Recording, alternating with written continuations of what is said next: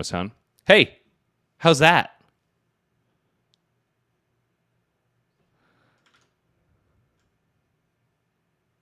Check, check, check. How's that, everybody?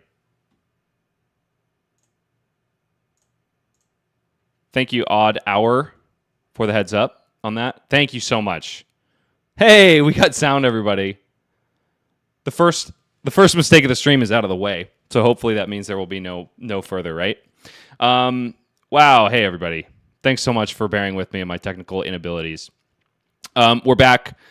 My name is Bryce Platz. Welcome to the stream. Thank you all so much for being here. I'll just go over my spiel one more time. We're going to have a little bit different of a stream than I think most of us are normally used to. We're going to kick it off with some pretty standard Talishar gameplay with Azalea, and then we're going to lead into something that I think is going to be super useful for those of us that are burgeoning competitive Flesh and Blood players, which will be a live hero-specific meeting with the rest of the AGE pro team, and those of us more specifically that are pretty hell-bent on bringing Azalea to nationals at Minneapolis. I hope that this will be useful to you, whether or not you are an Azalea sympathizer, because you'll be able to have kind of a more in-depth look at how a group of really good players approach figuring out tech, sideboard plans, and doing meta-analysis. Yeah,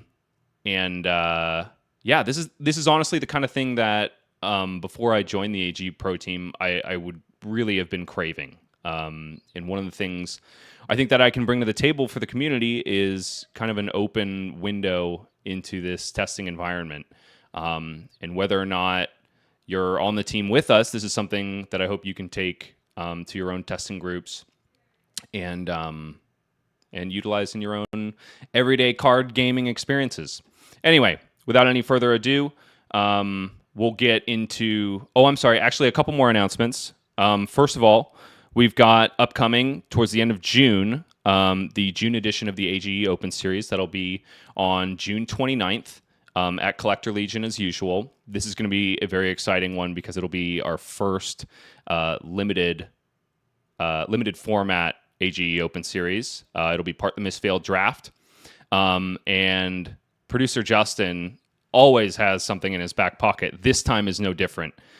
He's going to have some really exciting new tech to make Limited more enjoyable for the average viewer, and also to make it so that you can learn a lot more about it. I personally have always really enjoyed Limited in every card game I've played, and Flesh and Blood is no exception. And I think this new little bit of tech is going to make it that much more enjoyable for everybody at home as well. I will be casting that along with a familiar face, Michael Murray, Mr. Swinger of Hammers. And I'm really looking forward to it. It's going to be a lot of fun. It'll be post-nationals, so I will kind of be disengaged from really hardcore testing, and I'll mainly be focusing on enjoying Flesh and Blood. Beyond that, we're also going to have an AGE in July. I don't have the date straight up in front of me, but more importantly, in August 24th and 25th, we have Battle Hardened San Diego, which will be hosted by Arcane Games and Events, which will be followed the day after by the AGE Open Series August. So that's a lot of really high-level Flesh and Blood content. We have a ton of players that are regulars at the AGE Open Series that are down in San Diego, and it's gonna be a bloodbath for sure. So be sure to tune in for that. A lot of exciting events coming down the pipeline. Okay. Anyway, all of that housekeeping is out of the way. Let's get into some fun stuff. Okay. Here we have our more or less current Azalea list with a couple of sections. Actually, I'm going to do a quick edit here because we're always looking for new pieces of tech, right? I'm going to get rid of the E strike for now. We, namely myself and my cohort, Andrew Rudin, had a discussion at our locals last night about this card in particular, Stonewall Gauntlet. Namely because Zen has kind of turned out to not be like the free-low win that most ninjas are for Azalea.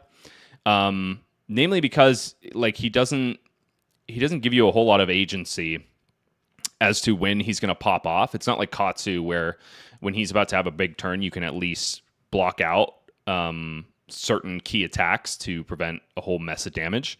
Zen kind of pops off regardless. And so unless we are chaining together a lot of really important disruptive arrows like Red in the Ledger and Remorseless and the like, there's not a whole lot we can do about what he's going to do. So Andrew and I were discussing this card last night as a possible tech choice into Zen.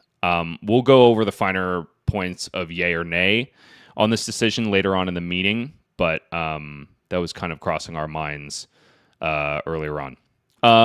So yeah, that's probably the biggest piece of spice you're going to see tonight. Beyond that, this is pretty standard for where Azalea lists are at right now. The bread and butter of it, of course, is taken from Brody Spurlock's winning lists. A couple of mentions that are different from the last time I streamed. Number one is this little guy. Brody's been on this for a little while. I have not been sold on it up until recently. But this is a new inclusion for our yellow slot, previously taken up by a playset of yellow Spire Snipings. Codex of Bloodrot is a very interesting card. There are moments when it can be absolutely backbreaking, namely in game-winning scenarios where you force a blocking card into your opponent's arsenal and also give them a Bloodrot Pox token, which means they basically have to dedicate another card in their hand to surviving at the end of their turn when you pass it over to them. So this can be a really useful card. It can also be a total dud.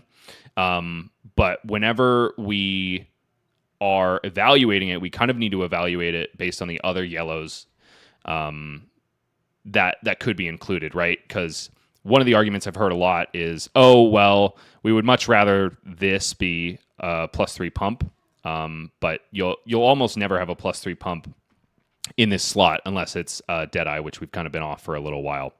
Otherwise, that last Spire Sniping is taken up by a yellow Infecting Shot. Infecting Shot, just a super good card. And we kind of wanted to just find more reasons to include it in the list. It's just a hyper efficient arrow. It's an absolute game winner if you can find it off the top in an endgame scenario. So that's why that's there. Yeah, otherwise, this is pretty darn standard. These two pieces are super important. Balance has been a recent include for the KO matchup. The KO matchup is not... it's not super great for either side of the table, but we've kind of figured that balance has like a definitive value of about 5, whereas Skullbone in this matchup is much more of like an amorphous value proposition, right? Because it's information for you. It helps you kind of line up your turns, but balance will just always be that extra, basically +5 life in most situations. And because it's reliable, it has kind of been an include for KO, and it's been performing pretty darn well. Dreadbore is a really interesting inclusion in this list. It's mainly for obviously decks that are running defense reactions, but more specifically, ones like New that can't really edge out ahead of you without blocking super efficiently. Their damage isn't super efficient, even though those on hits can be really debilitating. But this kind of lets us eke out enough damage throughout the course of the game to put ourselves in a game-winning situation. The downside, of course, is that we're siding out Death Dealer, which is one of the greater weapons in the game, just because of the amount of value it can consistently generate.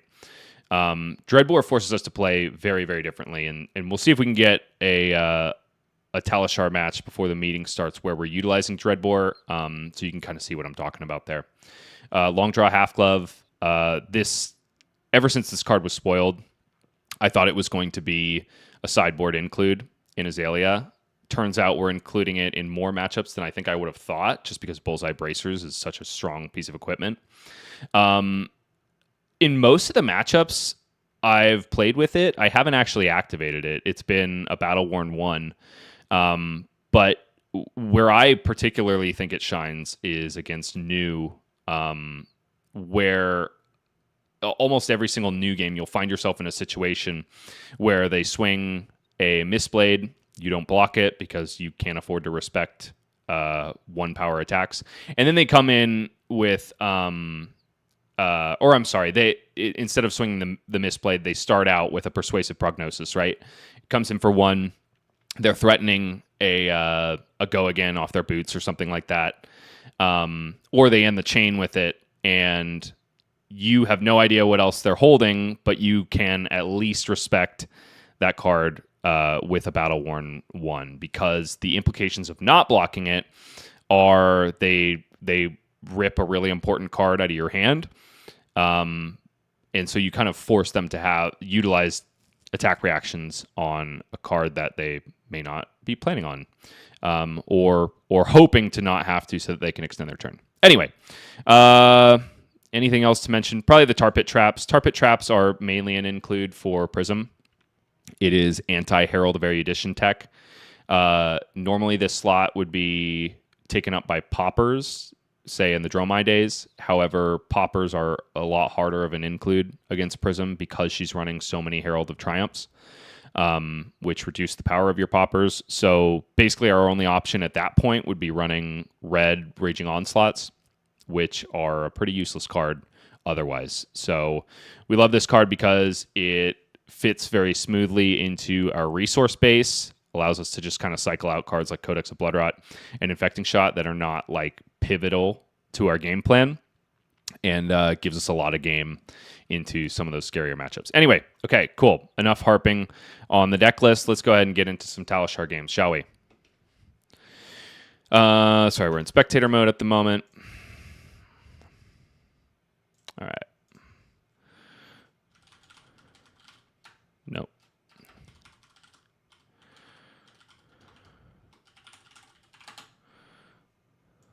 I don't even know my own password. There we go. We want a max deck. There we go. We're looking for some Zen gameplay. There we go. Let's try out this. Let's try out the gloves here, shall we? No, you. Good luck. Have fun. Remorseless is an absolutely huge card in this deck. I think we like the Frailty.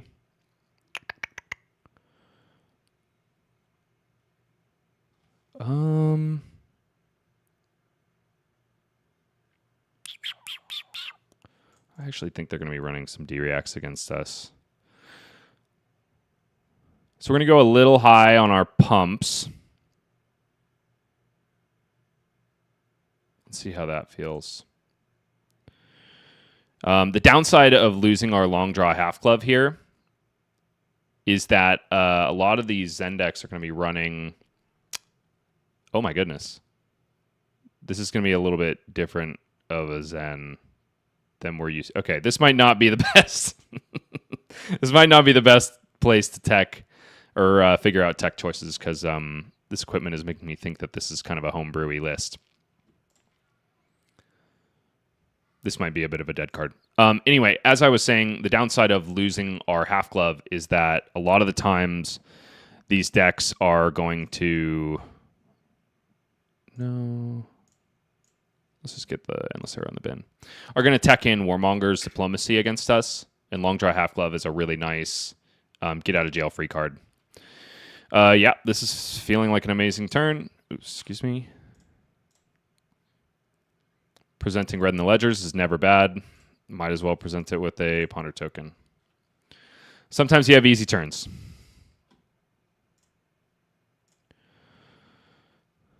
Good evening to you, Cryptini. How we doing, everybody? Very stoked to see you all here. I'm glad to be sending a 14 damage arrow on the first turn of the game.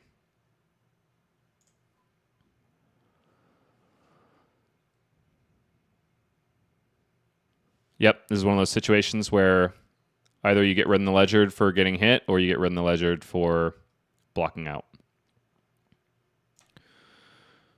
We got one of our best arsenals off the Ponder token. We take those. Yeah, Cryptini, I haven't done a lot of practice against Zen with it yet, But I think we're definitely thinking about it as a tech choice against him. Because as I was saying before, the matchup just isn't as free as we thought it was, just because he's a ninja, you know? So this situation, I kind of like... We're only presenting damage here, unfortunately. If we had Tunic counter, I would be more inclined to rip this Knock the Death Whistle, but I think I'm going to get more value off of it by pitching it. We'll keep a buff on top. We'll get this Bolt and Shot doing the go again thing. Now our Zen's in a position where he doesn't really want to block this, save for the fact that there's a Blood Rod attached to it, because he knows we have Death Dealer available, so we're just going to get an arrow in there regardless of what he does. Yeah, we'll skip that so we get the value on Death Dealer. Here comes Infecting Shot for a big bad 8. We're not upset about that at all. Always happy to start with a little bit of a life lead. Yeah, exactly, Cryptini. Head leads to tail is like the auto block situation for Stonewall Gauntlet, right? Because, and what he's talking about, chat, is that head leads to tail says you choose a card, and cards with that name get +1 until the end of the combat chain. If you block with Stonewall Gauntlet, they're forced to keep the combat chain open if they want to keep that buff alive. Growl.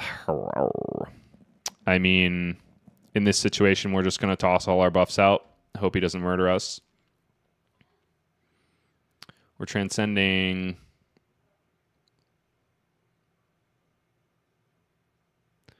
Yeah, so I think most Zen lists are not going to be on Head Leads the Tail, believe it or not, even though that's like another Art of War for them. The ones I've been seeing that I'm more scared of, honestly, are those Descendant Bond situations. Ooh. So if he were to rip a... Like, this is the exact situation that we want to block with this. Because if he sends a Tiger, he is inclined to then go chase the tail. Yeah, so I think we're actually blocking with Stonewall here. We're probably going to get about 4 block value.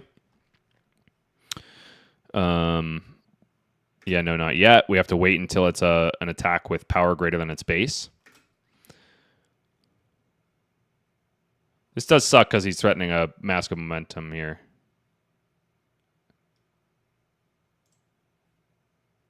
Yeah, that's fine.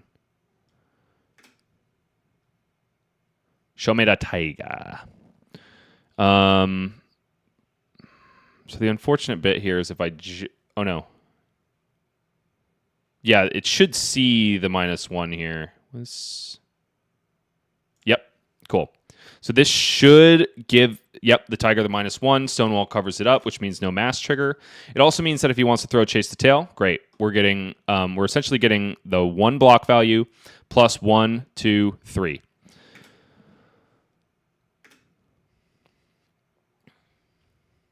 Yeah, that's cool.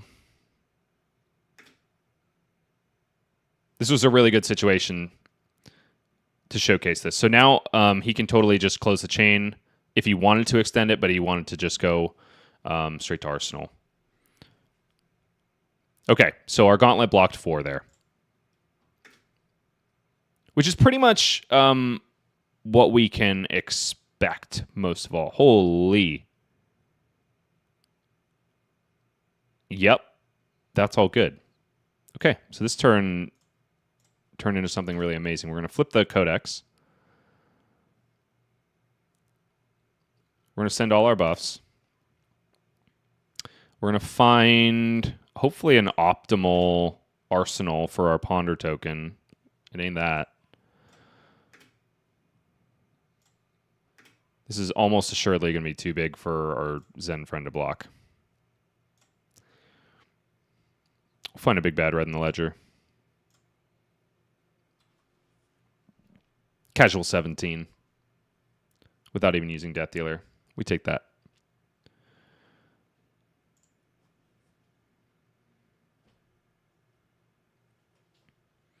Putting the herd on.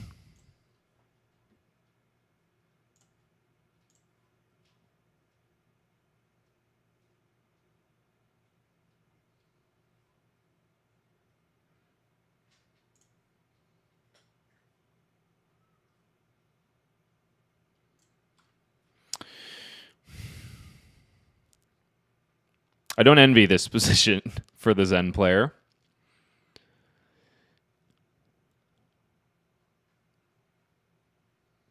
If he is able to hold on to a Warmonger's Diplomacy, we may be in a kind of a bum spot depending on what we draw off the ponder here. There could be an argument made for just leaving that drill shot on top and having that be the arsenal. A lot of the times, if you are scared of Warmonger's Diplomacy as Azalea, it's best to just be arsenaling arrows so that at least you have something to send.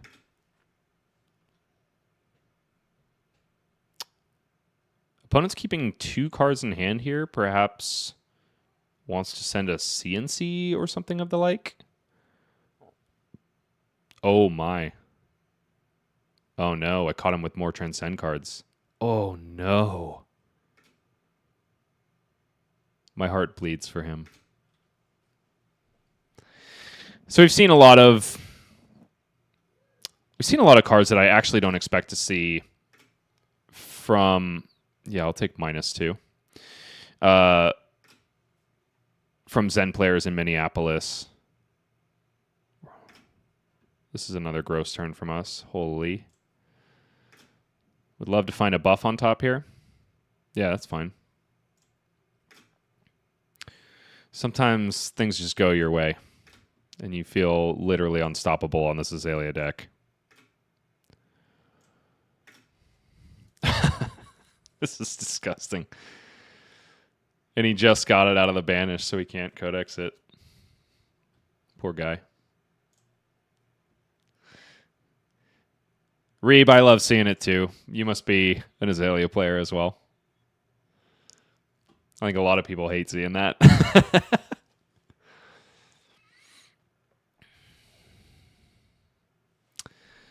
I mean, yeah, might as well send one of these. We don't want to have a dead Rain Razors in our hand. Oh, damn. He's getting +1. Oh, no.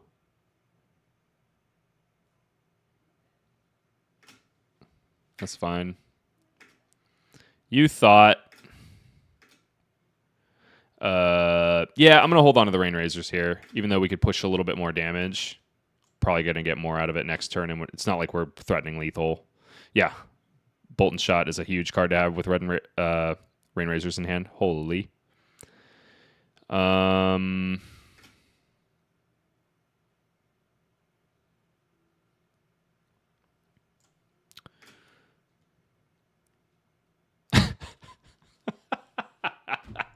This poor guy. I'm not a bully. I swear to God, I'm not a bully. I think it's actually better to not go for the dominated red in the ledger here. Believe it or not.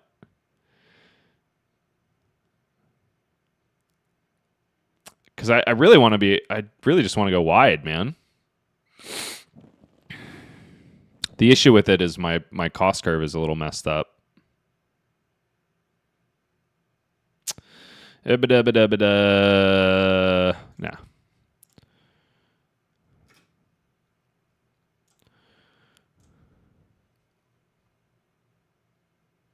Yeah, I'm really tempted to use the Codex of Bloodrot there. But it kind of makes the rest of my turn a little weirdly...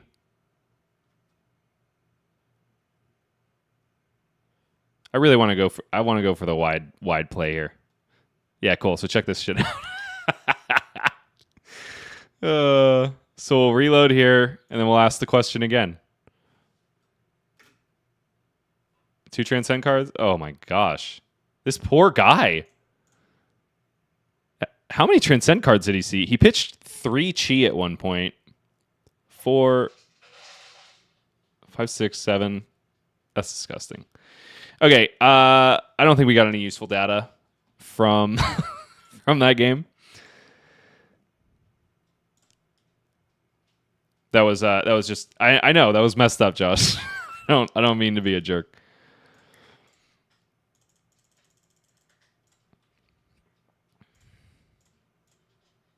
Yeah. All right, let's just open it up to the public. Let's see what Fate has in store. So that game, Stonewall Gauntlet, felt amazing, right? Because if we were playing the half glove, our opponent would have drawn an extra card on his pop-off turn, and we would have been down 4 life. Granted, we were possibly winning that game anyway. Oh, hey, found another one. That wasn't the same guy, was it? Oh, no, I think it is. I think it is. That's fine. Let's go again.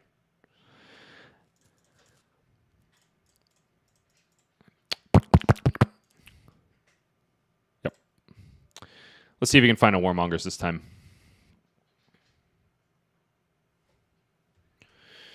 So yeah, because he didn't play Warmongers, our long draw half glove was absolutely worse than the Stonewall Gauntlet. Stonewall Gauntlet was +4 life, subtract a card from his Mask of Momentum trigger. Okay, here we go. This is more the flavor of Zen that I'm expecting to see. We got Traverse the Universe, the 12-petal Kasaya. This will be more useful to our testing process. Oh, man. Could he be... Maybe he just wants to get it in the bin, but I'm afraid. No. He doesn't want to He doesn't want to go bonds on turn 0. I will definitely get a red in the ledger in the bin, though, as a codex target. That sounds great.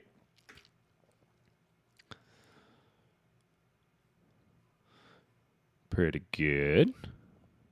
I'll get an Endless Arrow in there as well.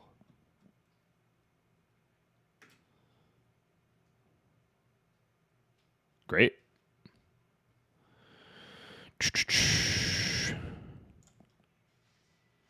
Looks like it's a pitching the codex.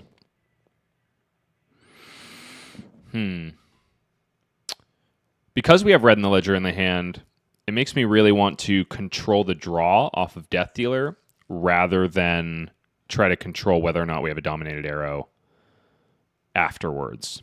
Because chances are any arrow I find, I'd rather just send red in the ledger, especially because we already have one in the bin. So let's go read the glide path first. Fine Rain Razors, we love that. Yep. Sometimes the turns are easy. Ooh. No. We're just going to load the red in the ledger here. We could go wider with Bolton Shot, but it removes the element of surprise on Rain Razors. I'd rather just Time Warp him and move to the next cycle. Yeah. Cool.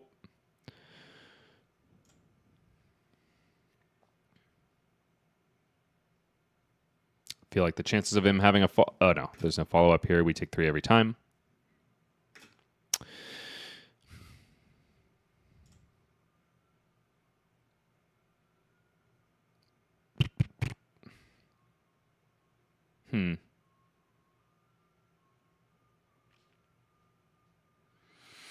We're just knocking here. Seek and Destroy is just such a good combo with red in the ledger. That means we don't have any other red in the ledgers as knock targets down the line, which is a little unfortunate. But hey. We're going to clear his arsenal, which could be important. We'll see. Eeny, meeny, miny, red in the ledger. This.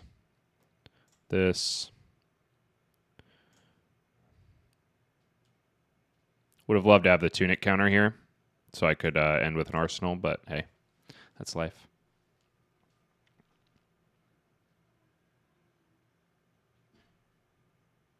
So one of the things we've been discussing in the Azalea Council is a lot of these turns, there's the arrow you want to be choosing is Remorseless rather than red in the ledger. Because Zen has some good damage he can throw off of like 2 cards or a 1 attack.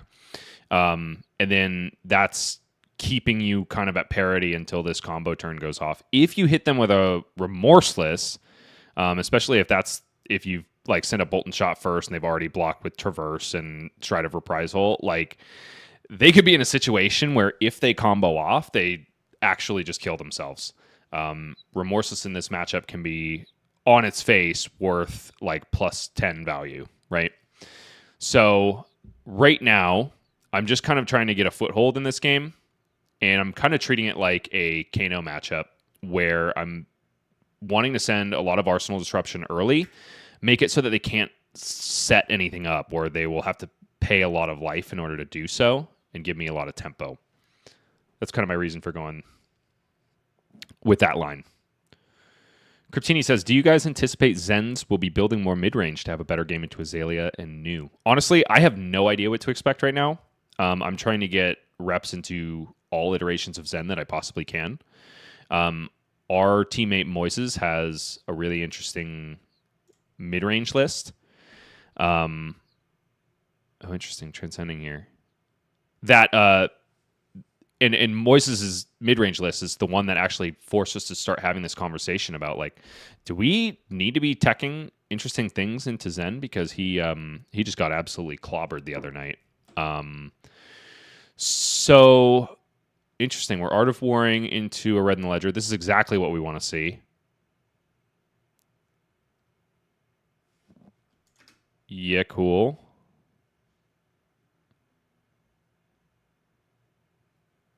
So he's ending with a Crouching Tiger in hand. Or no. He'll get Seek and Destroyed, so never mind. This is great. This is exactly what we wanted to do. We removed a combo piece from his disposal. That means we have a little bit more time until he sets up something that'll just absolutely decimate us. I really want to send all these cards. I think I'm going to use the Tunic right away to Death Dealer this guy in. Yeah. He has no arsenal, so this will probably be the pitch card. Let's see if we find something better.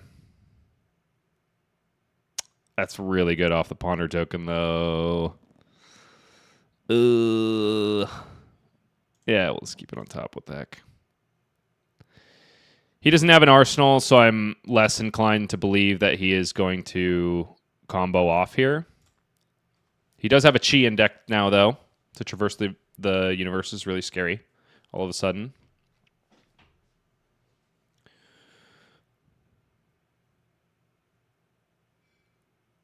Dang. Cryptini says, Moises pulled a Mask of Recurring Nightmares and a CF Gauntlet for me at a draft we did with my box. That's great.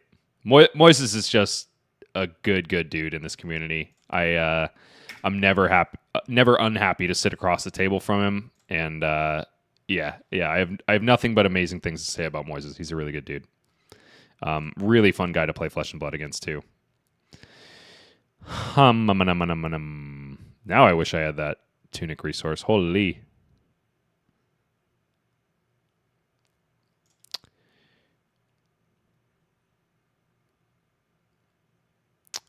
Do I want to swap?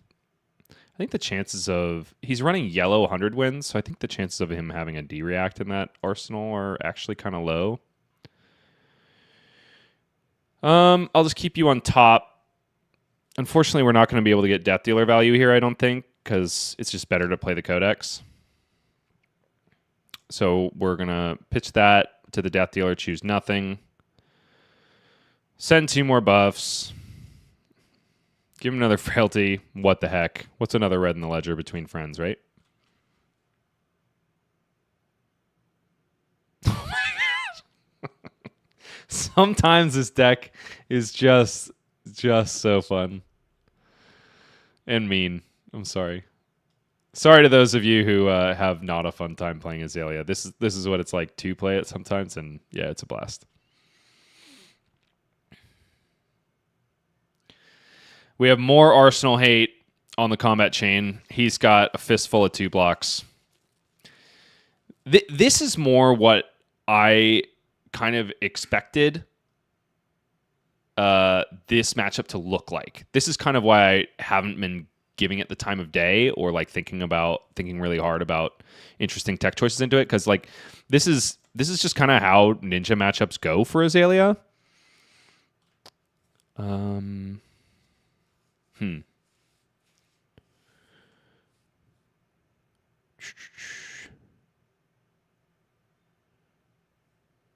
That is kind of funny. This is probably where I want to send this Remorseless.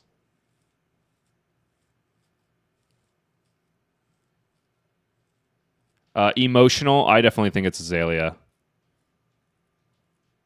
I think Azalea wrecks Kano.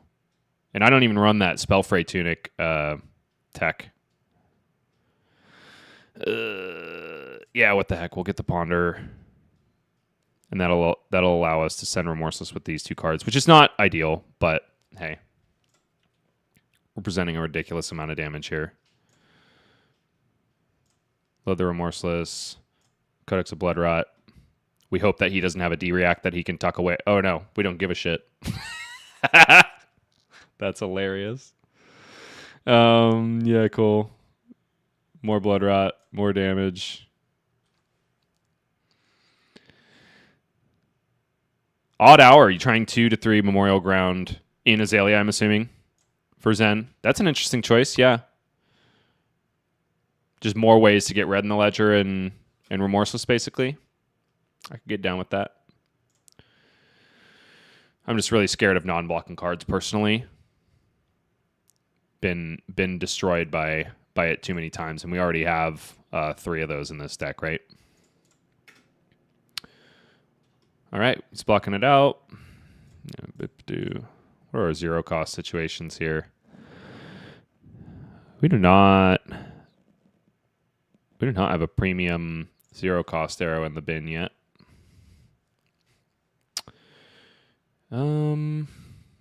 Yeah, this is looking pretty darn good. We'll have an extra resource left over for another Remorseless.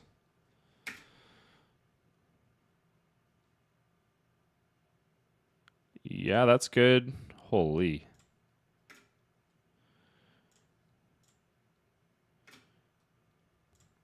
This is one of these horrible situations. We present a Bolton shot for 6. Our Zen player knows not to block this one.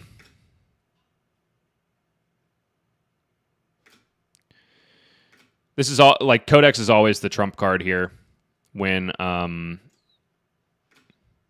you're presented with a Bolton shot with Go again, because they're damned if they do block it and they're damned if they don't.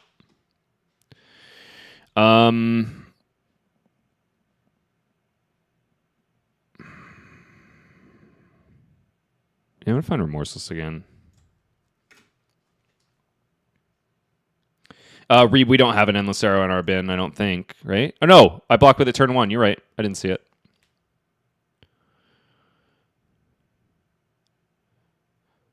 That's exactly why I blocked with it turn 1, in fact. Sometimes life is about your past self doing things that'll help your future self out, even when your future self doesn't remember it. It's like leaving your keys in a basket by the back door. You know you're going to forget your keys at some point, but they're always in the place where past self left them. I don't know what the hell I'm talking about. Okay, cool. This is great. We're forcing him to block with Traverse the Universe, assuming that he's going to combo off. So either he's going to give us a lot of extra cards here, or he's going to combo off and Remorse literally just kills him.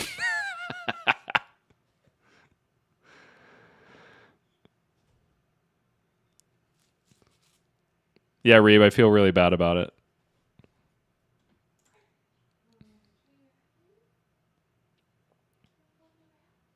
Cool.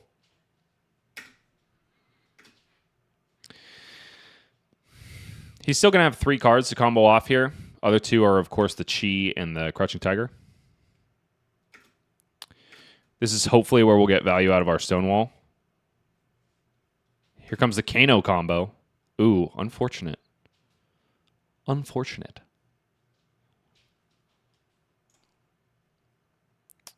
I think this is definitely closer to the list that I expect to see at Nats. I don't think people are going to be doing this Prismatic Leyline yellow 100 wins tech, though. I think there are just better combo cards.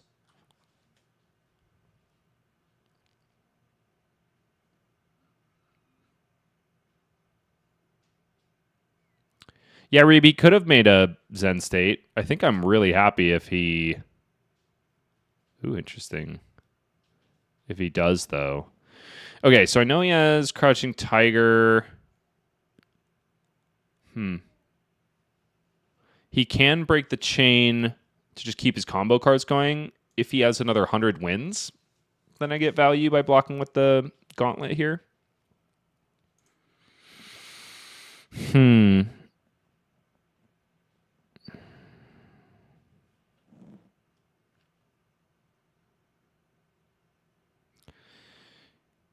I honestly don't know how we lose this game.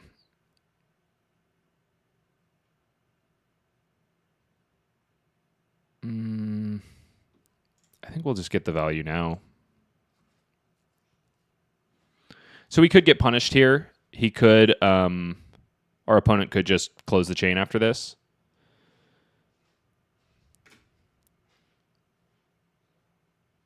Got 2 value out of the gauntlet so far. Emotional. A live team meeting is a meeting between all of the players on the AGE Pro team that are either curious or bent on taking Azalea to nationals at Minneapolis. And we're going to discuss tech choices into specific matchups, how we're feeling about the meta. Basically all, like, we're going to be showcasing our testing process a little bit and the way we discuss hero choices and the like. And that is going to start at 7 p.m. In the meantime, we're just kind of gaming, getting all these things fresh in our mind.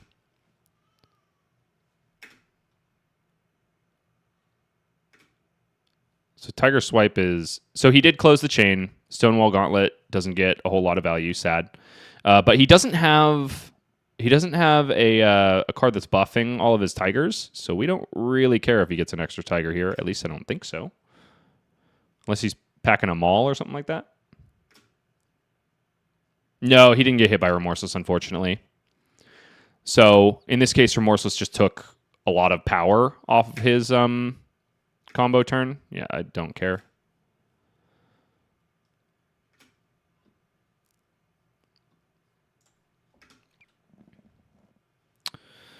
No, that is not the card I want.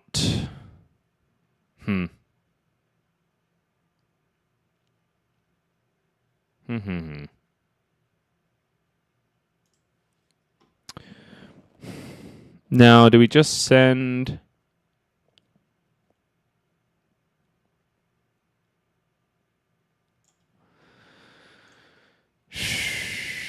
Yeah, I think we blind Azalea here. We would love to hit a buff, but if we hit an arrow, we still have snaps and codex. So we'll still be able to go 2 arrows wide with Rain Razors. Great. So in that case, what else I got in here? I have Tunic Resource. We're going to send 2 Remorseless. 2 Remorseless Eye. Disgusting. Now I wish I had Bullseye Bracers. Can never be happy. What? Show me what you got. Sick.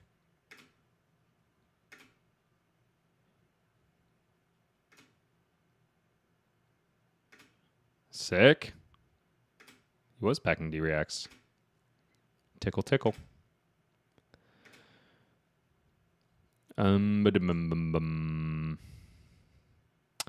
That makes me think we want to find Infecting Shot instead. Because I think he's pretty dedicated to blocking out here. We'll be coming in for 7. Likelihood is that he won't be able to stop it. But I think I'm getting the rest of his cards here. So I'm going to grab Infecting Shot. Blood Rot Pox is going to do more here than a second Remorseless.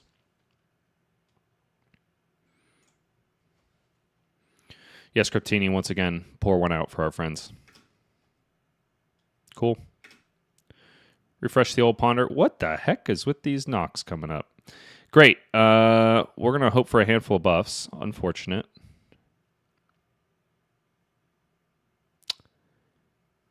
Do I have any Remorseless left in the deck? 1, 2... 1, 2.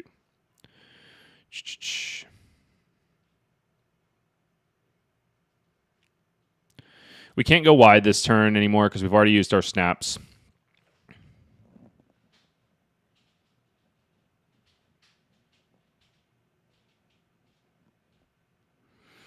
So yeah, I think we're just gonna knock.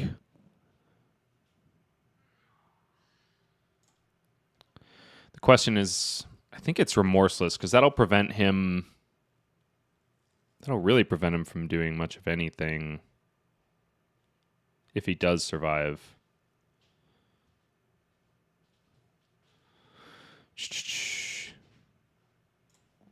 Yeah. Wait. Could do a blue check on him, but he's got transcend cards.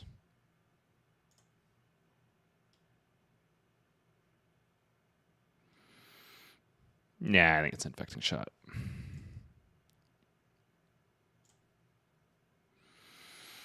And what the heck? We got the yellow. Let's put the aim counter on it. That's another argument for infecting shot. Sweet. Yeah, he had the blues. Sure, why not?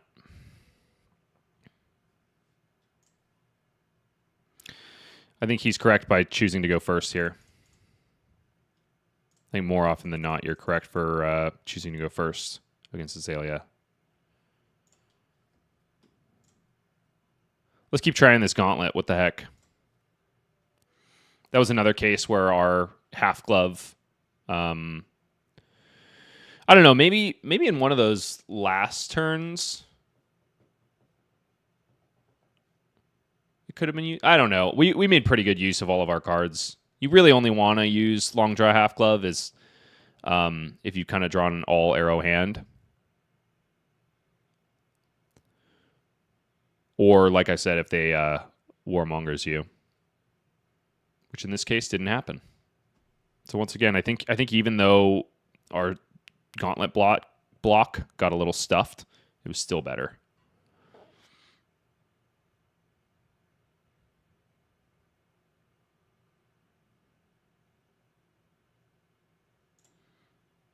Griptini, is Connor Davenport in here? He is. What's up, Connor? How you living, dude?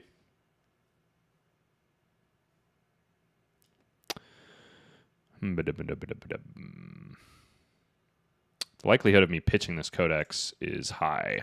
Look, past Bryce is doing something that will help future Bryce again. Let's see if he remembers.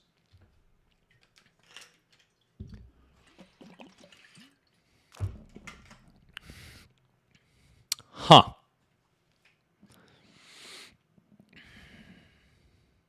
He doesn't have a chi yet, which makes me want to send Red in the Ledger more than the Remorseless. The beauty of the threat of the Remorseless is basically saying to your opponent, I dare you to combo off, right? He doesn't have the chi yet, so the likelihood of him comboing off is less existent. Let's get a buff, ladies and gentlemen. Never punished.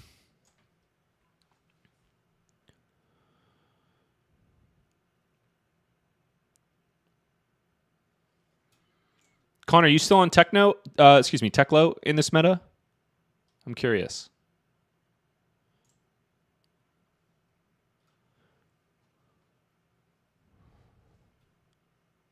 Those are some really good red cards to be blocking with. Happy to see that.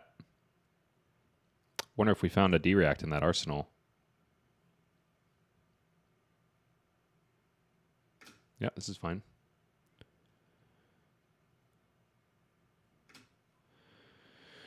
We force our opponent to pitch an Art of War to swing a weapon. We're very happy about that. Again, just kind of kicking the can down the line. More, oh my goodness. More turns where he can't combo off. This is disgusting, man. I'm running hot even for me, man. Yeah, we'll dominate a Red in the Ledger with Arsenal Disruption. Sounds pretty good. Pretty good.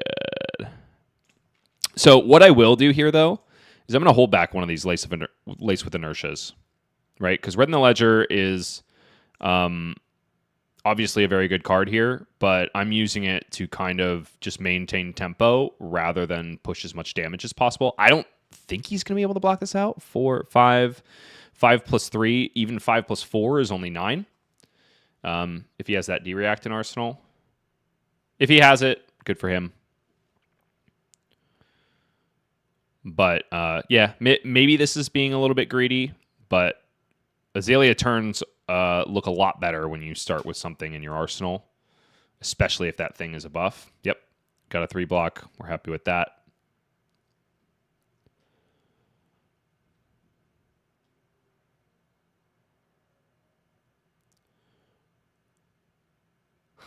Reeb, I've been in that situation in several top 8s at ProQuest lately, actually, against my buddy in front of the show, Evan Bridges. I drew 4 pumps. He was playing KO. He went first. I had 4 pumps. Oh my goodness. We're stuffing another Art of War. This is honestly like best case scenario against this decker. Is that a... No. No. Poor guy. Oh my god. That sucks so hard. Okay. Am I the bad guy, chat? Am I the bad guy? Oh my gosh. So that's his 3rd one too, Reeb. He played these 2. He pitched 1 last turn. Okay. He's transcended. Now this is a threat. Josh, you shut your mouth. Holy.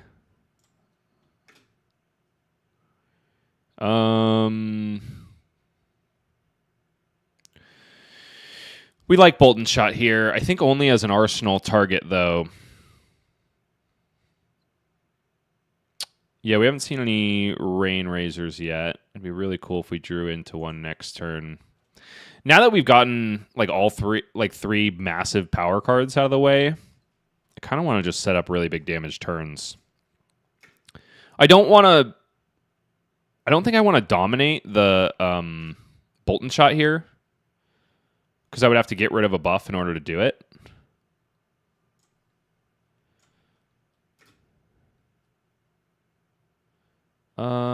I'll draw that next turn. That sounds good.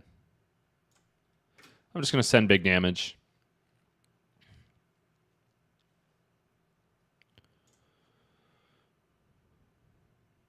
I'm feeling like I'm in a much comfier spot here.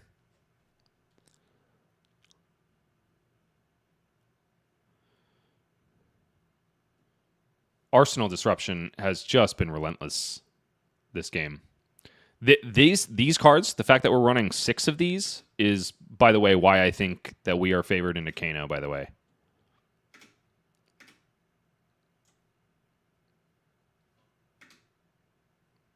Unlucky.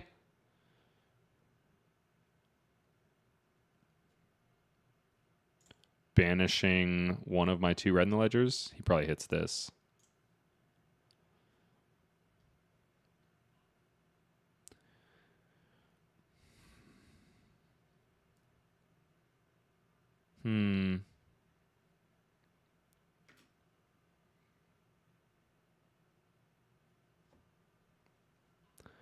What is this turn? This turn's kind of dumb.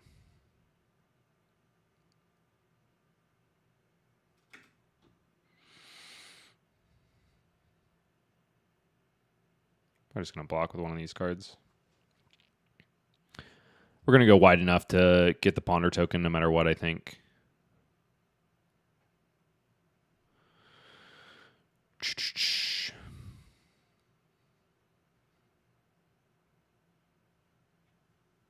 $100 wins. He fetched 100 wins? That makes me want to block with this again. Is he trolling me? He doesn't have any Art of Wars anymore, which means his only Art of War-ish effect. I don't think he's running Head Leads to Tail, so I think his only Art of War-ish effect is his Sacred Art. I'm just going to get some value here. What the heck? So if he has more 100 wins, he'll lose value on him. Hooray. All right, Stonewall Gauntlet counter is at 2. Yeah, he closes the chain. It might have just been a bait. That's okay. So this could be punish. He's only created 1. God, I don't care. I don't care. No chance of that being a CNC, so we're gonna... I think we're gonna give him the knock.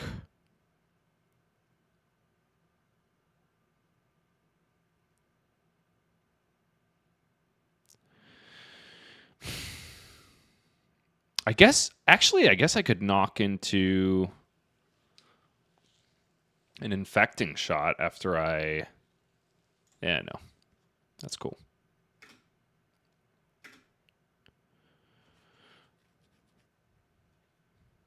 Cool. So our opponent very skillfully baited out the Stonewall.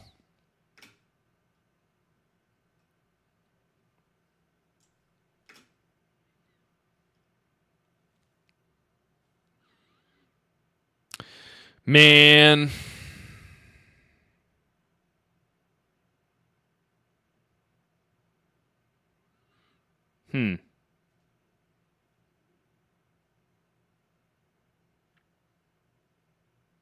We could still go 2 arrows wide on this, actually.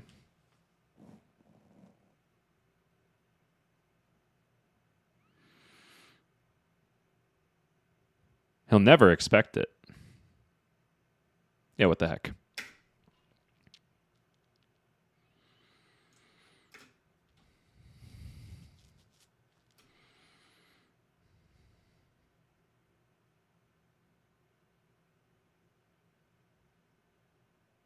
Oh, what the hell am I thinking? Never mind. We're only going to go 1 arrow wide on it. I'm a bozo. Got to have a card in arsenal for this to matter.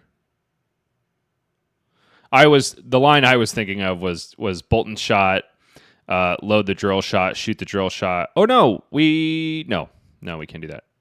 I was thinking like load the drill shot, shoot the drill shot, snaps, rain razors, then knock at the end of it. But this would have to be pitched.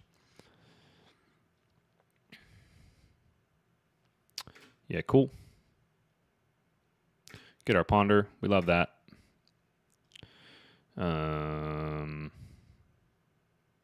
Yeah, nope. We will still pitch here to load. Get our Wayne Wazos, and then we'll just swap out the drill shot, basically. For eeny, meeny, miny, infecting shot at this point, I think. Let's use our let's get an aim counter, baby. Let's get the aim counter.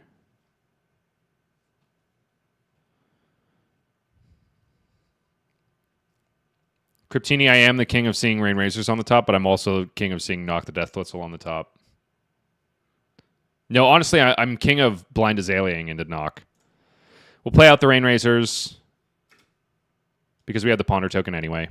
Might as well get the extra damage in, put more pressure. Yeah, sick. Hello. Hello, hello, hello.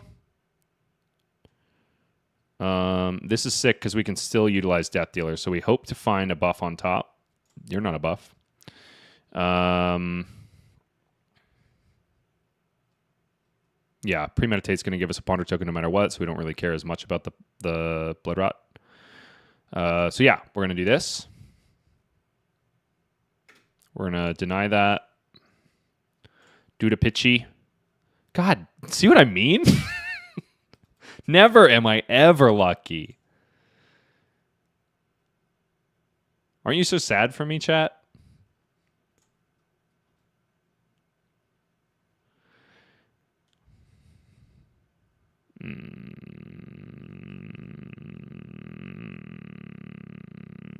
Now we rip the Remorseless, I think.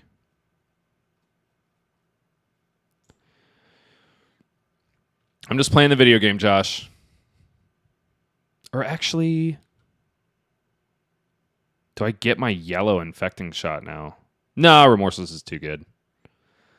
Remorseless is too good. And then we'll IP ourselves here in order to hold this for next turn. We'll put whatever the ponder token finds in here. And then this could be guaranteed win.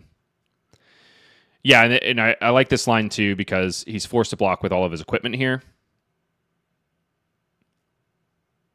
which kind of forces him to try to combo off next turn, but he's not able to because Remorseless is going to hit by literally 1. So mean. This is so mean. You right, Cryptini. We're aiming. We're aiming gaming. T-1 hour to the Azalea Council meeting. I hope this is content that'll benefit everybody here. Oh, wait a minute.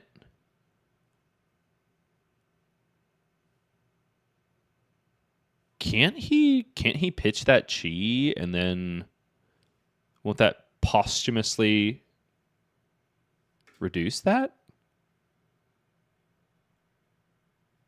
Oh, he has to wait for damage resolution in order to get the block value. That's right. That's right.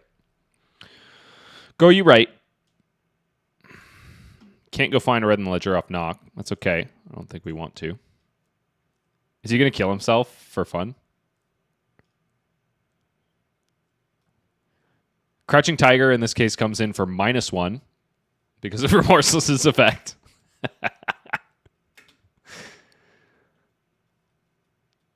The tiger has bitten the hand that feeds it. Bonds to find bonds is dope.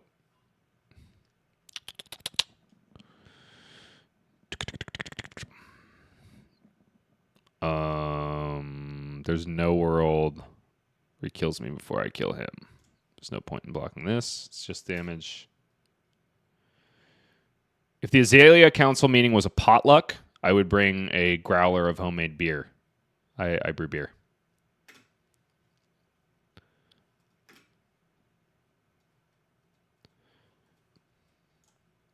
Remorseless showing its colors as an amazing card.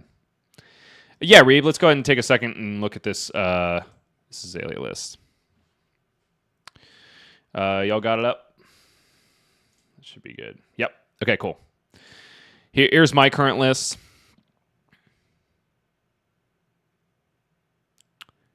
Most of what you'll see here is pretty standard stock. The nowadays this kind of was spicy at one time. I think it's pretty standard nowadays. Same with this guy. Obviously, the spiciest thing we've got going on here is the Stonewall Gauntlet. Besides that, it's just good arrows, man. Bows and Bryce and Brews. That's me. I used to bake bread, too. So, Bows and Bryce and Bows and bread and... I have too many B's in my life. This is kind of an interesting thing to take a look at. My maybe pile. Down and Dirties are pretty old at this point. We've kind of covered why they are less effectual poppers nowadays, namely because Prism runs Herald of Triumphs, so they can be kind of a liability. Barbed Undertow is a card that I've been a super huge fan of as a one of in your inventory, namely because this card is basically a red in the ledger, or the closest thing you can get to it against Guardians. Red in the ledger obviously is very useless against Guardians in most cases because they just send a Spinal Crush or a Crippling Crush at you. Barbed Undertow, however, if you find it off a Knock the Death Whistle, can make it so that they are either like creating a surge and passing, or like if they're lucky enough to have 3 reds in hand, they pitch 3 reds to swing a hammer at you. So I'm kind of thinking that Guardian stocks are a little down overall, which is why it's in the maybe pile again. I just love E-Strikes. That's why these are here. They kind of act as like pseudo, where long draw half gloves sometimes help you make use of your entire hand, even if it's like an all arrow hand or something like that. Hamstring Shot's a super good card. I don't have it in the list right now because it wasn't performing incredibly well against KOs. And I don't think it's particularly good against Zen either. Like on the turns where they're really going ham on you, they've got plenty of resources to like choose the proper combo cards to get around the debilitating effect here. Rabbles were in for Dromai. We talked about the Spire snipings already. These are out so that the Codex of Bloodrot and the Infecting Shot can come in. I'm not seeing a huge reason to be running Sleep Dart right now. Honestly, the biggest one would be Levia.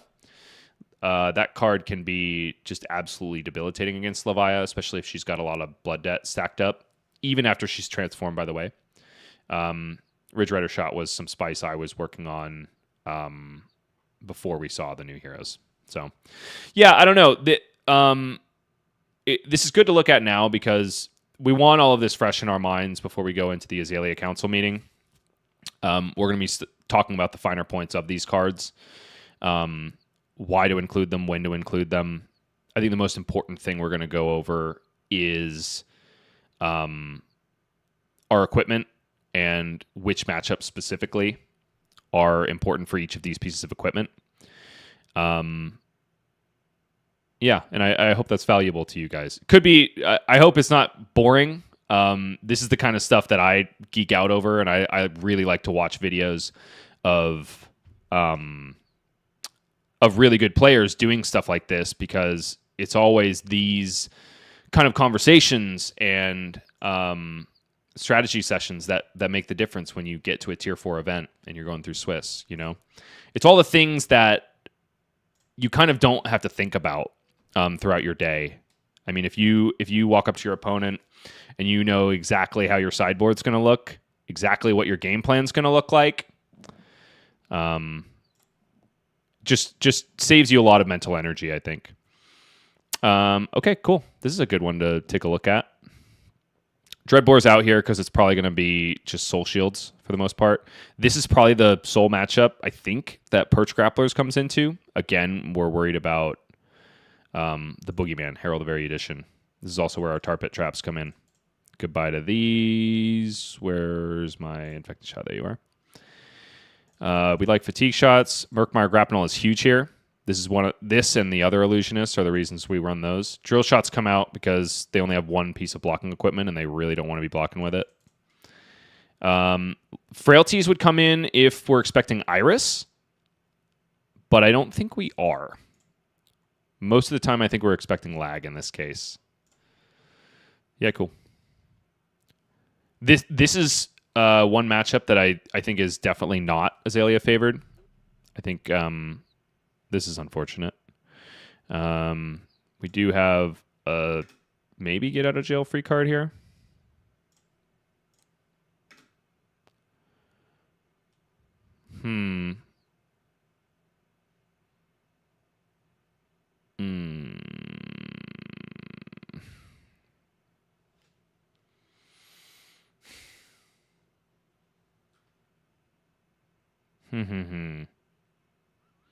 So if we leave this on top and confirm that we have it in our next hand, we might draw another buff and have absolutely nothing to do on our turn. We've also already played a buff. I think I'm going to bottom it, take another look, hopefully find an arrow. That ain't an arrow.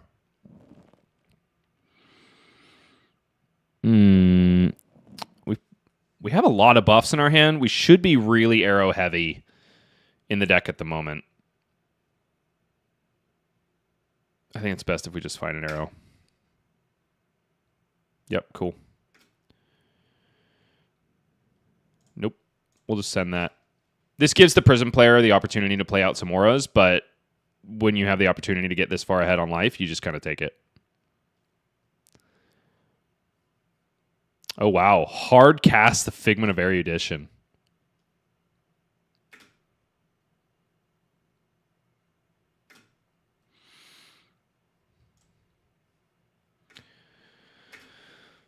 We've gone over before, chat, in our previous stream, that we should never be afraid to blind Azalea, especially if we know the math behind what we're doing. That was another situation where it was like, we lose more value being scared than we do by going for it. We also have to think about our future selves and not drawing a lot of buffs. Here comes Genesis. Sticking in early Genesis is not great for us, for obvious reasons.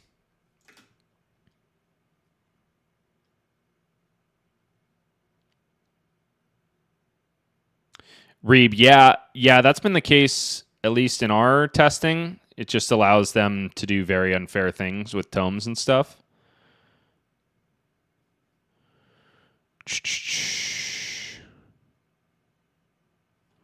Might as well take a look. Would have loved to find a go again arrow right there.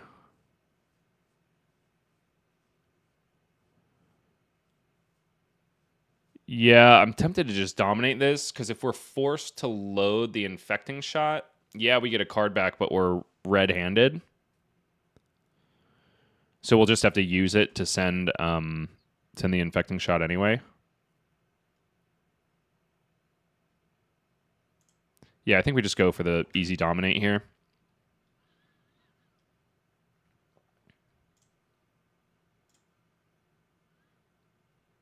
No ALS yet. No ALS yet. No ALS yet. Yeah, I think we'll send as much damage as possible here.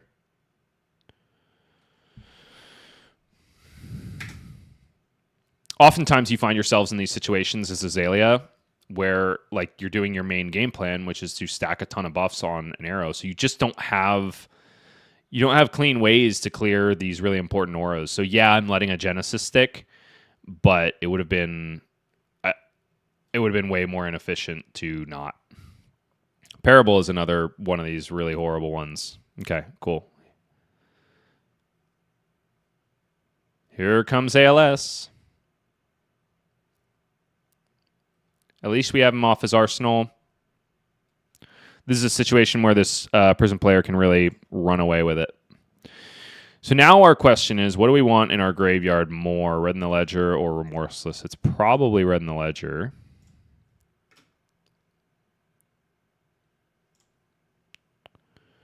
Wayne weighs us. I do like a lot of these cards.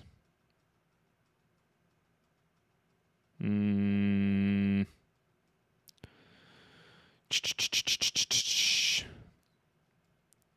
think I'm going to choose to pitch the glide path here, believe it or not. I want to hold the Rain Razors because that makes one-cost arrows really clean to play.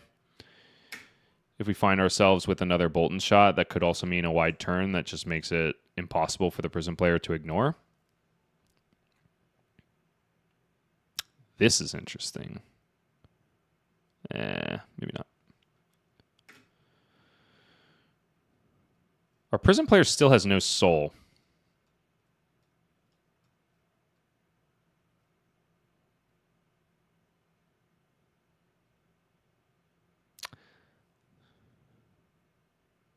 That kind of makes me feel like I want to block with the Perch Grapplers. I kind of want to just deny soul and make it so Figment of Erudition can't flip.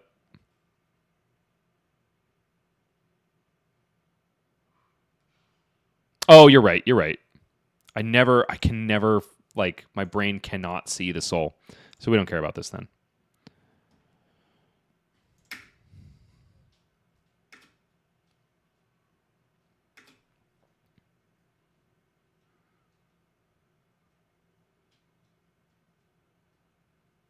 Three Speckies is nothing to shake your hat at.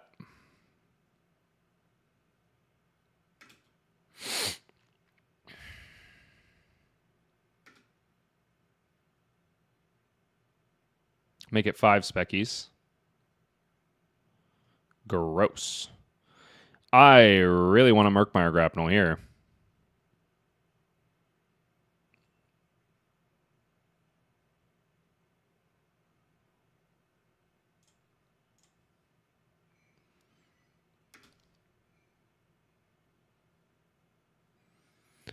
I really want to Murkmire Grapnel here.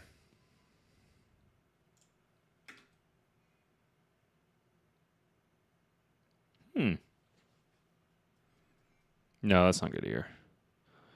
Amplifying Arrow can be a really amazing card, but you have to buff it 3 times in order to actually get extra value out of it.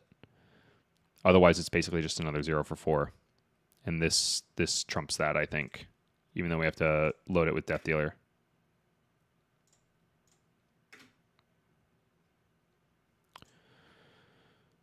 Oh, there you are. I missed you. Bork. I don't know. Sometimes chat.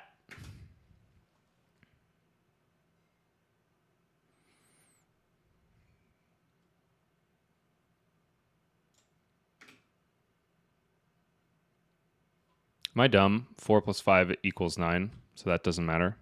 I think I'd rather just get the Rain Razors out of my hand at this point. Lame. If only that was a murky.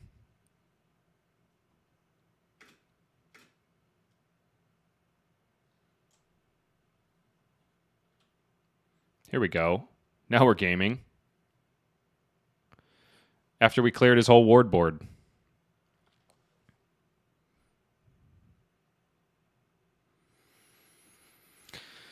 Pitching a Herald, huh? That does not bode well.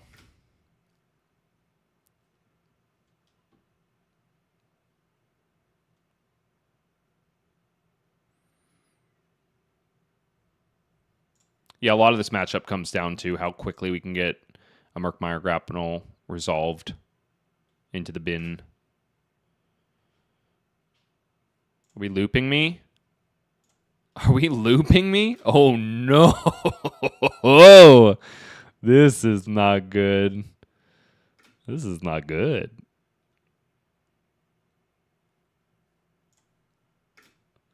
Roro Spaghetti-O chat. Blah, blah, blah, blah, blah, blah, blah. Blah, blah, blah. Yep. Pain. Pain.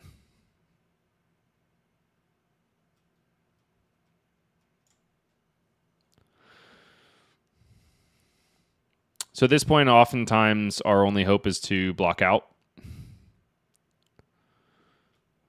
41 cards, though. I don't know. I don't know. What do we choose? Oh, we chose Arclight Sentinel? That makes sense.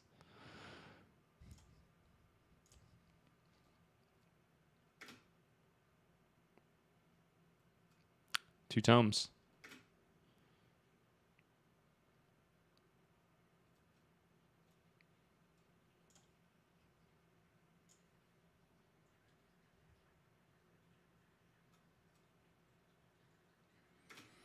So yeah, keep in mind that even though he's ALS looping us, oh man, I was about to say he only did 1 damage.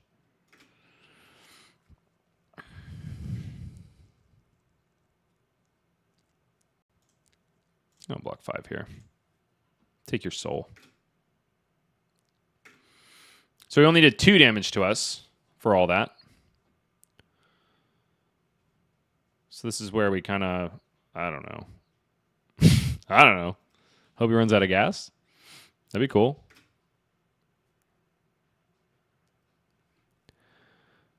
Pretty soon he'll be able to start flipping multiple angels, which is less than ideal. Maybe merit to throwing this to the blocking train so he doesn't get another Figment out.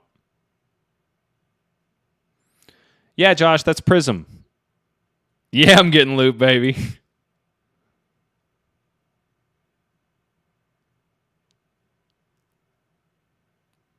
I know, I can't play cards from my Banish Zone. Oh, Nariru.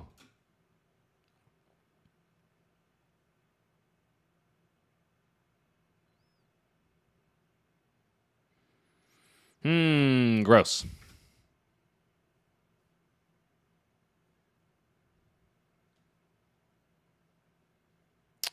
So I can load and shoot the Bolton shot to clear the ALS.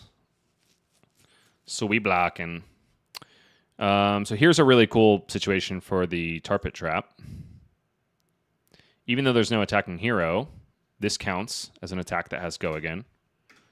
Which means next time a Herald hit doesn't go into the soul, and if it's an erudition, it means he doesn't draw cards. I am having a good time.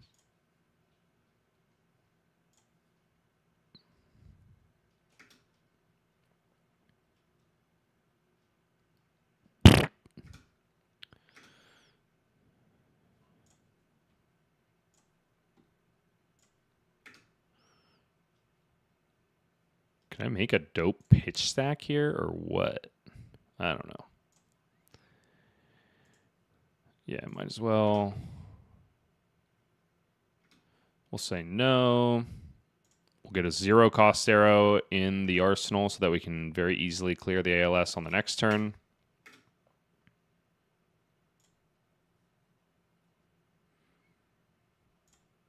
I'm not about that, Cryptini. I'm going to take the pain.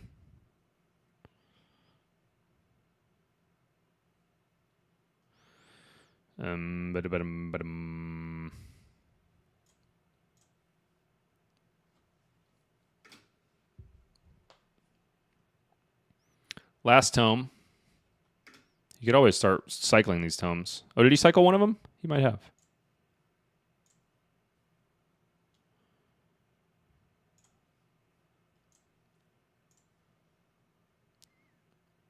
Ew. This is where we want the tar pit trap. Because here comes the big owie.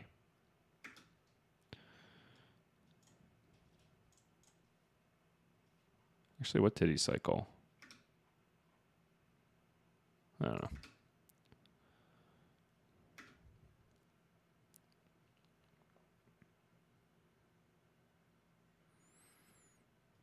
So we can get the next area edition with these.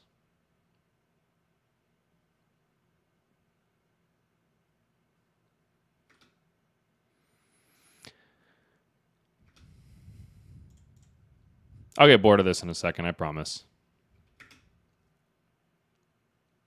Probably gonna want to try to get one more game in before the meeting anyway.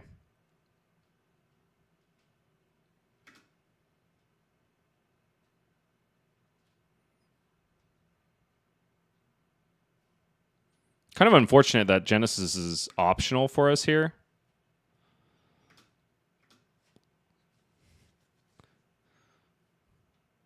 Oh, hey, I do have codexes in this deck.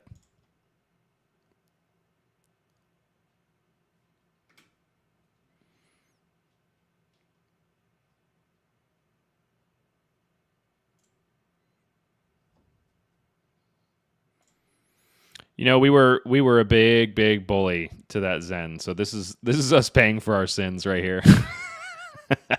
It's sitting here watching ALS come out over and over again. You got to pay it forward, chat. You got to pay it forward.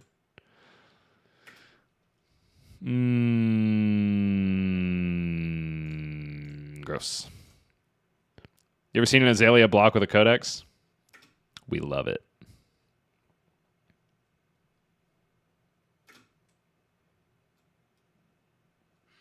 I'm not mad about it.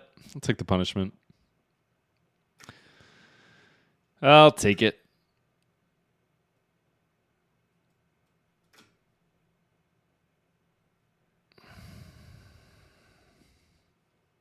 All right, I'm bored. So that's one of the biggest weaknesses for Azalea is Prism at the moment. Hey, I said I'm favored into Kano. Let's see if I'm right. Yep, all these things.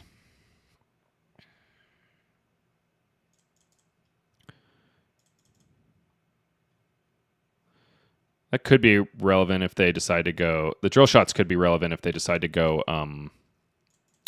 pitch that Kano. And also, I think just a higher density of 0 cost arrows is better, so you have more available to you to AB. But yep, it's a pretty standard loadout here. A lot of Azaleas are on a Spellfray Cloak right here, so that you just have like an inherent AB.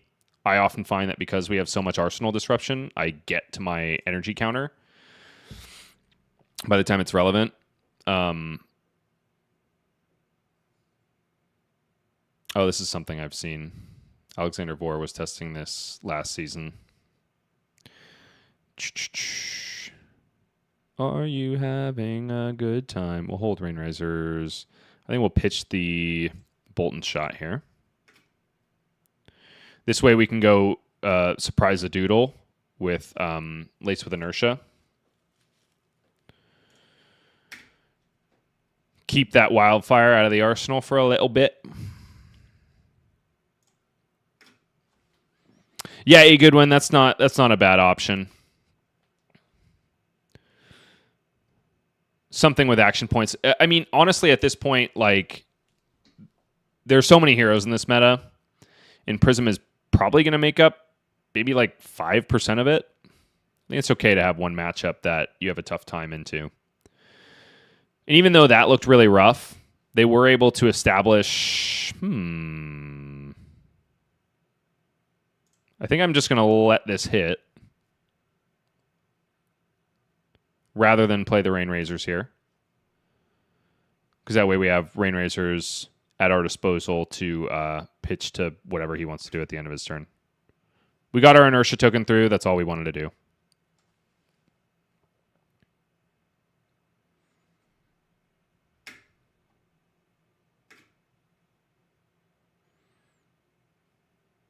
I think our Arsenal... I'm going to Arsenal the Endless Arrow here. This could set us up for a massive turn next turn.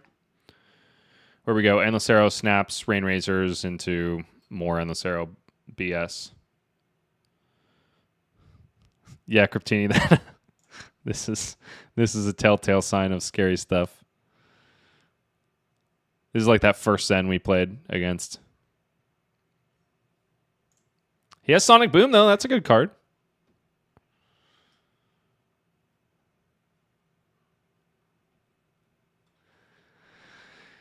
Kano is cooking with gas.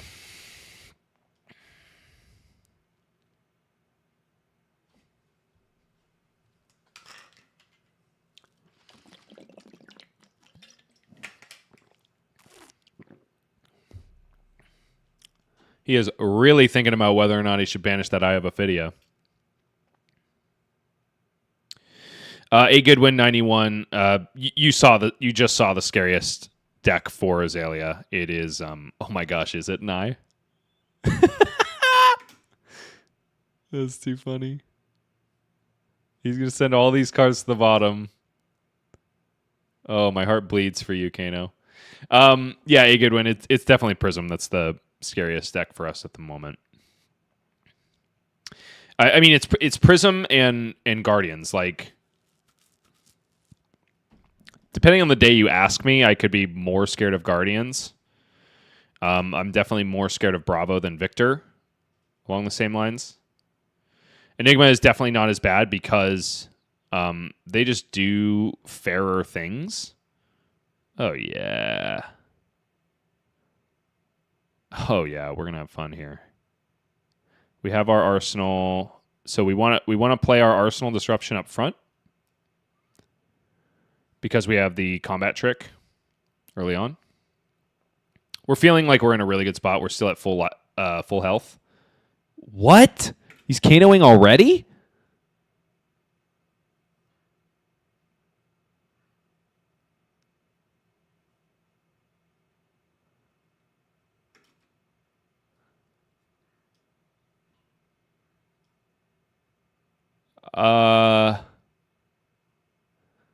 Ordinarily, you'll see Kanos wait until there's damage on the board, so that way they maximize. I don't know what I just saw. Yeah. Cryptini's got their finger on the pulse. Murkmire is one heck of a card.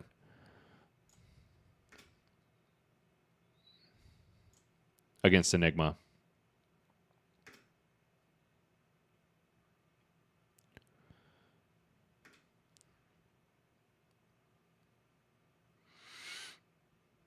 So we know what's on top already. It's a release the tension. So we're going to save our opt until after we've Death Dealered. Oops. We know there's no chance of this Kano comboing off at this point because he's got 2 cards and we're at 40 life. So now we'll see if we can find a dominated 0-cost arrow instead of Endless Arrow. We didn't. That's fine. There could be merit to saving this buff, but we're going to have another turn where he's off his arsenal, so we just want to rip as much damage as possible.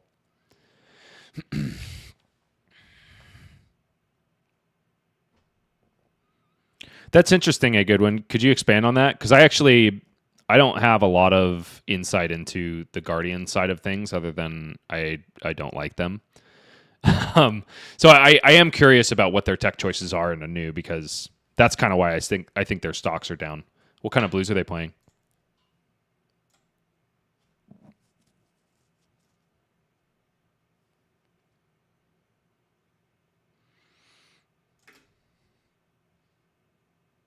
He takes 12?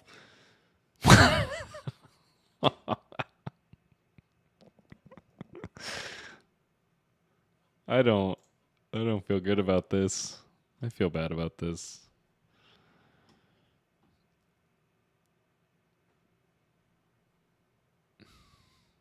No blue attacks.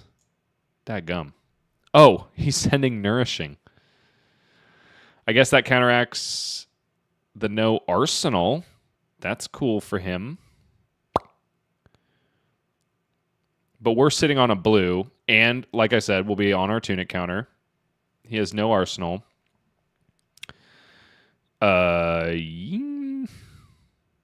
think I'd rather hold this yellow back for more help with the combo turn. Yeah, that's fine. We get 2 looks on the top. We're not going to easily be able to present lethal, which is kind of a bummer.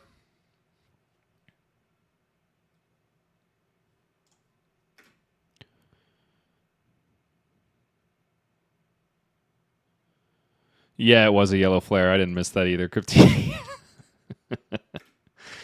There's another blue Tempest Aurora. Why is he... These are the earliest Kanos activations I've seen. Okay, found a Chain Lightning. No way. He's popping, he's popping off on the opt.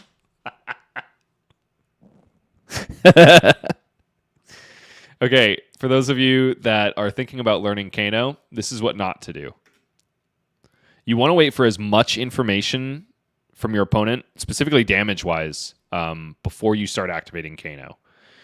Because that increases the chances that they will have as few cards as possible in their hand when you try to combo off, which means least amount of AB.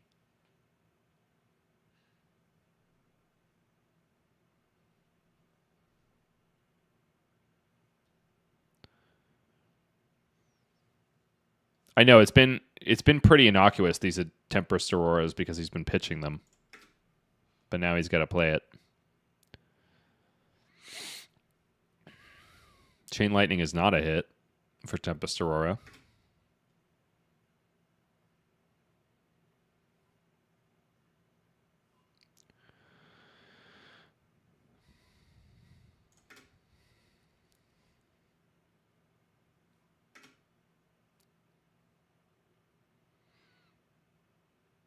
We'll let him think this one out.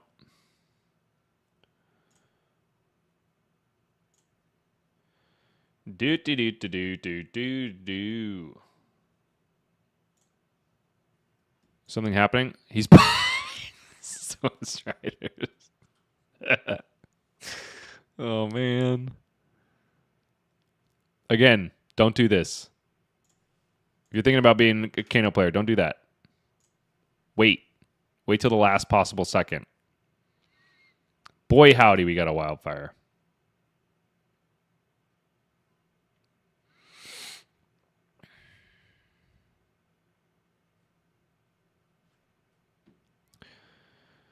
So he doesn't know what's on top of its deck unless he literally pitches this as a blue and finds Blazing. He's in a rough spot. I might even still be alive at that point.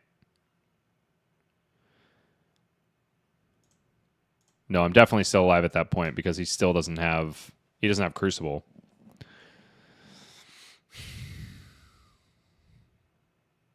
Yeah, you're right. He can regs. You're right. He still doesn't know what's on top of his deck, though.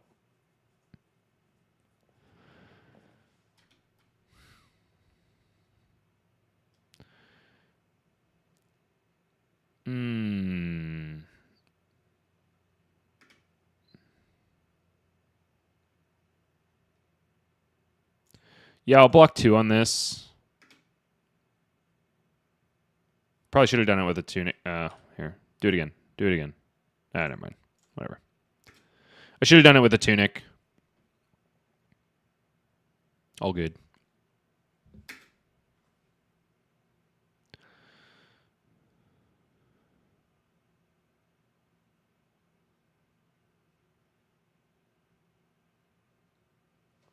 Oh, do I get to opt now? Oh, you put a card on the bottom. You can't see the chat window, but the Raga card went to the bottom. That means I can present lethal and also have Arsenal Disruption. Sweet.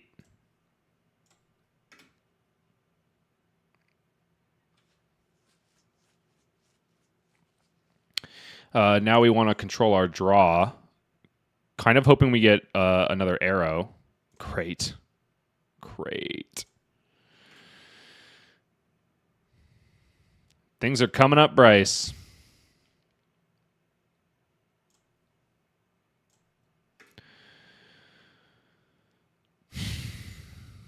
He's dead. Man, this puts me in an awkward spot. Now I'm like less than 20 minutes before team meeting time.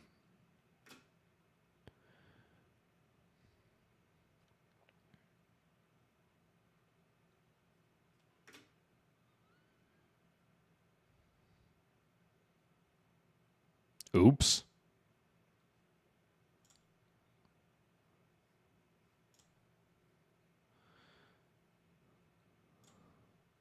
Connor says play a quick one. Why don't you queue up Teklo? Just kidding. That would not be a quick one. All right, here we go. Quick one. Eeny, meeny, miny, KO. Darn it. Eeny, meeny, miny, not Kano. None of these are super quick. Let's let fate decide. You want to play boost? Let's go. Coming at you, Connor. I don't have you on Discord. Oh, I'll post the link in chat. That's what I'll do. I'll use my technology. All right, nobody touched this except Connor Davenport.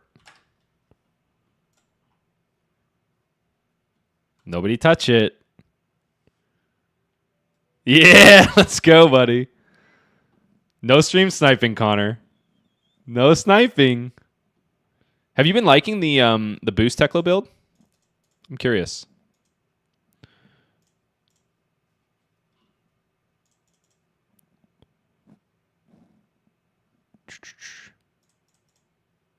You're gonna leave, bro.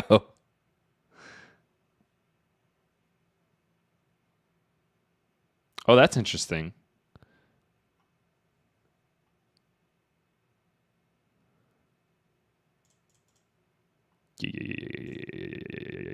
All right. Oh, I see what you mean. You're gonna leave. You're gonna leave the stream. Literally never punished, chat. Literally never punished.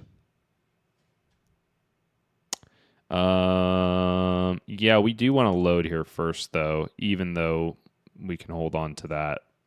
He's got literally no fridge. Literally. Damn it. Unfortunate.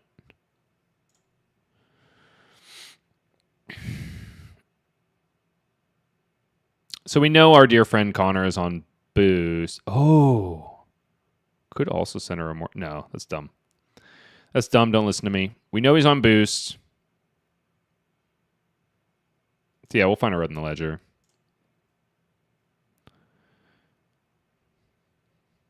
Nope. No, you do not find one here. Don't even think about it, bro. All right, that's fine. Take those. Because we're not on our tunic counter here, I like holding the Endless Arrow in hand. Just because we didn't do it here, but more often than not, we're not going to draw this hand. We're going to draw like an all red hand or like one yellow. So we should be very buff dense in our deck. His one action this turn will be 0 to 60 boost. Think we can afford it, chat? I think we can afford it. We'll pay our taxes.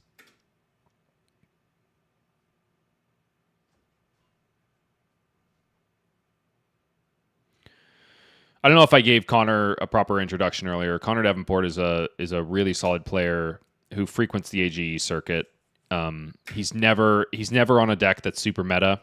He's a solid Rhinar player. Interesting.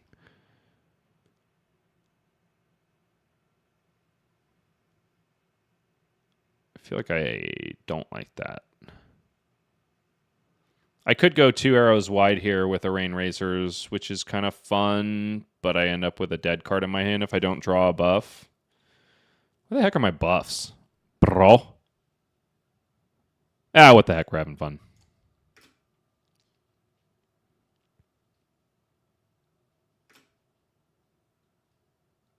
No.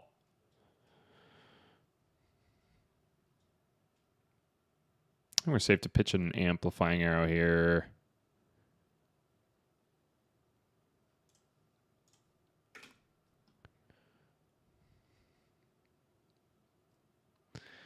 We are having a good time.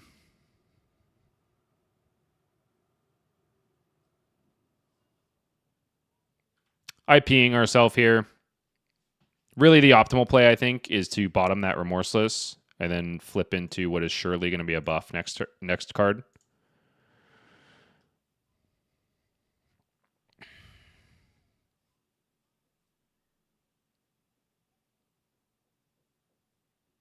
If this is a red Bolton, never mind.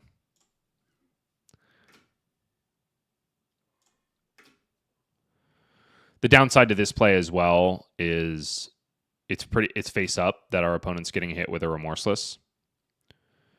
So he knows, okay, cool. I'll just block out from here. Oh my good golly goodness. Where are the buffs, Lebowski? We're going to draw into an all buff hand real soon here. Pain.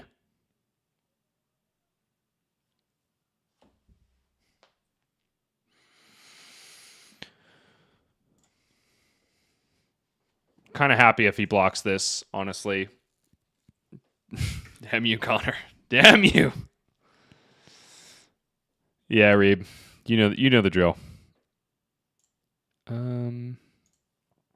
Arsenal the Endless here.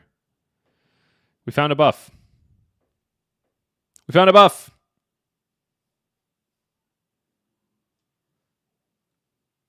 Okay. Remorseless got some value.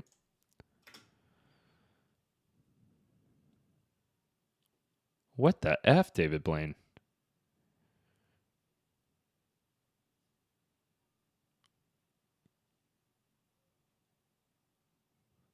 You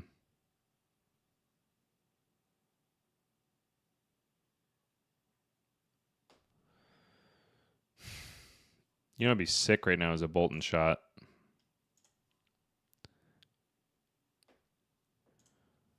Nah. No. Hey! Never punished. I told you that'd be sick.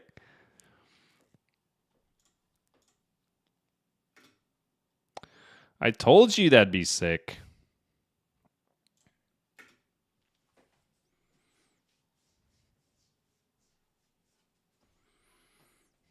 Why is this better than the drill shot? This is better than the drill shot because it gains go again, allows us to activate Death Dealer. Azalea turns get out of control when you can do both of these things every single turn. You just generate so much card advantage. Hey, I knew we had 6 in the deck, you know? Ew. This card is so good. For those of you that haven't faced Teklo yet, Fabricate's going to make it so all of his Evos block for 1 extra. So check this out. Evo plus card equals block out 7. So gross. So gross. Connor's so good at this game. It's so funny.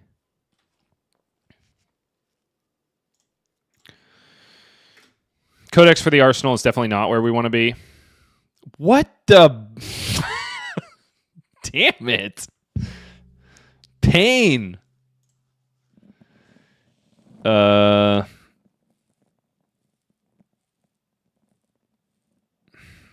want to give him a Terminator tank?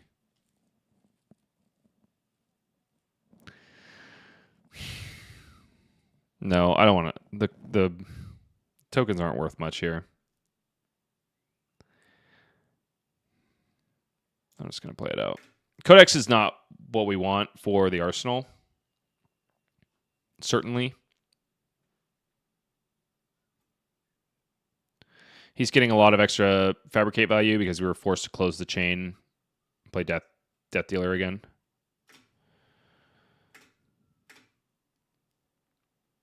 Regret. Bro, we have got a stack of like 16 buffs that are just waiting. Just waiting.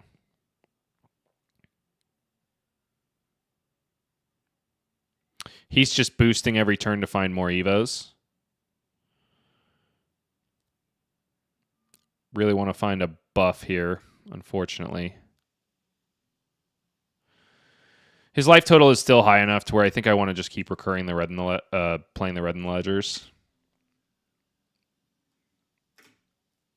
Oh, right.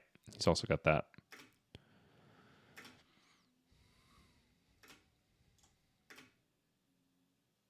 I got to play a little faster. No. Maybe. No, I got to go for the buff. You're in there. I know it. Damn. Man. Okay. Okay.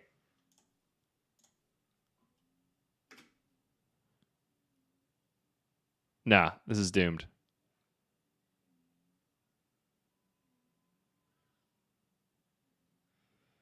This is doomed. This is doomed.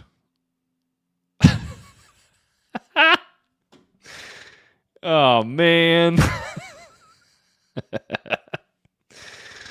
Oh, if Connor could see me now. If Connor could see me now.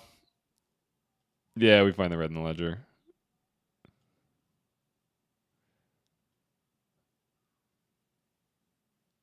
I kind of would rather pitch the red in the ledger. We've already played a knock. I think we pitched a knock too. Or is it, no, this one's been sitting in our hand for a little bit.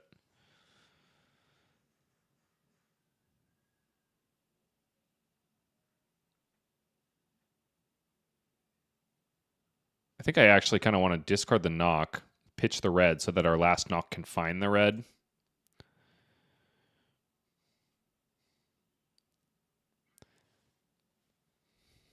Surely he doesn't have another fabricate.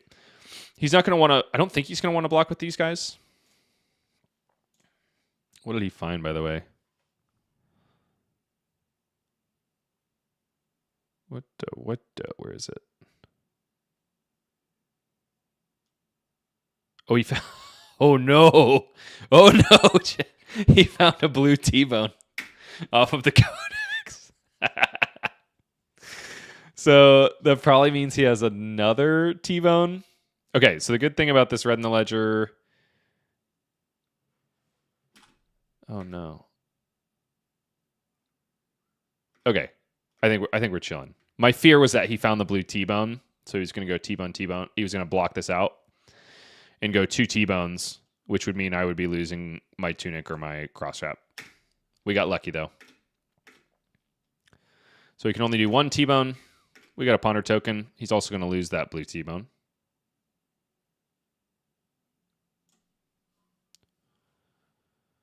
Okay. Never punished. Ladies and gentlemen. Oh, here.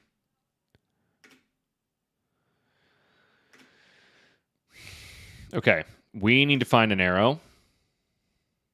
That's an arrow. It's a shit arrow in this case. Yeah,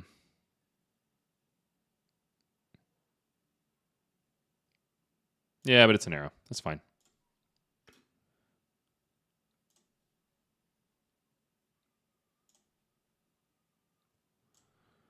I'm not going to hold back the take aim. I'm just going to slam all the buffs onto this red bolt and shot because I don't. If this was an on hit that I could send, it might be different. I might hold back this take aim so that I could get the free reload.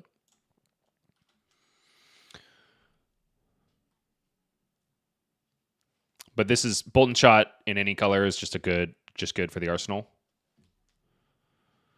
I could have dominated this yellow bolt and shot, but I would be down one of these buffs.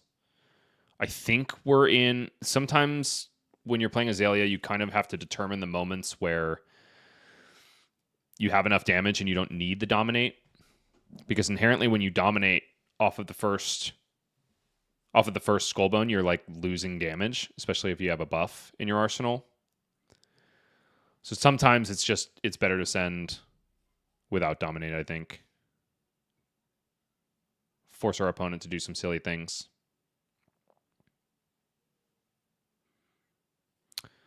$16 damage bolt and shot.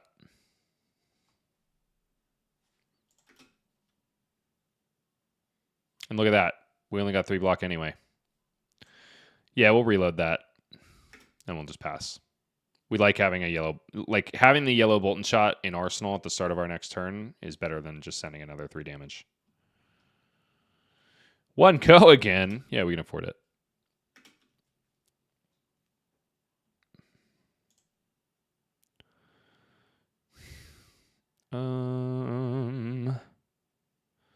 Yeah, another situation where finding a buff is super dope.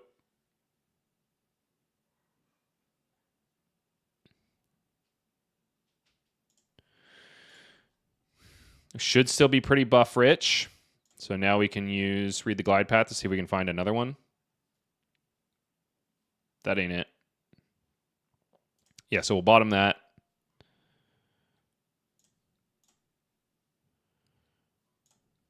There we go.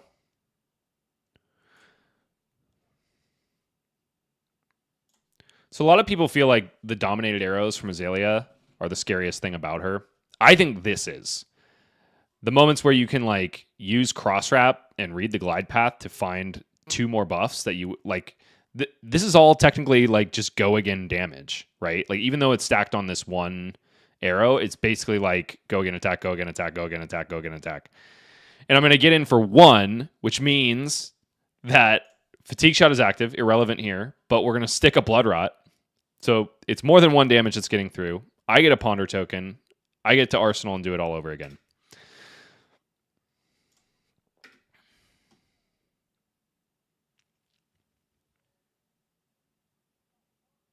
Man. He's running out of block on this equipment.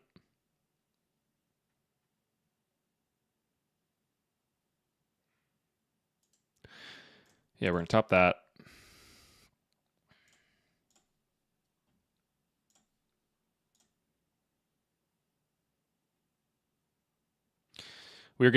I think we're getting immensely lucky that we haven't gotten a full buff hand yet. So we're whittling him down. Even though he's blocking a ton of this damage and it's not dominated, we're inching our way toward the point where the dominate actually becomes relevant. I think the dominate is, from Azalea ability, is more of a reliable way to maintain tempo and end games rather than something you want to be doing every single turn.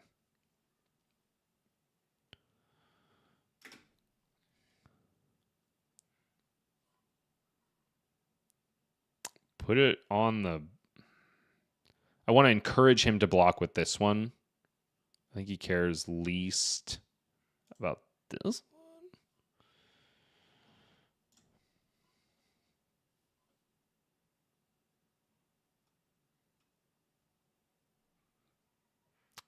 Yup. Okay, now we're in dominate matters territory. That ain't it.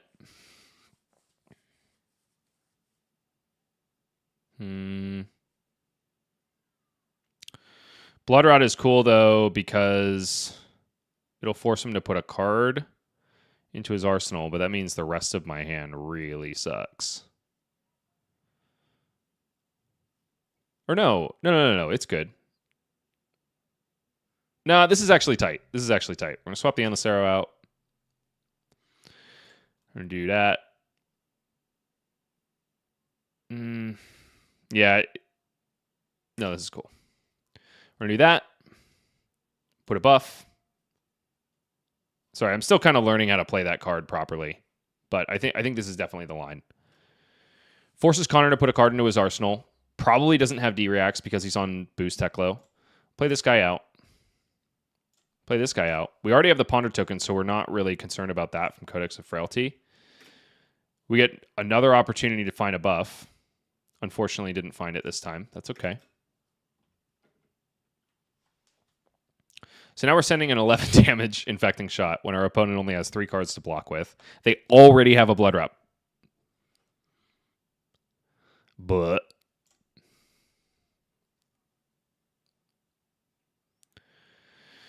my boy Connor is down with the sickness.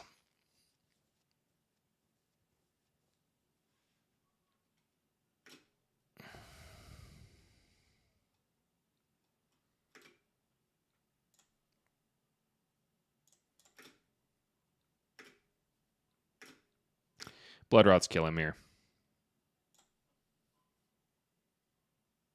Damn.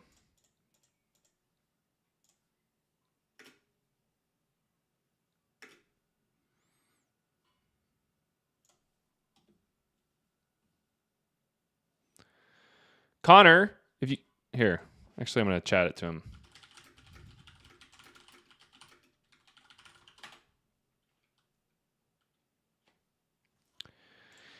Cool. All right, let's get into our meeting here. We're all at draft table 1, so I guess that means I'm going to be hopping. No, I think they want me to hop into... Sorry, I got to figure out exactly where producer Justin wants this meeting to happen. And then I'm gonna wait for a second until everybody kind of knows what's going on before I turn on the Discord audio and all that. So in the meantime, what should I'll just have you all kind of look at this the deck list. Just take a gander at that while we kind of get things sorted. Again, for those of you that are just joining us, this next segment is going to be something that I think is going to be super valuable. It'll be a team meeting amongst all of us at the AG Pro team that are interested or set on bringing Azalea to nationals at Minneapolis. We're going to talk through all the matchups, what we're scared of, what we're feeling really good into, what are our hopes, what are our dreams. We're also going to talk about really poignant tech choices, i.e. the long draw half glove, Balance of Justice, and maybe the Stonewall Gauntlet. And kind of try to help each other to fine tune our lists and yeah, just kind of think about how this metagame is going to shake out and how to fine tune our 80s, so to speak. So actually, why don't I go ahead and do a 5-minute break, and we'll get all this sorted out on the back end, and we'll be back right after this. Thank you all so much for watching once again and for sticking around with me for these first couple games that were really fun. Hope to see you in the next section. Don't go anywhere.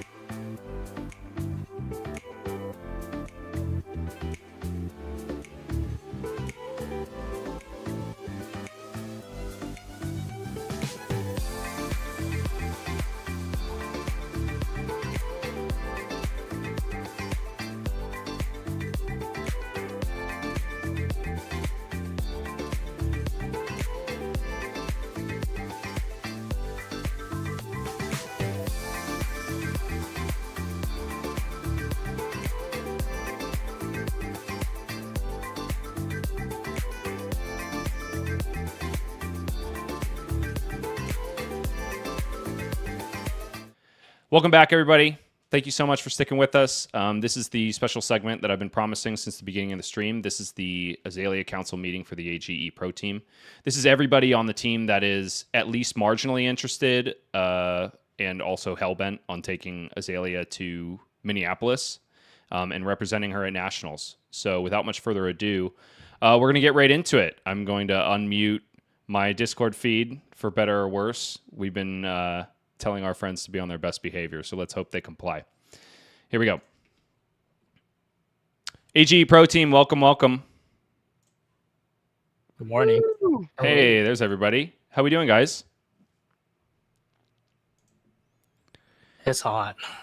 It's hot, says Andrew. Is it hot over there? I'm hot in my room.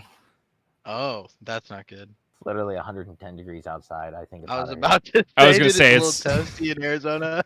It's really nice for the Arizona guys to commiserate with us about how hot it is. Cool. So without much further ado, everybody sound off real quick. Who do we got in here? We got yeah, we got Jonah, Alex. I'm Andrew. Jonah. Hi, Jonah. Great. Sorry, I didn't mean to start a round table of intro who you are, because that'll take forever. We got a lot of people on this team. But so the disembodied voices you'll hear chat are those of us who are interested in taking an Azalea. So let's kick it off with starting and talking about the latest deck list. Let me go ahead and stream my screen for you guys so you can see what I'm talking about here.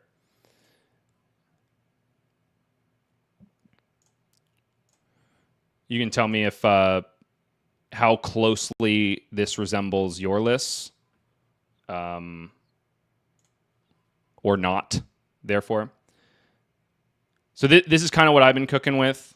The most interesting thing I have is in the equipment slot. I'm running all the tech pieces of equipment at the moment. John has kind of convinced me that Dreadbore is the way to go for certain matchups. That balance is awesome for KO. I think we all kind of agree that the half glove has been feeling really good into certain matchups. I think the one big question mark is the Stonewall Gauntlet for all of us in terms of Zen tech. So yeah, I just want to open it up to everybody to kind of examine this list and see if there are any question marks or things that it feels like I'm omitting.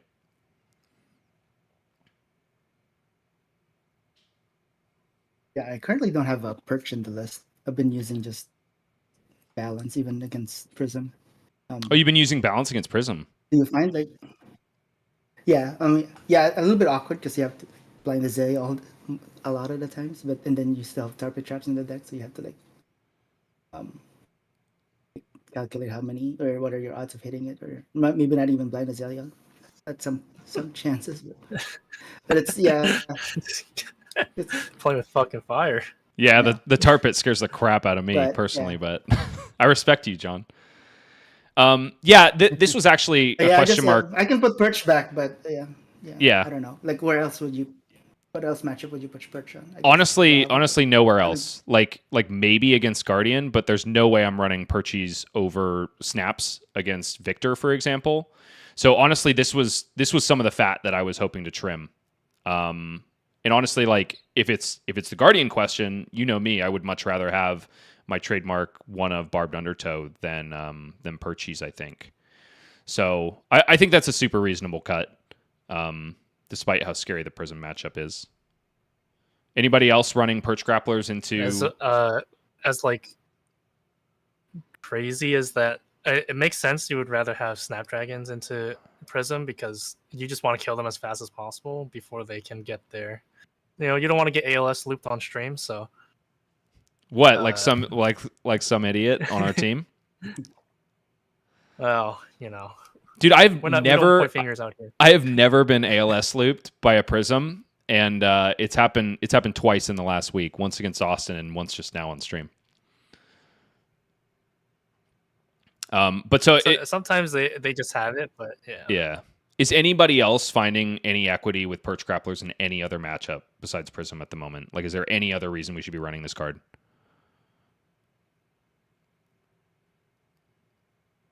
No? Cool. Great. I got it. Let's talk about Dreadbore. is everybody kind of agreeing with me on the Dreadbore? Mainly agreeing with John. I totally stole this tech from John. Is everybody agreeing that Dreadbore is solid tech into certain matchups? Or are some people still solely on Death Dealer? I think there's no reason you shouldn't have Dreadbore. Seems really good into some matchups. I feel like if you run into the defensive Enigmas, it's like giga equity. Yeah. Like their hands already have to block specific ways, and the fact that they have to arsenal every react they draw blocks their arsenal out from other cards that they might want to put in there. And if you run into any decks that might be more fatigue oriented, you get equity there too, which is nice. Yeah, cool. Does anybody have one card? Does anybody have a veto for Dreadbore? Is anybody determined not to run it in their list? Show of hands. Going once, going twice, sold. Cool. So I would like to shift the discussion then to the specific matchups we want to bring Dreadbore in. I would love to nail that down so that nobody has to make any questions or think about it when they go to sideboard at Nationals.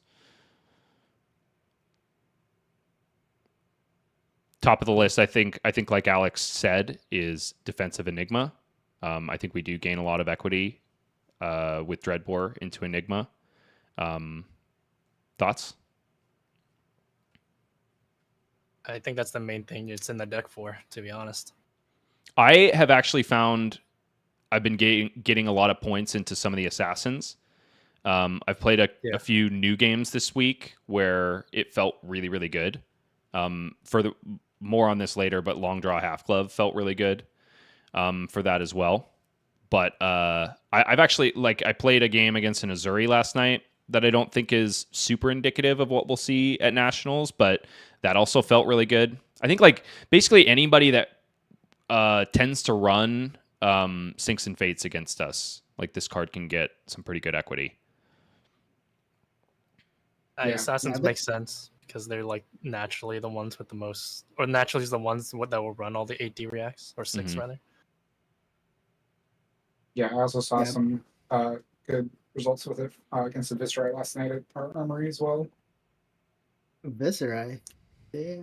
Dude, we had... he was on I had a feeling he was on a more defensive list, and definitely caught him with immovables and sinks in hand multiple times. Dude, we had 3 Viscerais at our armory last night. It was insane. Fascinating. Yeah. Did they do well? Anthony did okay, right? Del Taco got to the call-in matchup, which is always good. I don't think he was running defensive though. He was just full aggro. Yeah. He's old, basically copy paste replaced Rosetta with Reaping Blade. Yeah. Cool. So we've covered hyper defensive Enigma, our assassins. I also kind of think that this could be a good pick into certain warrior matchups if you know the player and know the build. I will say as a caveat, I think if you sit down next to a random Kasai player in Swiss, I will bring in Death Dealer every time. But for example, if I sit across from Colin Erickson ever at Minneapolis, I'm definitely running Dreadbore.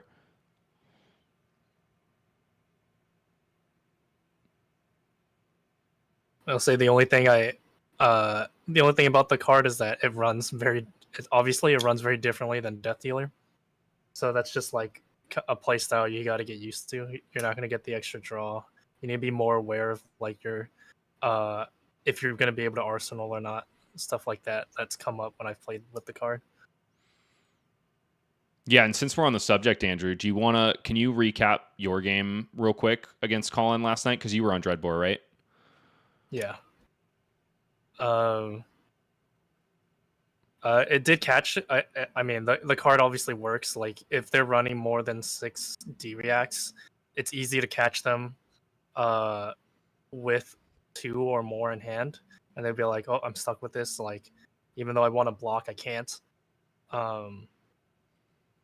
And the only thing is you really want to take full advantage of the no D reacts from hand. So ideally you want to dominate as much as possible, and you kind of have to sacrifice certain turns to be able to do it sometimes to just get the arsenal, or in my case, like I chose to like not use a blood rot codex of blood rot, so I could just throw the biggest arrow that I could.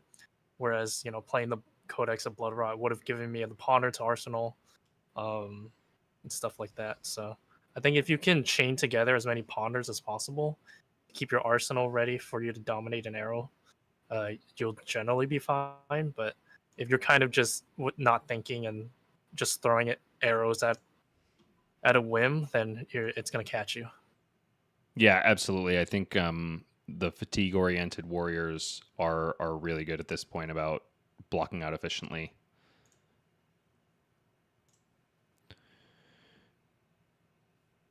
So we've covered defensive enigma, assassins, warrior. Actually, before we move on, does anybody disagree about the warrior tech?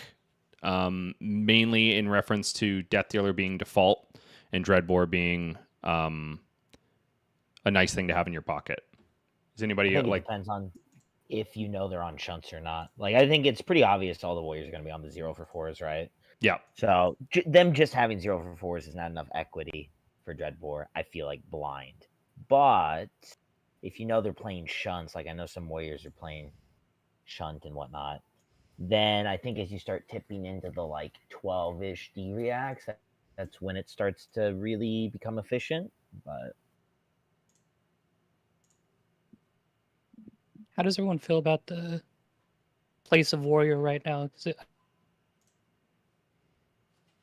I've been feeling pretty down on it lately. Can you expand on that? It just seems like with especially enigmas, it's just tougher. Like I've been playing Kasai into enigma, and it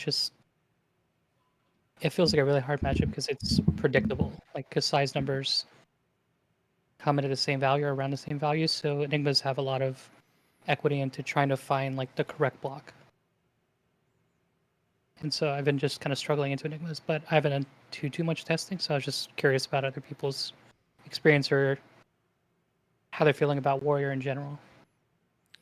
Unfortunately, I think the Azalea Council has like 0 warrior players. Is that correct? I don't think any of us play warrior. Yeah, I was playing Dory for a little bit. Yeah. Oh, that's but, true. Yeah, I left her in the dust as soon as Mist came around. So I don't know. Warrior's interesting. Go ahead, Andrew. How is warrior into ninja? Like this is like that's my question, because enigma is one thing, but can it deal with Zen? I think it depends on the type of Zen. Like, I think that warrior does the mid-range thing better, but you always have to be careful because even if it's mid-range Zen, they still get that one super turn with the helmet. Yeah, I've had similar experience with playing Katsu. Like I remember playing against a warrior, and they had like 10 life on me because they were just being efficient, and but I just had one good turn, and it just like I just took over the game after that. So if Zen is just a better, I don't know if Zen is, but if Zen is just a better version of Katsu, then I yeah, don't I see think how that works out. Zen does better against Warrior too, because Warrior can block Katsu out pretty well, so that kind of stops him from having that big pop off turn. But Zen doesn't care about how you block; he'll just still have the big pop off turn. Hmm. And So I furthermore, think- like, how do we feel about this notion that Zen is just physical Kano? I mean, obviously it depends on the build, but like, can we equate the fact that Kasai is kind of bad into Kano most of the time to she would be bad into the full-on combo Zen? She does have a lack of disruption, right? Like, you probably just have CNC. Mhm. So you're not wrong in that sense. Like, the decks that seem to be performing well into Zen are decks with inherent disruption, right? So like Azalea with, deny their arsenal, hit them with Red in the Ledger, make it annoying to be alive. Or decks that, can in some access stop them from getting to do what they want. So like you play ALS on their, helmet turn, they're super upset about that. So I think if you're playing Warrior into Zen, you're probably going for the grind set value where you're like, okay, my strategy is to win via mainly attrition, I would think. And can that be successful against Zens? I think it can, but the question is, how hard do you have to commit your deck to do that? If you're liking Warrior in this format, you're probably liking it because you think the value proposition is still good, which it is. Like, the meta is probably still going to be very diverse. You're going to have a wide range of decks, and just playing the value game better than any other deck in the format can be a win condition, but then you have Enigma, who hits the format from a way where the value proposition is useless. And even if you're doing the value proposition, if Zen can do like a 40 damage turn and then follow it up with like a 20 damage turn later, you're probably still dying. Yeah, definitely.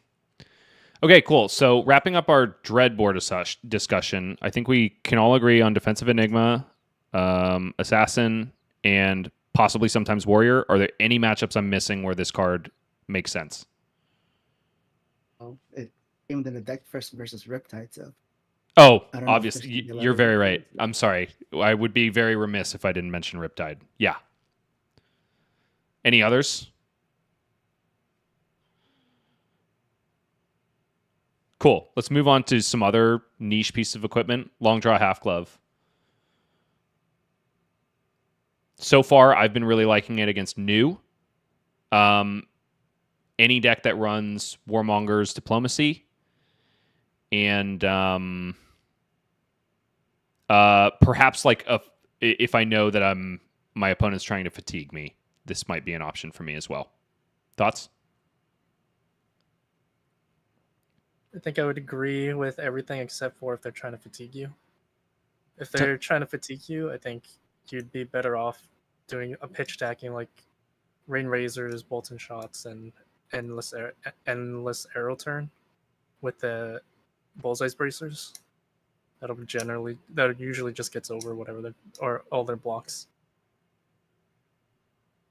Yeah, that's fair. But otherwise, yeah, I think that card is great for all those other matchups. I guess the situation I'm thinking of fatigue-wise is like, you've pushed through enough dominated arrows, you have them sub 10 or even sub 5 or something like that, and inevitably the number of buffs in your deck is going to dwindle faster than the number of arrows.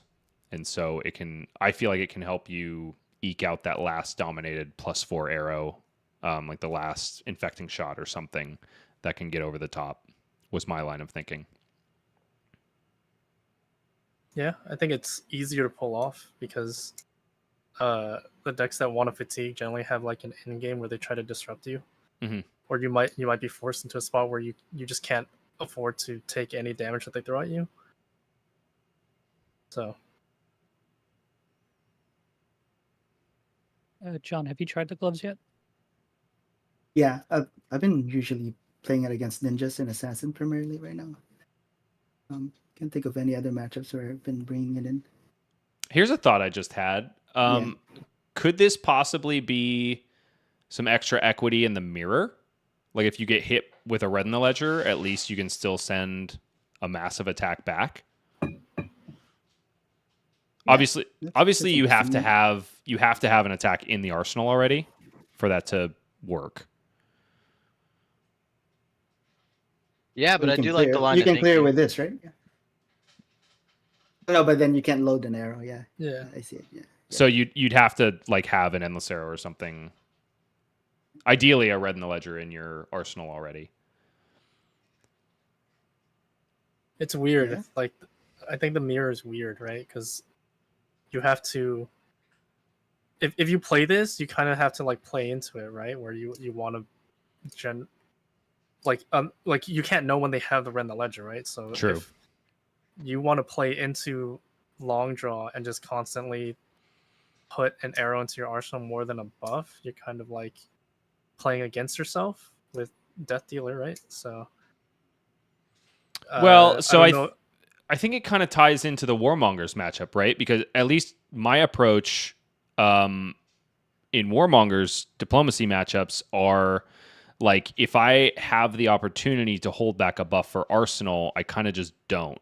Like instead, I'll just front load whatever arrow I've got, Obviously, you can't decide if it's off a ponder token or something like that, but it'll basically be like, I will actually prioritize arrows and then just be more comfortable with Skullbone and Blind Azalea throughout the game.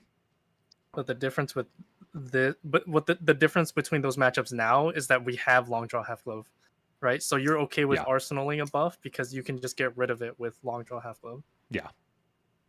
And you're right, with Red in the Ledger, that doesn't work that way. Probably something worth testing. We can run some games in that, see how it goes. Yeah, let's run a bunch of Azalea mirrors. Doesn't that sound like fun? Without Red in the Ledger. No, but we need it. Actually, Andrew and I had a really interesting game yesterday, despite having Red in the Ledger. It was a lot of fun. I actually really enjoyed it. It was tight. Yeah. You block with this early or no? Like, or wait for an on hit, or you just block as early as you can so you can use it? Depends on the matchup. Like in Assassin, I'm definitely waiting for a Leave No Witnesses, I think, or a Persuasive Prognosis that I know they have a hiss for. Yeah, that's what I'll say. Otherwise, like in Brute, I'm never running this in Brute, so never mind. In Ninja, it's probably best to just block early, right? You might run this against Reiner, right? Reiner's been packing Warmongers. At least our Reiner players here. For sure. Who's our Reiner player? That's your cue, Jonah. The best one. My bad. I thought you were talking about California people. No, what? What? Yeah. I mean, yeah, I am the Reinar guy for sure, and he's definitely the best Brute, undisputed. Are you running Warmongers right now? You are, right? Yeah. Unfortunately, Azalea is just too hard of a matchup to not run it. Yeah, so you kind of have to for her. Okay, cool. So that's another fringe case. I don't think I was personally expecting is like running long draw into Reinar. Do you think that's the de facto norm? I think it's a good play. I think along the lines of the Azalea play that you had, right? Like it's not ideal to put an arrow into Arsenal, as Andrew was alluding to. I do think that is a good tool to have for when the Warmongers play happens. Yeah, cool. Any other long draw half glove matchups or mentions from anybody?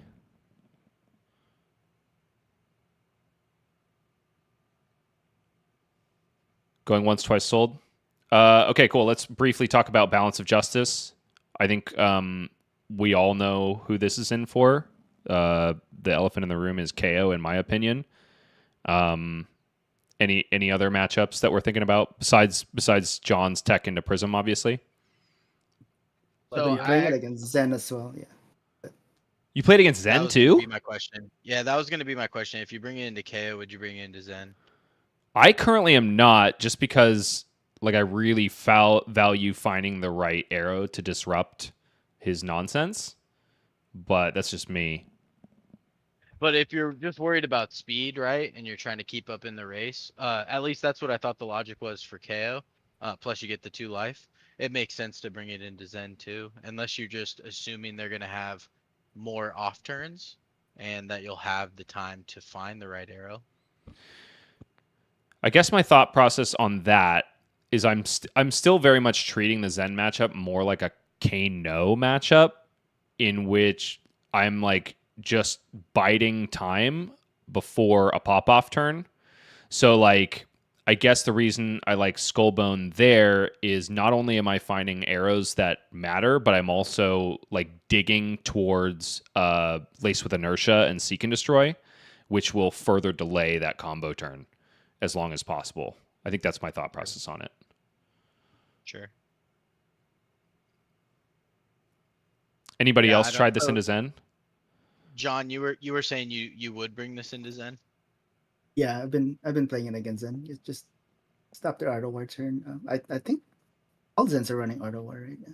Yeah, I think even the mid-range ones. Oh, I did like it to just block 2 and then draw another one for it to come back with a stronger comeback turn. But Yeah, it sounds like John may have a similar line of thinking. I didn't ask anybody. I just played a game, and I ended up playing Skullbone anyway because defaulted to, hey, this is normal, and people only brought this card in for KO. But I think I would if I brought Azalea to nationals and I bought a Zen. I think I would put in the Balance of Justice. While we're on the subject, Jonah, are you going to bring Azalea? Have we converted you? She is a hot contender. The deck is strong, and although Reinar is the best brute, undisputed, he's in a bad spot right now. So you're looking to jump ship, huh? I am jumping ship, unlucky, but hey, there'll be a time for my boy to shine, and we'll be the first one. Well, we'll be happy to have you. You're Evan driving home furiously now. Evan is? Come here. Come here and drop KO's tier 1. Everyone should be playing. Oh, God. I think he's the only one left on the team, too. That's so funny. Like 3 games against Mad 4 and then change his mind. Oh, did Matt kick his butt last night? An Enigma. Oh, my God. Yeah, the Enigma games were not good for KO. Get boomed. Uh-oh. Any last words on Balance of Justice? I would run it into Levia. You would? Yeah. So basically, are we... Is the majority of our line of thinking basically like classic understanding of Balance of Justice, where you just run it into any hero that can do the draw 2 thing? So my counter argument to Levia is that like she takes a second to get going sometimes. Like, don't get me wrong, she could just be firing all cylinders from like the get-go. Graveyard fill is like 100, everything's working out as possible or as you want it to. But in a normal world, she does struggle a little bit to get going. And I think the benefit people see to playing her is that she has the biggest freezer armor set in Flesh and Blood. So I don't know if I was playing Azalea that I would run Balance into Leviah. I think I would value the finding the right card more than the 2 armor, but that's just me. Because I think the point I want to hit on again with cross wrap is like it's not only checking the top of the deck, it's also like weeding through the deck much faster. Like I think we just become a more consistent deck because we're basically Arachne abilitying the worst cards in our deck. I don't know. That's the value I see there. Like even though we can't really quantify it as easily as Balance of Justice. And furthermore, I guess I also want to iterate that KO can do the 2-card draw thing without being on a Blood Rush or Art of War turn, unlike the other heroes we're talking about. Just asked Chris, and he said that he thinks cross traps is better to just find the more important arrows. Yeah. Mm. It's interesting, though. Okay. Yeah. Oh, you asked him Something we're testing too. Was that about the Leviah matchup specifically? Yeah. Okay. Cool. Yeah, I guess they don't have that much on hits. CNC, I guess, but yeah, and they're inherently going to have less than KO, less like Arsenal hate than KO, I think, because of the density of blood debt and stuff like that they have to maintain. They're all really good points. I think you can make solid arguments for both headpieces.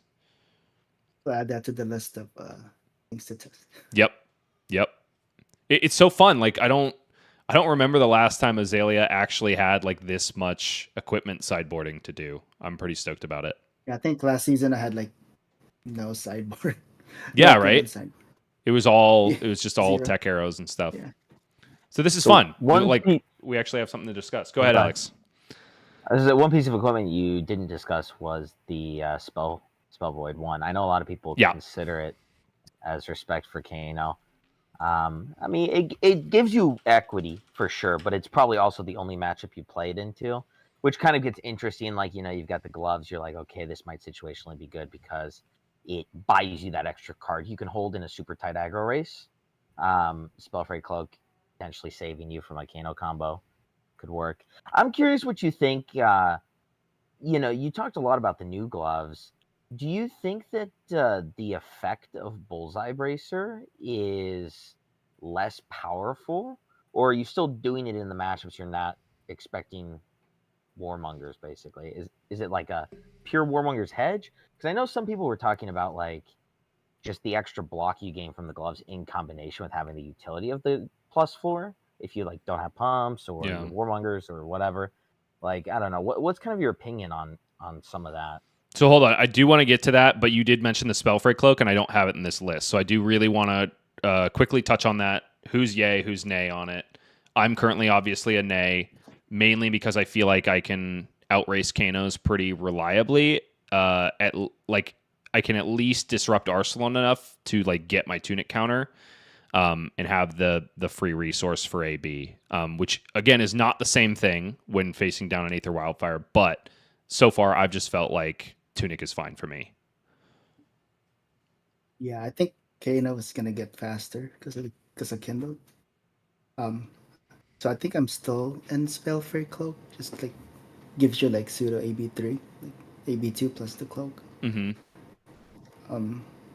It can be a difference between like Kano kill and not. So I like having it as insurance, but I can see it being cut. Yeah. I mean, the tough thing with Azalea is just how red dense the decks have become when they're optimized for damage. The AB is largely irrelevant. So having Spell Void is nice because you don't have to actually pay for it. But then it's the question of like, if they're truly comboing you and you just Spell Void one, like, are you really living?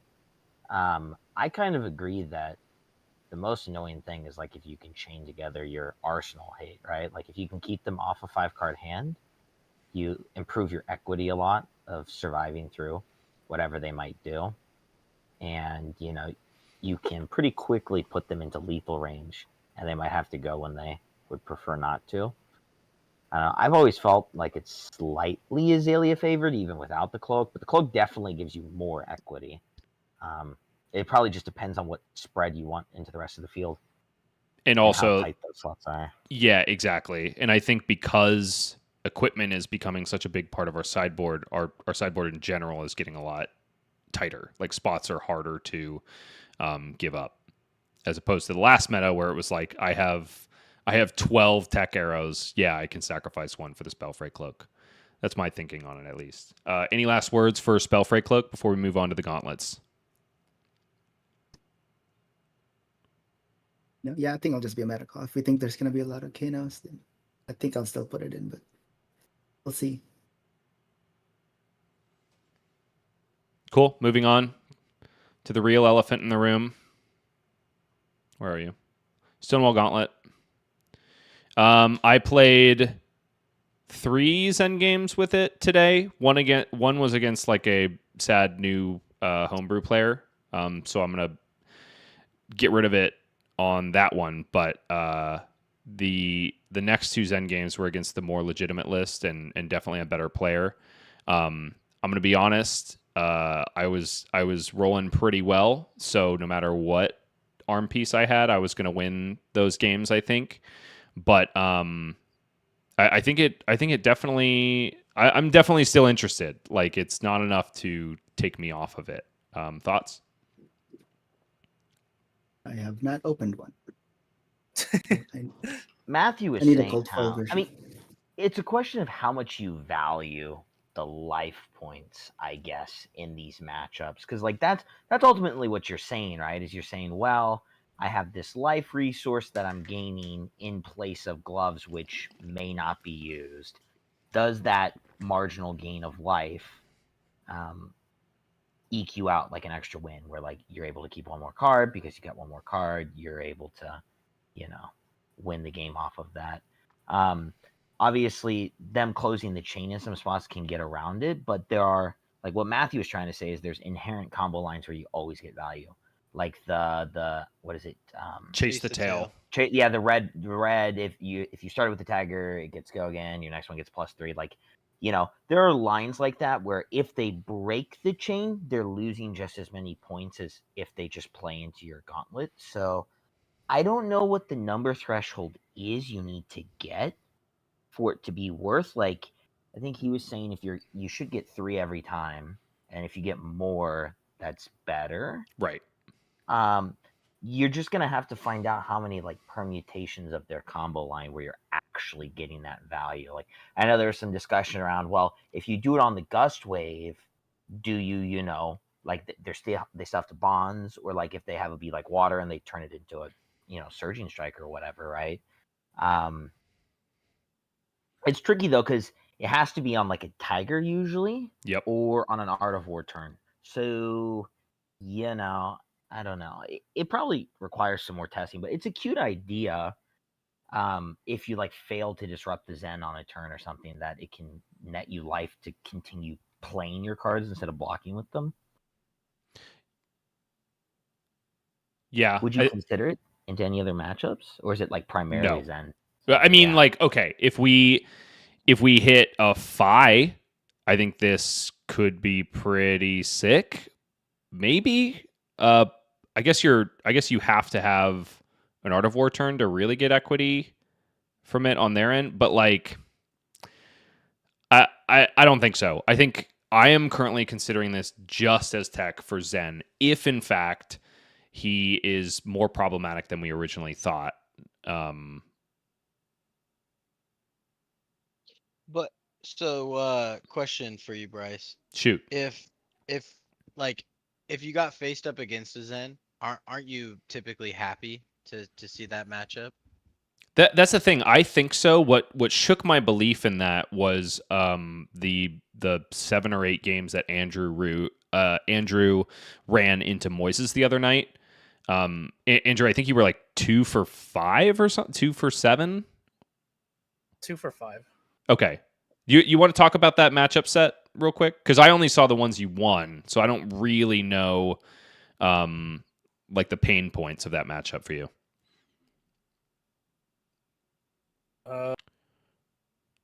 He was playing in the mid-range version, and like every time I would do something, every time I would disrupt him, it'd just be the typical like, here's a CNC, or here's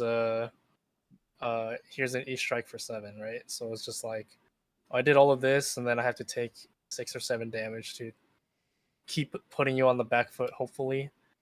And then on the turn that I don't hit you with, they just get eventually like. I'm just not lucky enough on my draws to hit, or if they hit me with the CNC, I'm not going to be able to scope on cross. So I have to dig for Arsenal Disruption or Rend the Ledger or whatever. So I think the mid-range list is like more annoying to deal with because they can like they can like just slow things. They can slow you down, not enough to where like you're not going to do your thing, but enough to where they can do their thing. And their thing being the Art of War combo line, basically, right? Yeah. So given like the limited testing you've done, like would you bring this hand into Moises in the mid-range list? I don't know. It's weird. Like, I don't really know the cards that well right now. So, but like, what? At worst, it's like 3 points of health. Mm-hmm. Whereas otherwise, it could be, if you have your own big turn with like a endless arrow, that's slightly better. But even then, it's like you don't you would rather have that be a Rend the Ledger or something, So, in my mind, I was leaning towards Stonewall Gauntlet, but if you go purely by points, it's probably not as good as the other gloves. But I don't think as far as the games that have played out, it feels like Stonewall would have helped me more than those cards because my arrows didn't line up for those cards to be useful.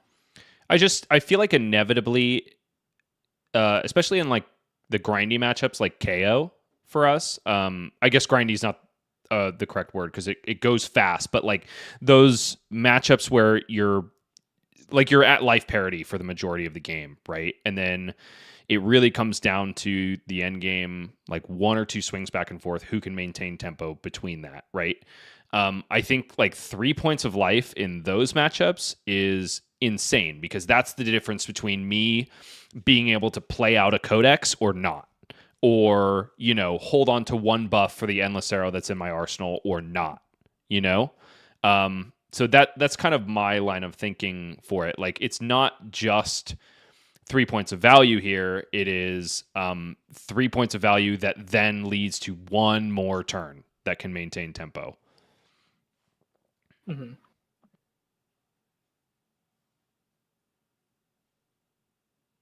Yeah, I haven't had much. I've been doing okay against Zen so far without it, so Yeah. definitely something I'll test out. I did play Moises 1 game last night and I was able to win, but I don't know if he was running the same deck as the other night, but What was it close? no. I think Andrew saw the end of it. Yeah, I think it was Okay. pretty much. Oh no, not Andrew, but I don't think he was there, but Zach maybe. Yeah. But yeah, it was. I think I just had a good early turn, so he was just under red in the ledger the whole time. But Well, maybe it was cool. just a high roll on my end. Maybe we'll just add it to the list. I'll run some games. I'll run some games into Moises this weekend with it, and see if I can get a more deterministic answer. My purpose for bringing it forth was not necessarily to like be like, this is the tech for Zen now. It was more to like get us thinking about ways in which it could gain us some points in the matchup, if indeed it is problematic. So we can move on from that. Cool. That's our equipment for the most part. I think we all know what these pieces are going to do. The main ones, the Bullseye Bracers, Death Dealer, Skullbone Snaps. I'm not going to waste our time with that. I think instead we should move into tech arrows and the sideboard in general. I guess let's start with Tar Pit Trap. How does everybody feel about it? Are there matchups that we bring it in besides Prism? Maybe Katsu, but I don't know. Maybe a one-off as well, but not the whole 3. I know you. I saw you were playing it against, testing it against KO, but I still don't know if that's correct. But yeah, I did a one of just to see if it caught anything cool. I took out the yellow infecting shot instead, just because I'm like, maybe yellow infecting shot isn't like that helpful in the matchup anyway. I was trying to see if I could. They just have so much arsenal disruption. My objective was to see if I could like trigger it on a claw or a wild ride, and then not have to care about a CNC afterwards. It never really came up. I'm not convinced that's actual tech for KO, but it was cheeky to try out. does that work against a sand packing thing or no? It does, right? Yeah, because it's an on hit. Like if because it's no. It doesn't say if it hits, just it says if it deals Yeah, damage. You're which is right. Yeah, weird. so it doesn't work against send packing. I hadn't thought about that yet. Packings if it doesn't hit. That's the brute thing. None of them are like really on hits, which is cool. What a weird wording.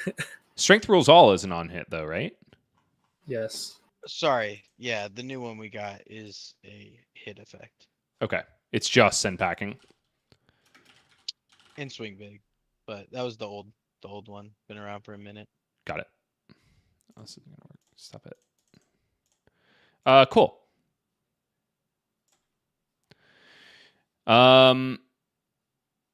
So yeah, I could see it being really good into Katsu too. Katsu honestly is a kind of scary. Like I think I'm more scared of Katsu than I am of Zen, to be honest. Just because you're constantly presented with this. Me too. Yeah, you're constantly presented with this, damned if you do, damned if you don't block situation. Yeah, I like it a lot better into Katsu. Than KO or than Prism? Than KO. Yeah, cool. I don't think I'd even run it against KO. No, I was just being cheeky. Not legit. You dingus. Yep, that's me. I'm the ALS loop idiot. Don't mind me. Anything else we want to say about Tar Pit Trap? Yeah, I guess you could either run this or poppers, right, against Prism. Yeah, I've and been that's liking the Turbo Trap. Like it yeah. stops the soul, it stops the like the figments. So I think it's Is really good. is anybody considering poppers into Prism right now?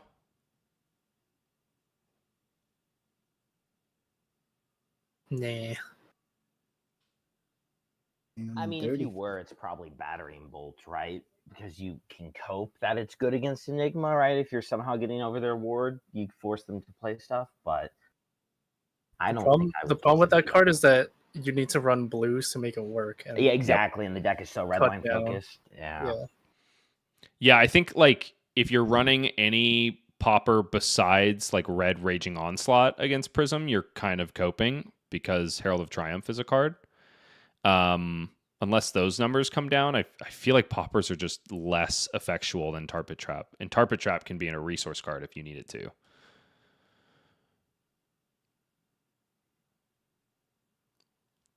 So cool. We all like Tarpit Trap. That's great. Tech arrows. I don't think we need to make a case for Remorseless unless anybody else wants to say anything about that. I think Remorseless is just damn good. How about Fatigue Shot? I'm on a play set for KO.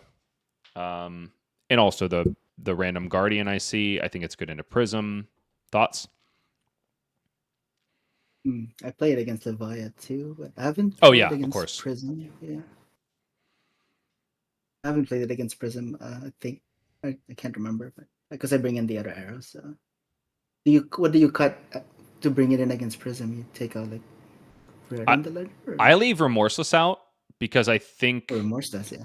Yeah, I think they're only ever playing like one action. Most of the time, they're only playing one action per turn because it's Herald, Swing Angel, which doesn't proc it. I guess like I think that And I guess it's only Soul Shield. Yeah, it would Shield. just be for Soul Shield. But I don't bring in Frailties against them anymore because they're all on lag. So I let Release the Tension be that effect for me. Is the way I think about it. Okay, yeah, that makes sense to me. Yeah. Like I would rather have a Herald that I can block super easily and deny Soul, and also gain me points of health back.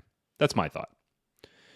But it's kind of sounding like a playset sounds good to everybody. This is the weakest one so far, but continue. The weakest one? Talk to me. No, so while we've talked about two cards, Remorseless good, right? Fatigue Shot, it's good in niche matchups. But I'm saying, as with all sideboard slots, you have to consider what matchups you're getting equity into. So continue through the list and we'll discuss. Yeah, absolutely. Murkmire Grapnel. This was already in when it was just Prism as our resident illusionist. I think it has only gained points now that it even has points into Zen, but like it's only gained points now that Enigma's in and there's more ward. Do you think you need to run more than the 3 red? Yeah, that's a good question. I have not yet, because the way I think about it, we're actually like, even though we're only in the reds, we're actually running like 9 copies or more like 6 copies. But 6 copies that are available on demand. Like you get one into Grave early, you have 3 codexes that can find it. If you don't see them early and you do see your Nox, you have 3 in the deck that are automatically dominated. So at the moment, I am not keen on running any of the yellow ones, but has anybody tried it or is feeling the need to increase equity into like the Enigma or Prism matchups? I'm not the best Azalea player, like still getting reps on the deck. But I remember taking one of the previous lists that you had and throwing in 6. So the yellow slot that used to be Spire Sniping. This is an older list, like I said. I swapped out that for yellow Murkmire and took out like onesie twosies of arrows that I was like, we only need 2 of these. Put in the 3 red Murkmire, and I still almost got fatigued by a Enigma. Like I got there. Did I play yellow Murkmire, no, but it was available to me. I just got lucky and saw like the codexes when I needed to and stuff. But it was just a consideration, like, maybe they throw CNC at you, or have some sort of disruption, or Giga Deeps on the turns where you got to block and you have Murkmire. And just thought like, yeah, maybe you lose a few points taking out Fatigue Shot into KO or something like that, but you gain equity into Enigma, which is seeming to be a boogeyman coming up. Yeah, I guess that's a good jumping off point. How's everybody been feeling into Enigma just generally? Like I have in general felt pretty good. I got fatigued once by a random guy on Talishar on stream, and that was embarrassing. But overall, I think I still like the matchup. Yeah, I've been liking it too. Yeah, the times I've lost it is if they get a lot of haste pendings on the field. It's so hard to get around all the. Yeah, Azalea sucks into Spectra. Yeah, I think a lot of them exactly. aren't playing that much Spectra though. But yeah, I mean, I think it comes down to how much value you get from your Murkmires. I mean, it seems like a lot of the Enigma lists have a fair bit of D-reacts, which is why Dreadbore good, right? So if you're playing Dreadbore, I think you can make it really hard for them to block and make it challenging. And I think with it, it should be probably favored for you, but the Enigma is surprisingly consistent at doing some of the plans that she wants to enact. So Totally. So I don't think it's a free one. Yeah, no, it's definitely not. It's not as favored as I originally thought it was going to be when I saw her cards. But I don't know. I'm not inclined to think that it's like a boogeyman for us yet. That being said, though, John, what you said makes me think there's a possibility of throwing in some Prism plus Enigma tech in the form of Time Snap Potion. Namely because the games I've lost against Enigma have also been due to them sticking like 2 haze bendings and shimmers, and me just never like. Then they just kind of outvalue me from there. Like every time they swing a Spectra, it gets out of control. Or swing a Ward Aura, it gets out of control. So I don't know. Like I'm just theory crafting that maybe a Time Snap Potion hits both the Enigma and the Prism matchup. Prism for obvious reasons for the ALS loop. Enigma for like, maybe it's just good to stick it and be able to comfortably remove a Spectra Aura on a turn. I don't know. Thoughts? The issue with Time Snap is it's not like you have floating action points as Azalea. I mean, maybe on a bolt and shot turn, right? You could bolt and shot and then play it. That would be cool, I guess. But like other than that, you'd have to like forfeit an action at some point in the game to play it, which seems not optimal. Yeah. And then even when you have the Time Snap, what's going to be your option to hit 2 Spectras, right? You have no, and it's never going to be 2. It would be like I have 2 arrows. I have the means to shoot them, and so one will go at an aura, which you lose points in the short term for sure. But I mean, if they're grinding us out, it's a line of thought. That being said, my answer to this question previously has always been non-arrow go again attacks like Ravenous Rabble or E-Strike.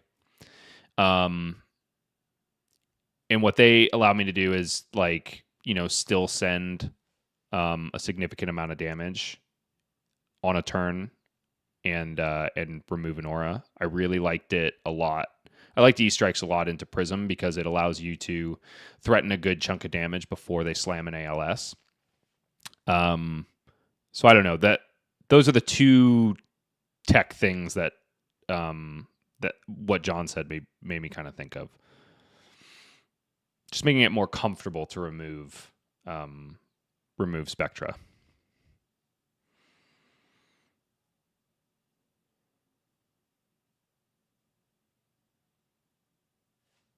Cool. I don't know. Attacks are interesting. I mean, I think at the end of the day, if the concern is Enigma, I think that Dreadbore by itself, with just big arrows, ideally dominated, right, is going to be where you're going to get your equity. Like, you almost want to play it, in my opinion, similar to Zen. Like, the disruption is less important, right? It's about giving them hard breakpoints to block, which you inherently accomplish with your Dreadbore, right? Because they have to basically set a D-React every turn, and then if they can't play the D-React, because say they didn't get to Arsenal one that's in their hand, then they have to use they either have to take it, or they have to use their ward cards suboptimally by just playing them to block, which is also a winning line for you, right? Right. So realistically, how I imagine a good Enigma should play the matchup into you is they're using their life as a resource if they can't stick and defend something, especially if you have Dreadbore, and they're trying to develop a board state that they force you to take the damage, they take the damage. It's almost like a race down, right? Totally. But then if they can kind of pivot it at the end game where now, in addition to you both being low, like you might have to start blocking, then that's where things can get kind of sketchy. Or like maybe you don't get enough pumps, or they're able to arsenal like an unmovable every so often, and that allows them to keep a bigger hand. It's interesting. Yeah, definitely. Cool. Any more, since we kind of just diverted to the Enigma matchup in general, anybody else have something they want to discuss in that vein? Cool. No, I think it's something we should test more. Yeah. I do want to get some reps on it too. Yeah. I really want to talk quickly about the tech arrows that I have omitted from the list at the moment, namely hamstring shot and sleep dart. Personally, hamstring shot, I don't know if it's just you have like these personal relationships with these cards based on how they perform for you. Hamstring shot has never felt that great for me. My only thought about including it in the list now is kind of for the Enigma matchup, so they can't do that free Spectral Shield swing. Otherwise, yeah, it just has not performed that well for me against KO. It has not performed well for me. I think Ninja makes a lot of sense, but I think Zen just has so many resources at his disposal that it kind of is a nothing effect for him. I don't know. Hamstring's interesting. I think if you're expecting a lot more aggro decks, it can situationally be annoying for them, right? Like maybe Zen wants to play a blue and then transcend off a 0-cost blue, and now his blue's not free, so he can't gain his free resource. It's interesting. Probably a lot more situational though. The arrows where I think you could potentially have some discussion are like you had fatigue shot, which you're getting equity into KO and some of these other matchups. But if you're expecting maybe a larger percent of the field to be very pitch exact, or I think sleep dart, which is another one you have down there, is an interesting consideration too. Of what's more important, right? Like gaining 3 life, maybe I think is your. I don't think we're expecting a ton of at least Bravo, right? There's probably going to be Victor. Everybody likes Victor. Mm-hmm. You get the fatigue shot value against Victor, but are you really upset playing against Victor anyways as Azalea, especially with Dreadbore in the list? I'm not even sure if you play Dreadbore into No, Victor, we don't. I don't think we play Dreadbore into him because he relies on block cards rather than D-reacts, is the way I think about it, at least.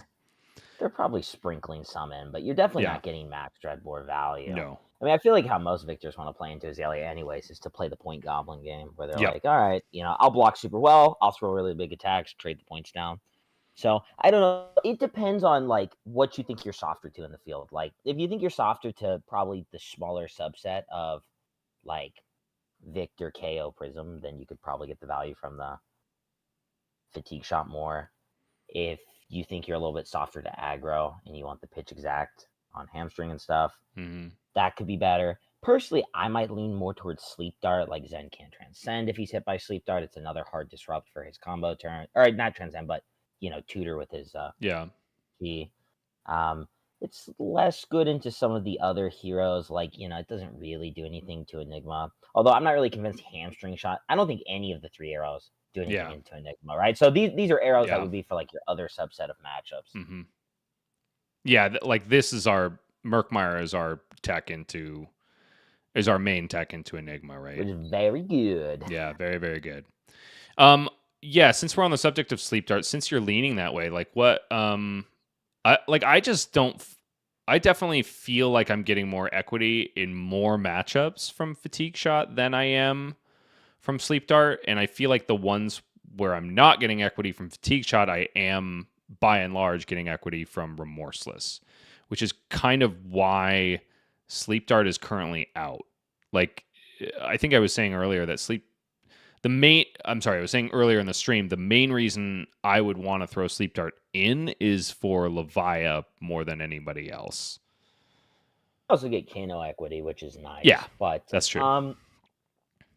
Yeah, I mean, it's good against Levia for sure. I mean, it depends because fatigue shot is always going to turn into direct value, right? It's kind of like the discussion you were having between Balance of Justice and Skullbone earlier. It's like you get direct value from fatigue shot. You get kind of like abstract value from sleep dart. Yeah. But if you sleep dart, like let's say you didn't have Arsenal hate and you didn't have red in the ledger, sleep dart could be the thing that stops Zen from going off against you. Like I think everybody is respecting that Zen is a very strong aggressive deck in the format. It's more consistency into that. Remorseless obviously nice, like hey, if they choose to take 10 damage on their combo turn, that's good too, but it just gives you more tools that are effective, right, against certain heroes. Yeah, and that touches on kind of a pain point for this like equipment heavy sideboard. Like even though it's really nice to have your sideboard be full of like permanents basically, I am definitely feeling the burn on like missing out on my one of tech arrows. Like if I'm getting rid of Stonewall Gauntlet, if we decide that's bad, I'm definitely bringing in like a one of one of these arrows so that I can call it up with knock whenever I feel like it's necessary. So like I'm really tempted to run one of these for these niche scenarios, but right now it's a little hard to trim fat enough to find them. Anybody else having good experiences, bad experiences with sleep dart?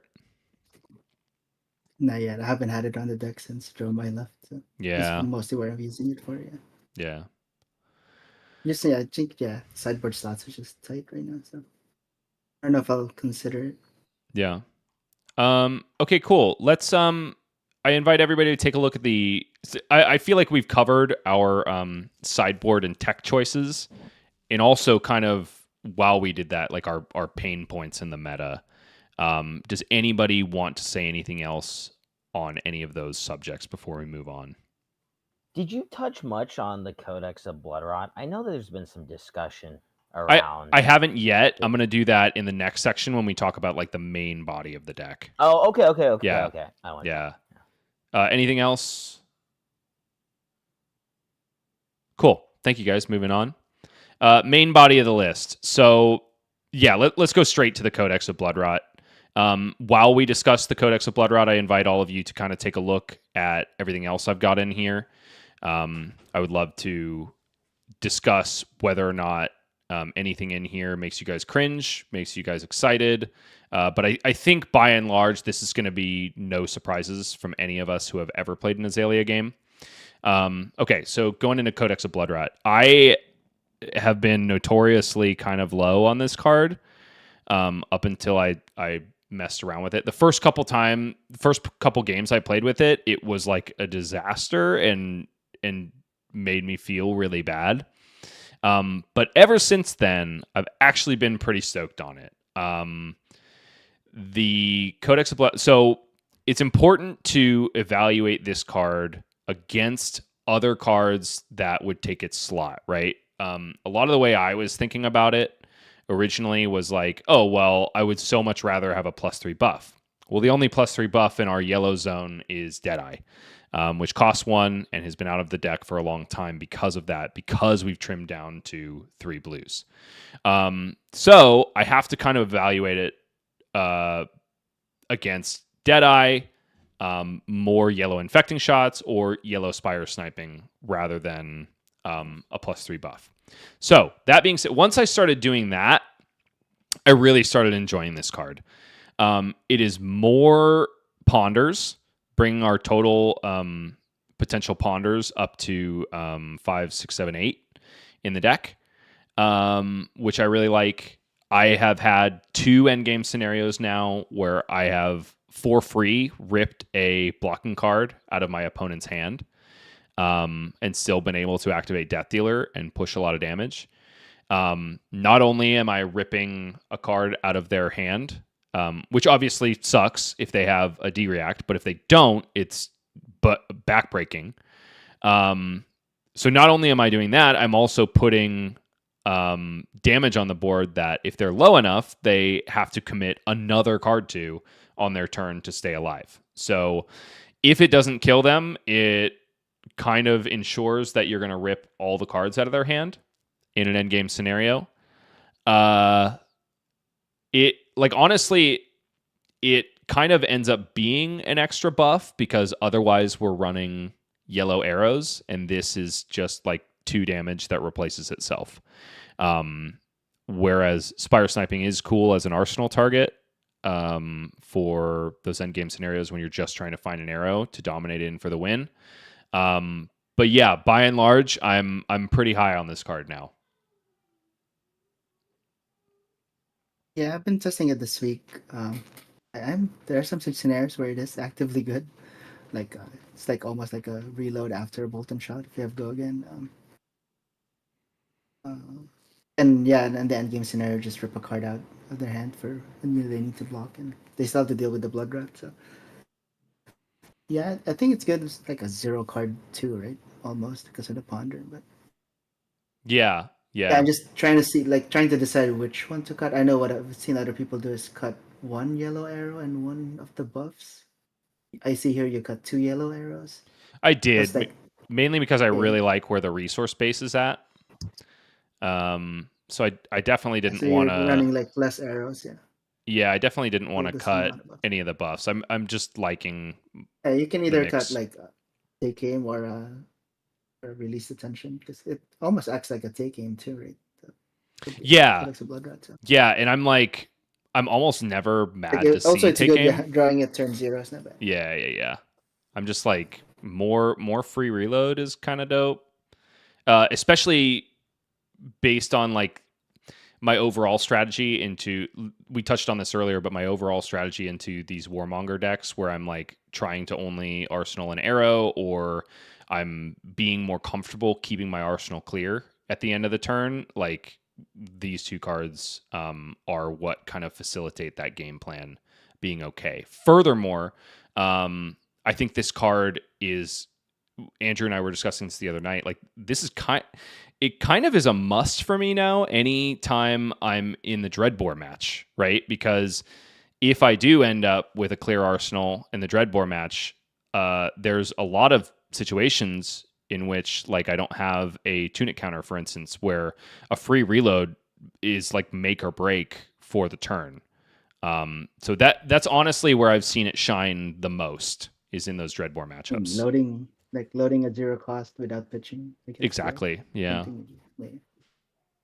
Yeah. The only danger is like if they put the direct in Arsenal on the Dreadbore match. Yeah, I can see it. Like that's in take game, or like if you have a tunic counter, you can load in a 1 cost arrow. Mm-hmm. Then shoot it. Yeah. Without having to waste the pitch, if you have all buffs in hand, right? So and 1 arrow. So yeah, it's definitely something like. But it's good. Yeah. I'll play around with it more this week and see if it makes the final good. Has anybody, since we're kind of on the subject here, has anybody been playing with anything new or exciting in their yellow base? Or are we kind of all on the Spire Sniping or this kind of train?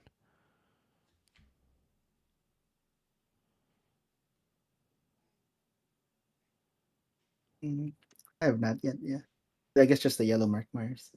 Oh yeah, that's What true. else? Yeah, What are the forgot other about options those. in that spot anyway? I know. When he was hanging out in the Azalea Council, Chris was on those yellow sleep darts for a little bit, but I think that was when we were like really heavy on the Oh, Chad has actually just mentioned something important. Memorial Ground. I know it's been a long time since any of Oh, us that's have right. run that. Yeah. Um, I feels like a bygone era the at yellow this one's point. great. Yeah. Yep. I think that's something to consider as well. Just even a one-off to bring back a Mark My Grapnel, and so it's a concept. It's in the maybe board. I think I can definitely see how it can be actively good against like Enigma and. Yeah, I'm actually going to throw two of them in the maybe board right now that we mentioned it.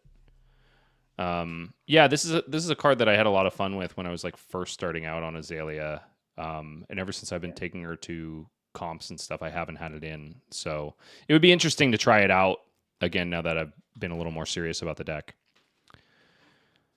I think it's interesting, but I don't know how much. I just worried about no blocks, to be honest. Me too, man. Been caught by it a couple times. And honestly, like while we're on the subject, I like one of my pain points for Codex of Bloodrot is that it's a 2-block. And I've been caught in some rough situations because it's a 2-block. So going from 2 to no is quite the ask.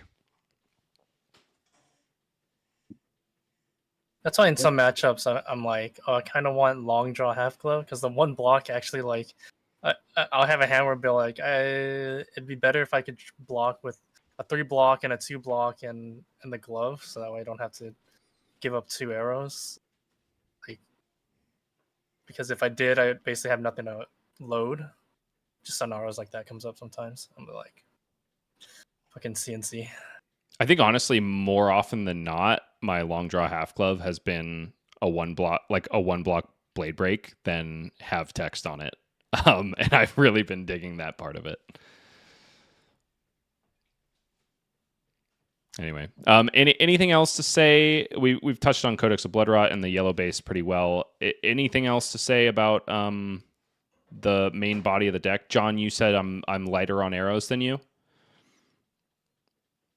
Yeah, because you have 25 main board, I think. So I think you're running. I think the right? part that makes it look weird Oh no, because for you're running me. less pumps, right? Yeah, because I always run 27 pumps. Oh, in the main board. I see that you're. Yeah. Got it. Yeah, I will always go up to 27, but I keep these in the sideboard because they cycle in and out depending on the matchup.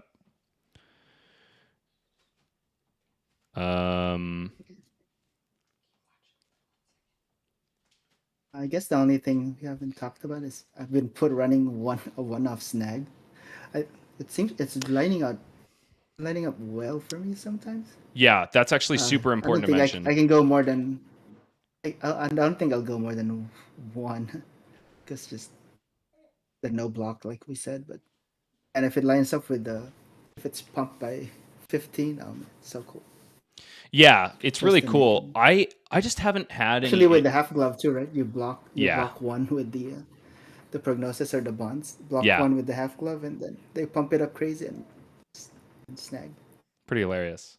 I just haven't had any. I honestly am not having issues into new. What is your guy like? So that's kind of why I'm low on this as tech. How have your experiences been so far? I struggled with it early, but lately I've been doing okay. Okay. I don't know about the others. Got it. I haven't had too much trouble. Snag is good. Dreadbore is good. Do you play it? You play Snag? Or? Yeah, I went up Snag. I did a long draw half glove Snag. They play the one cost or the one attack thing, and I'll be like, okay, I'll block with my glove, and then they'll pump it with whatever, and then I'll snag it. And I'll be like, yep, call it a day. Yeah, it only needs to happen once too to turn the game around against new. So exactly. That's why I think True. one off is good. Yeah, that's valid. It's either this or the other. Or like if you're worried more about new, play this. If you're worried more about Zen, then maybe Stonewall. There like slots that you can interchangeable depending on how you feel against your match. So. Yeah, that's a really fair point. And I only have one because the price went up, so I can only run one. Oh, did it really? I don't have any. That's probably why I'm going to be off of it. You're screwed. Screw it, man. I won't run it. Also, important to note, Stonewall is currently only like $15. So I just picked it up as Buy. Yeah, I'm buying. 15. Cool. Is there anything else anybody wants to mention about the deck list? Cool. Thanks so much for this. I know we're going a little bit long. I think if nobody has anything else, let's just get into some games. And I'm going to take a quick dinner break, but I'll go ahead and I'll continue streaming. I'll just put one of your matches up so the audience can watch it. I gotta head out, but good discussion, guys. All right. Alrighty. Yeah. You want So to we can play get some? dinner. When you come back from break, play You some guys. Enigma versus Azalea. Yeah, I would love that. Actually, I mean, Andrew's a solid illusionist player. Do you guys want to boot that up now? And I can stream that. Sure. I'm down if you're ready. Yeah, go for it. Go ahead and boot it up. I'll get myself sorted. I just need to finish killing this guy on arena real quick. Kill him dead, dude. Kill him dead. Oh my god. MTG Arena? Yeah, Oh my god. I'm playing this deck is so funny. It's a ramp deck. I play a card that gives me triple mana, and then I one-shot people for 50 damage. Ramp's good? I don't know. I don't think it's that good, but it's funny, and that's all I care about. Ever the serious Magic player. That's right.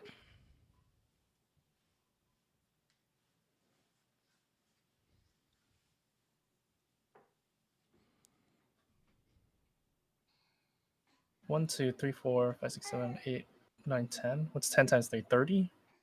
Good math. John, would you do me a massive favor and just boot up Talishar, stream it on Discord, and just spectate a match? I just need to size my overlay, and then I can kind of let this run. Let's see. Okay, I just killed him. Okay, never mind. Let's get into it, boys. Should probably test Matt's list if he's posted it. Or if that's sensitive, we can grab somebody else's. Andrew should have a deck list that he's playing. Let's see. How do we do this? Are you just gonna share a screen here? Yeah, basically. As long as you guys are cool with that. Yeah. Actually, I think I have my own list, actually. Hell yeah, you do. Play that instead.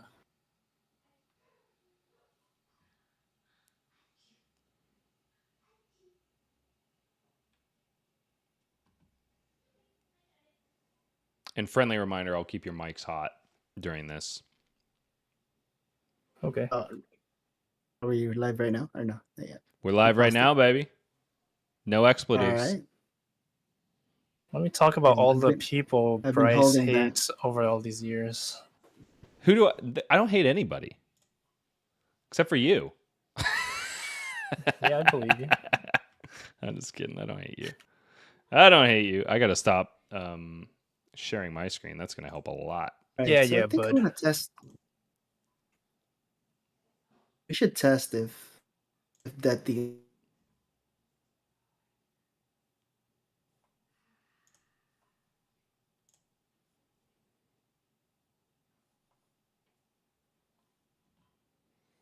Bear with us, chat. Thanks for sticking it in there. Sticking it out there, I guess I should say. or no. That's the Probably not, consideration for you. Yeah, this can work more slows. We'll get a game Maybe going between John and Andrew in just a moment. First game with Enigma. So Bryce, you've been playing Remorseless and Red in the Ledger, or you cut one of them for Murkmire? I actually cut the drill shots for Murkmire, Hmm. which is maybe incorrect because of the headpiece that they have. But my thought is the Yeah. majority of the block value is from ward. So Maybe Endless Arrow. Like, when are you ever hitting with an Endless Arrow? Right? yeah, that's actually kind of reasonable. But What's that? I don't know.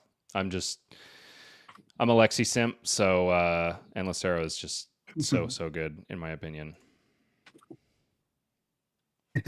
I would Maybe potentially go down to one of Two it. drill shot, one end. Yeah. Yeah. Two drill Yeah. shot, one Endless Arrow. I think that's reasonable. Right. One voiced. Did you Hmm. pick first? Yeah, I did. Fuck. Excuse me, sorry. I think we're flagged as not kid friendly, so I think it's all good. It's all good. Let me No minimize some stuff here. monetization. This hand is so close to being Pog. Yeah. I think we're hitting the limits of my machine. I'm having an issue actually pulling up your stream, John. Let me Andrew, would you attempt to share yours instead? See if it is maybe a John issue.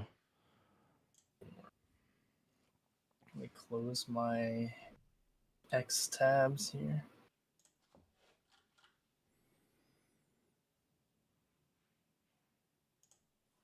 You got Wait, X am I tabs showing open. X There we go. Wait, is it showing the right thing or no? No. I was like, I'm why also is it getting showing this? double audio.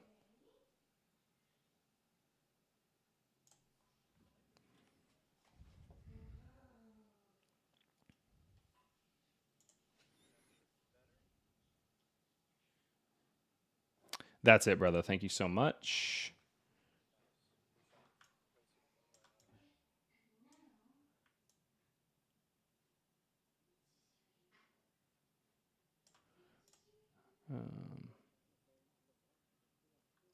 I know. They're non-believers. Okay, cool. I'm going to push this to live, boys.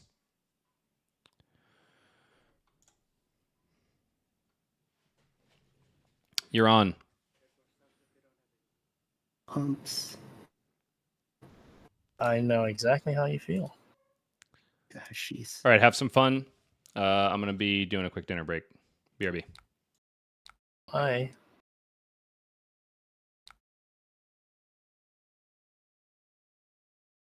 Hmm.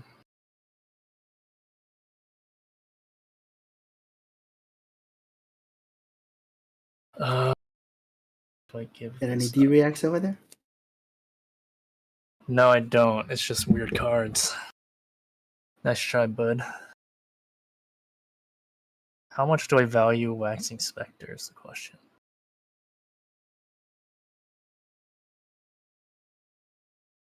Oh, you got a Shimmers out too. Oh. That's value right there. It might be better to keep it.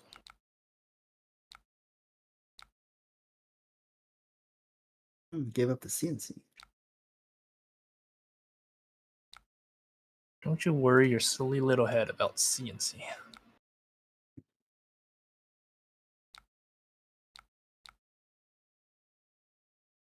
Five. Pitching the Restless. Interesting.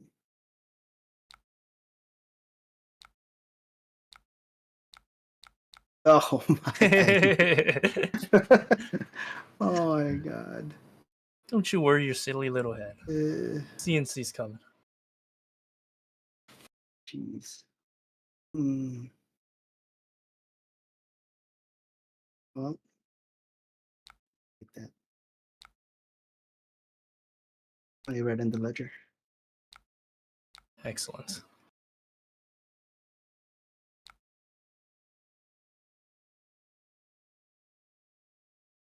Not It's only gonna Murkmire. clear one arrow, but I mean one aura, but might be worth it.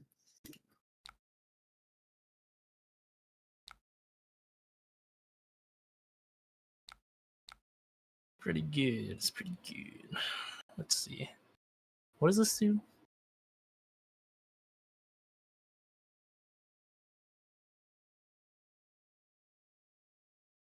The frailty affects your swings, right? Yes, it does. Yeah, it does.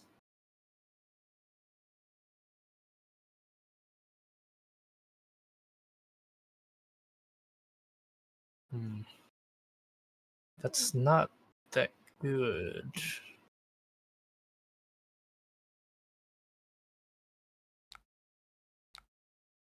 Okay. I think I can Okay. hear Bryce.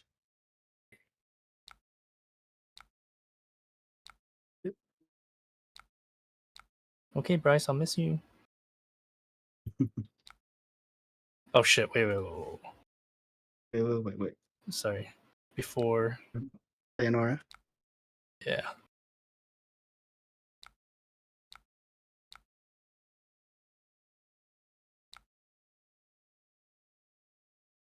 We gotta do this stuff first. Double transcend. Give my arrow Yep. go again? Yeah, what are you gonna do about it? Uh,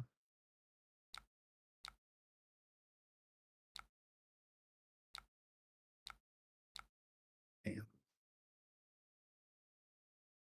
I would not like to use that word. I have a Seek and Destroy on me, right? Yep. That's cringe. How come it doesn't show that it's active? I don't know. On my but end, yeah. I am perturbed by it. Got a chi in hand. Oh yeah, there it is. Now it shows it. I'm gonna do this. No. This will swing 1, 2. And then this was. Sure, we'll spread it out. Oh wait, sorry. This I'm only gonna have one attack. Never mind. Mhm. There we go. For 3. Yeah, I know what I'm doing. What do I do with this? What I change with this deck? Question is,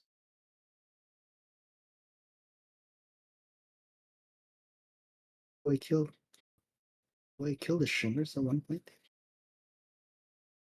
Is it worth it?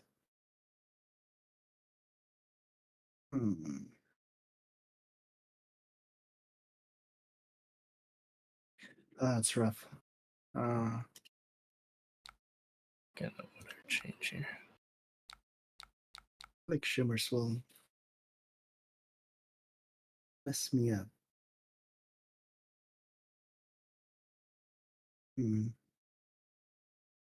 I can see how I can get awkward with that. But the death dealer draw.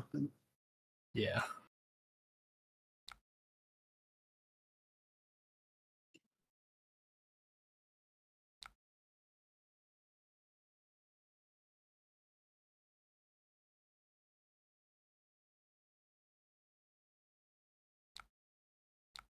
Four.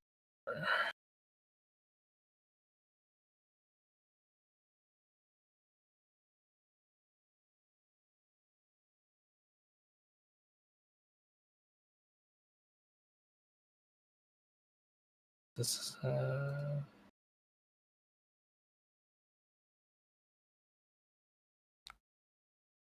Reverse turn, right? Okay.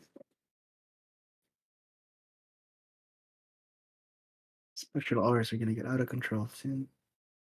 Is this a traverse turn? Maybe not. Or I don't know. Like, do I actually? Is there a big turn where I would use a chi? I feel like in this deck it's just a block 2. Not like if you draw like a Miragai or something. Oh, I see. I see. Okay, I understand now. Problem is,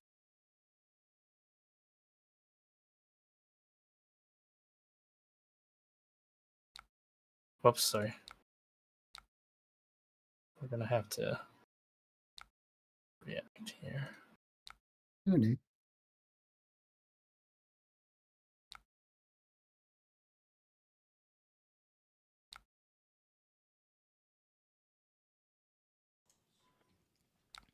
We're back. What's Ooh, up, I see a Pat? gully. Hello. Well, dude, spoilers. Sorry. Oh shit. Oh wait. Does that block? Yeah, Yes. for 1 million. Hmm. Sorry, Andrew. I'm used Spoiler to alert. a Talishar bozo being on the other end of this. See, I was Oh gonna my hit the God. shimmers. You absolute dunce. That's me. Well, that Hopefully there's sucks. 2 no blocks. I gotta let this hit. Oh, but then the shimmers are still here. But clear doors. Oh sweet, my camera's broken. Dope. Dope. Oh no. That's right. Wait, I was supposed to bring in the other gloves. I'm an idiot. I told you like 2 times I was playing War Mongoose before this. Alright, next. Oh shit! Ignore that. Trying to arsenal. Oh man, pain.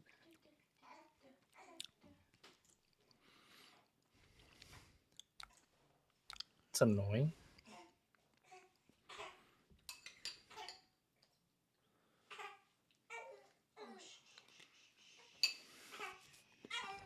Hmm. I don't even know what Mescal Gully does. Let's look it up right now. Is this? It's an instant. Pitch. Speed and defend. Okay. So we do this, and we do this.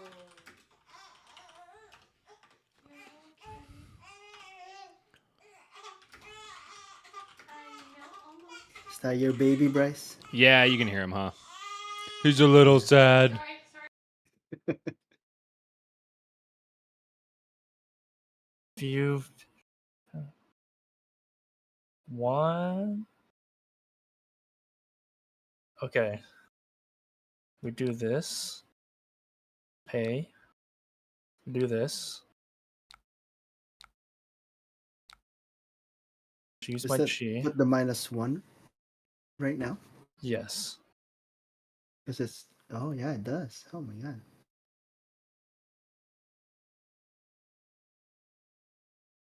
When does this check? At the beginning of end phase? Okay. Go again.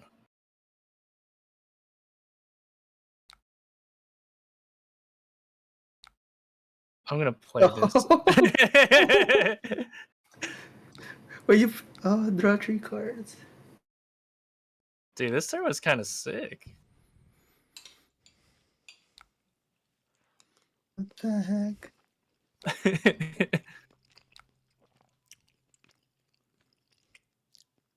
Oh, not another one. I was trying to copy my auras. I'm probably... Blue waning vengeance is interesting. Yeah, this is gonna die. Yeah, chat. Sorry, my webcam's on the fritz, so you don't have to look at my ugly mug anymore.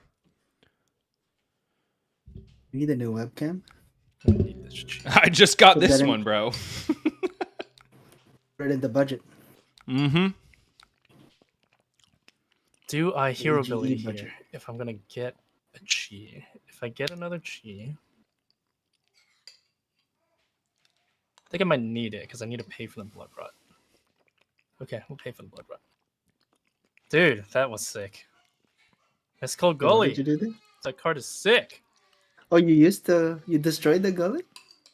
Well, because I played Mystical Gully, and then I blocking with the blue card, and then I played the Waning Vengeance.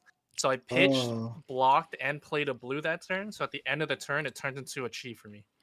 And you don't It's get to itself? choose, right? That just happens. Yeah, it just happens. Oh, okay. I didn't So know that it was- counted itself. It didn't It's count. actually pretty hype, though. He's about to do something nasty to you, John. Shaking. Yeah, start quaking, bud. Oh my god. Damn shimmers. Oh my God, Andrew. The problem is this: I have to pay for this. Why? Oh, because it'll I kill your don't shield? have to, but yeah, I don't want to lose my shield personally. Yeah, but isn't it better to play that for more modes? I can do both. I can play both of these and then pay for this. Yeah, Unless but you're if talking you... about doing this. I'm saying if you go to hero power first, then you get to do 2 modes on that. Right? Yes, but I wouldn't be able to play for Blood. Yeah, fair. Right. So I'd be making another shield just to lose it. Just to lose it. But then you draw a card, you know? Because like Probably paying for another this blue? gives me extra points. I mean, You're under You know what war, I'm too, saying? right? Then you could still pay for Blood Rot if you draw another blue. okay, so if I go for the hype play, You know I'm all about hype. all right, fuck it. What's the worst that could happen? He's literally never punished. Oh no, I You cracked could do this that. to have the ward. Just kidding. That's stupid. Because then you get to swing another Specky, too. Is that Draw a draw? card. Yeah, Draw has to card? be. Draw Has to card, be. you already- Oh my Literally God, never fuck. punished, Andrew. I told you. Shit. Wow. God's gift to illusionists.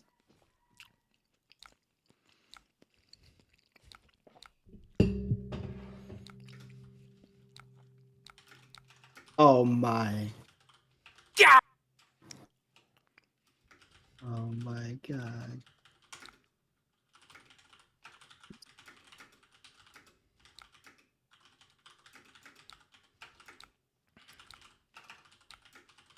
I'd love to pay for this. I see.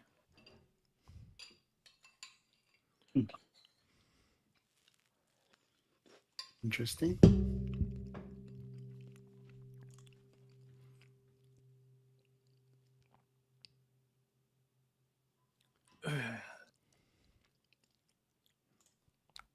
So, chat, after this don't know if game, it's I am worth it. probably going to... After this game, or possibly the next one, I'm actually going to stop streaming. Just need to draw. The Have you draw the boy... all D react hand. my son is going down for sleepies now, Let's and just I go again. think I'd just like to spend the rest of the night with my wife, hanging out. What the hell am I supposed Because to those do moments about are a that? little precious nowadays. So this or the next game will be probably the last thing we stream. Hope you've enjoyed everything so far, and that the Azalea meeting was as enlightening as I had hoped it would be. Bad timing. But back to the action. That is bad timing. I mean, I could.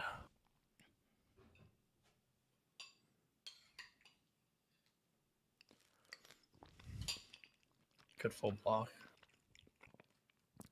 Yeah, dude. It says not bad Dread at Lord, so all. you can swing one more attack and then I just don't have. Oh, true. But then if I don't block, I get hit with this, and I need to get rid of my cards. So it's like, damned if I do, damned if I don't. It's basically the same thing. So, oh, it has fucking dominate. You fucking beast. Oh, never mind. We're doomed. We are doomed. Copy doomed. How do we get rid of this hand? It's impossible. I mean, just do this. We just do it.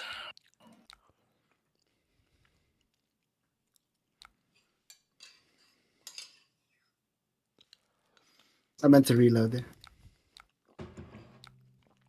I'm good. You don't have to do it. I'm good. How's Dreadbore been feeling so far, guys? Hasn't come up too much because Okay. I am not running that many D-reacts. But does not seem to matter. You do miss the draw. Like, Yeah, that's what I was telling Bryce that yesterday. Is there any Number merit two. to just blocking 2 there, Andrew, and transcending and making a new specky? I thought about it.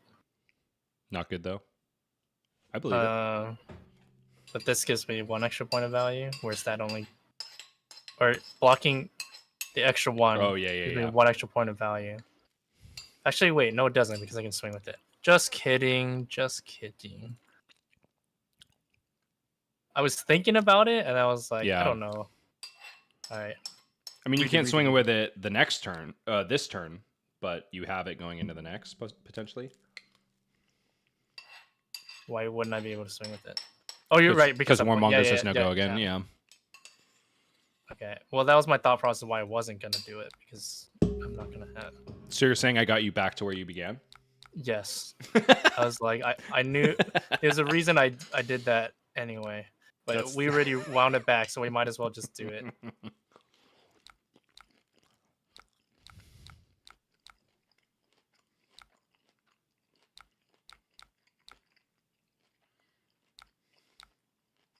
Oh Jesus! Well, that's interesting. Oh. What is this option? Why does it tell me this? Yeah, I don't know. Is it asking if you want to see it? Because you already saw it. I have no idea what the frick that means. I don't either.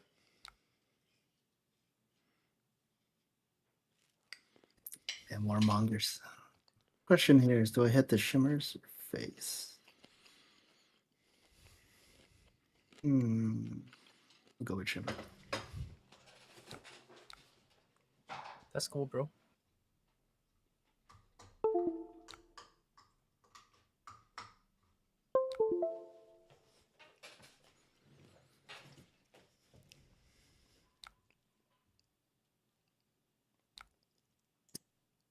Don't kill me.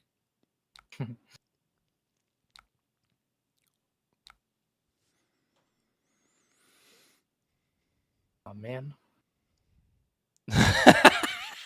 Am I dead, So Bryce? unfortunate. Tell me now. No. I really wanted to play this card.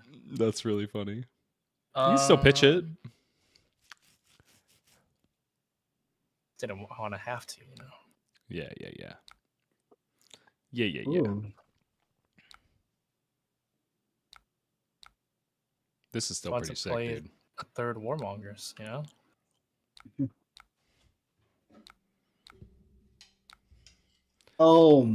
CNC's all right. God. This is such an unrealistic game because my manifestation is not extended art, my command conquer is not marble, my shimmers is not cold foil. You have an extended art traverse yet? Not yet. I was gonna trade Quavos for it. Yeah, John, just pretend you're a lot more intimidated than you are. Oh shit! Oh. I just accidentally dropped my cards. Oh no. Like my rainbow foil traverse. Oh no. We were just talking about it. Do you just kind of like sit there in your an room and hold it while you play? No, I have piles and piles of cards that I need to sort and put away. Hmm. And you know they don't. It's hard. It's hard to get through all of it. Are you 10 cases in already? I am 9 cases in. Wow, this Jeez. hand is. This hand. Is it a hand? I feel like I want to unalive right now. Is there a way for me to win?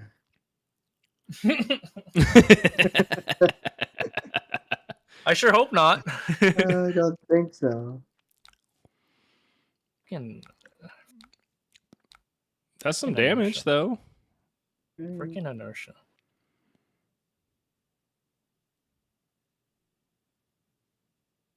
You could have used this tunic for something more useful. Yeah. And that extended art manifestation is so sick. So you can see like the boats and stuff. Yeah, it's so cool. They open one. 14? Did you say the boats? Are there boats? Yeah, like There's like a Yeah. river under here. Oh, they cropped out the best part. I think we do this because. Wait, do we do this? Wait. You need a blue card, right? In pitch. Yeah. I'm just saying, like, if I survive this, there's no reason for me to play this right now. 1, 2, 3. I take 11. Yeah, I'm still alive. And then I play this and that. Okay. And then swing the beastie, yeah. Swing the beastie. No. You wouldn't swing him on your turn? That's what you're debating, right? I don't have the resources to do that. I'm curious what you're talking about then. Goodbye, sweet prince. I hardly knew ye. Because we're nerded, so we just do this. Please. He has no. Yeah. But he has 3 health. Yeah. I guess on hit death is relevant.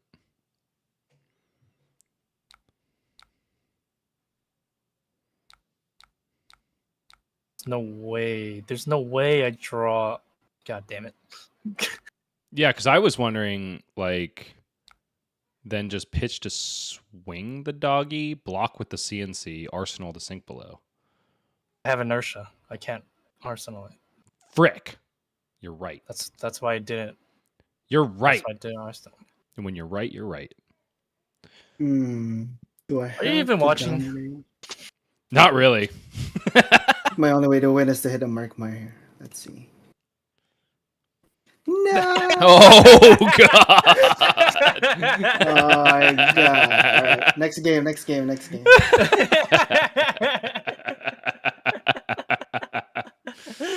Little bird game losing. Alright. Dude, how many times has John been in that situation and he gets the exact thing he wanted? Let me I know. change or what did I want to change about my list? There's some. Would you have been dead if I got the Merkmire there? You were dead, right? Yeah. How much is Merkmire coming for? 4 plus. Coming for 8. Yeah. 8. I can block. No, sorry. No, for 7. You were at 5. You can block. I would live at additionals. 1. I would live at 1. Oh, because you have Tunic. Yeah. Yeah. Oh, wouldn't have been would have mattered.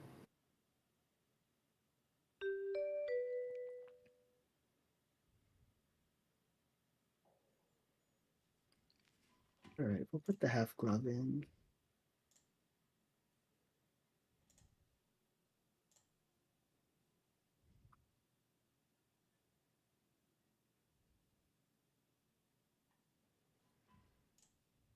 Whoa.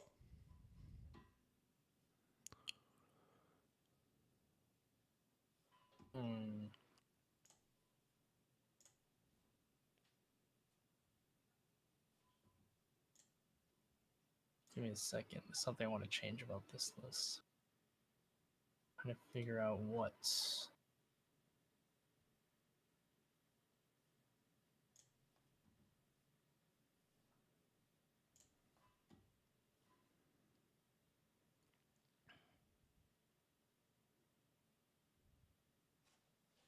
I want to try Prismatic Shield, but the card is so underrated. People liked it From in. Monarch? Yeah. People liked it in the old Prism days, right? Yeah, but that's because there's no better option. Got it.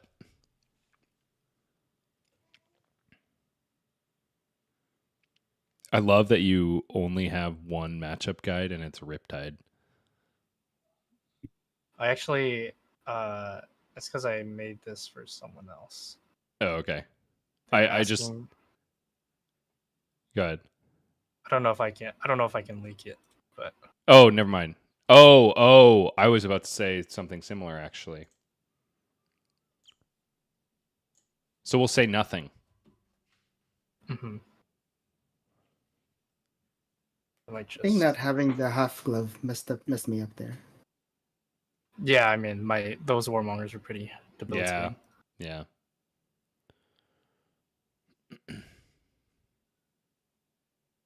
All right, I'll figure out what those changes are later. There's just too many of these fuckers. Maybe this is worth running. No way. I don't. I can Oh, so if you pitch the I don't get chi, hit yeah, by yeah. on hits. Yeah. And then I can take out these useless cards. No, you're right.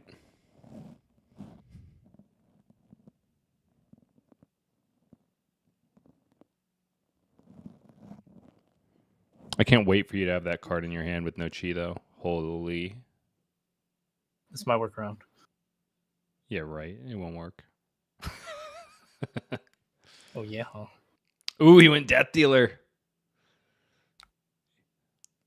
Death Dealer, long half glove.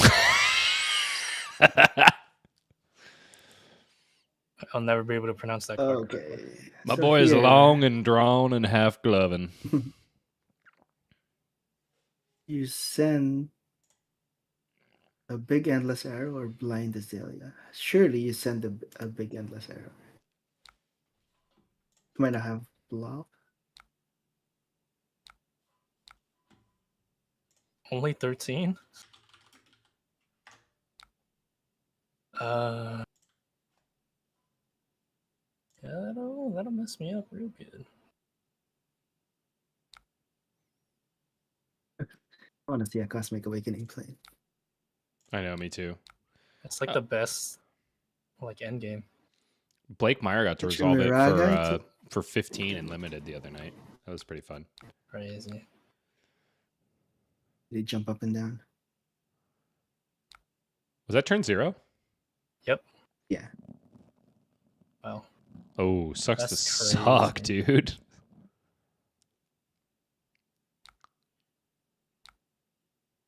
Through all 3 mirror guys? I know, right? Wait, that's not how I was supposed to do this. Oh, I see why I can't do it. That's unfortunate. That is. Well, if you pitch the red card, you can't you? To attack with it?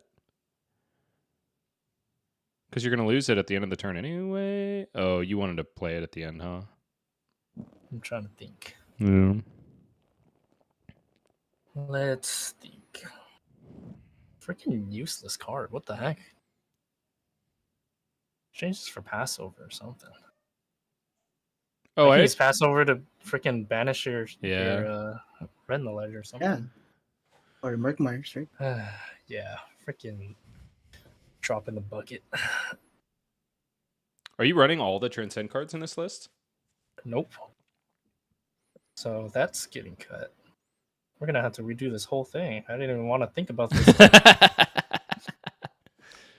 I'm here to play Azalea. I don't know who the heck told me to play this dumb deck. Wasn't me. Come on, man. Definitely wasn't me. What? You always have this. I kept the card back for a reason. Oh, man.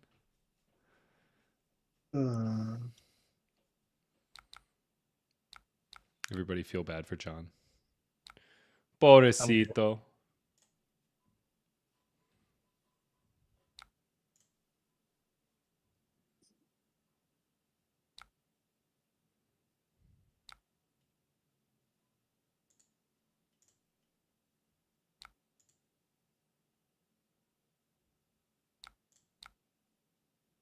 Yo, chill. What the hell? Hey, we got my webcam back. Yay. No one can see your face. No one could see my face for a long time. Now they can. Viewership numbers will go back up. Oh my gosh. John, you make my heart sing sometimes, man.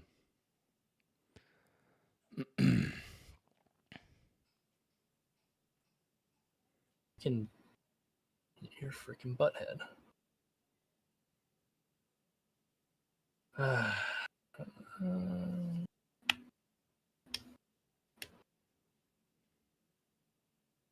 Oh, wait a second. Wait, nope, that doesn't work. That doesn't work. That's not how that works. Nah. Freaking A, dude. Freaking A. Freaking A.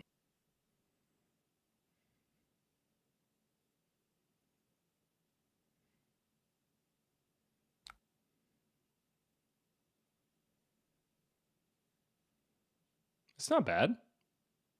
Freaking A, dude. It's not bad. It's alright. Chunk him, dude. What is that? What is that? He says. We're raging. It's only 6 damage. 2 card 6, whatever. What is, bro? It's like a CNC, but shit. It's a CNC that John can ignore. And it's ward 1. Interesting. Hmm.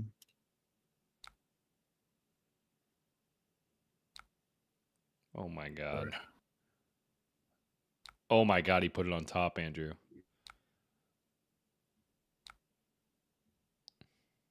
Yeah. Oh my god. I see. Dude, joke's on him. You only have Fascinating. ward 1.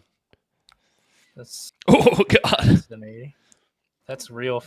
That's fascinating. Here's it's a fascinating. And a seek and destroy, huh? That's so sick, dude. This turn brought to you by not running Dreadbore. I will defenestrate myself. Freaking 2 frailties? Yup, That's freaking cringe. it is. I should be able to swing my frailty tokens. Oh. Kitty cat. Plus warmongers. Mm-hmm.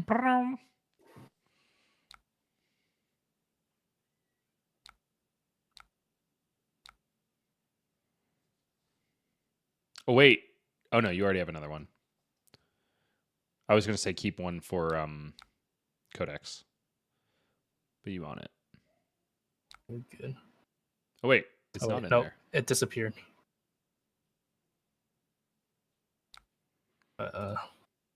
Yeah. Should go Yeah. Yeah. Yeah.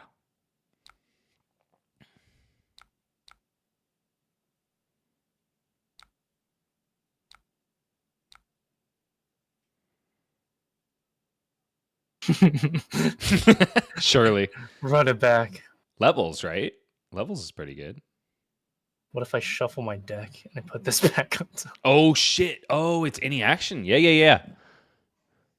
No, you're right. You're right, dude. 4 warmongers? He doesn't have enough gloves for that. Surely not. He only has half a glove. You brought back warmongers on that? That's right. Some hater. Some hater. Ruh-roh. Yourself. Some hater. Bank. Bank. Actually, that's so bad. Yep. If you had a Chi-Chi. I mean, you could, yeah. Off the Traverse, maybe? There's no way, right? What? Like he goes Rain Razors, snaps, load? There's no way. You freaking fricker. You cover it up, though. I suppose.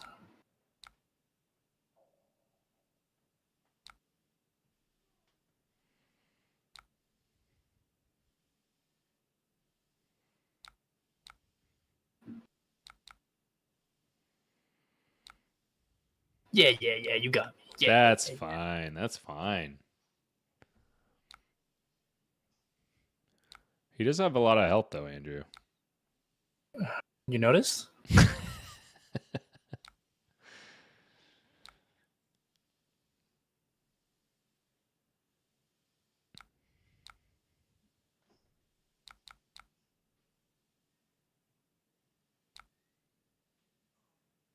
Yeah, this deck's gonna need an overhaul for sure. For sure, for sure. As long as he doesn't do anything to you, this hand is sick.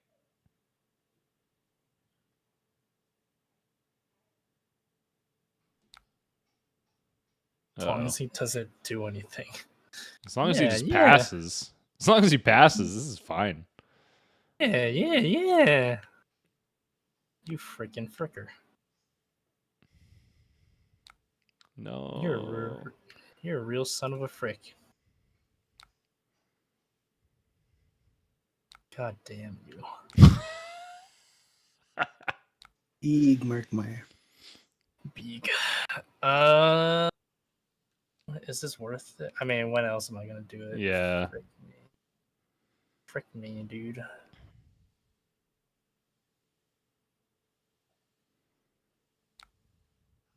I want to. Oh, sink it? Yeah. Yeah, I want I to think sink that makes... this card. Oh. I mean, it's.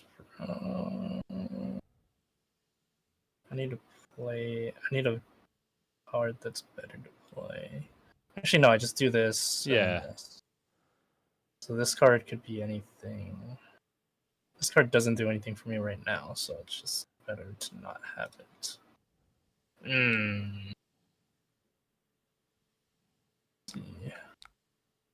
Dude, this guy is owning me. And I have a Blood Rot? Sheedman.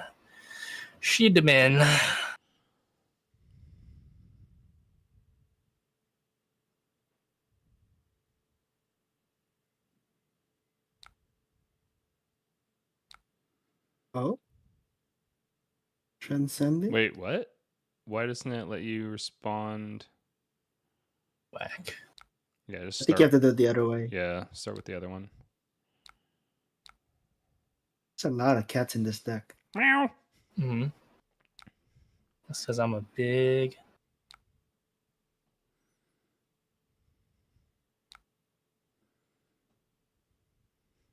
God, that's so freaking annoying. What, the blood rot? Yeah. That is so freaking annoying. And I have an inertia, so I can't keep this. Mm-hmm.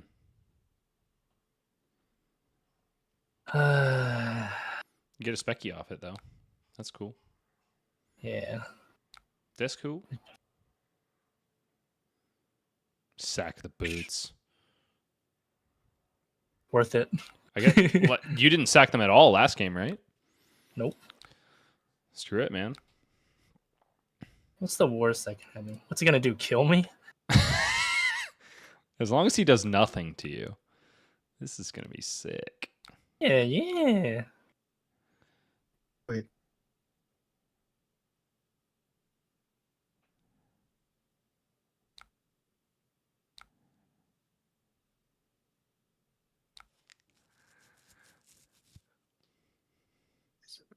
Okay.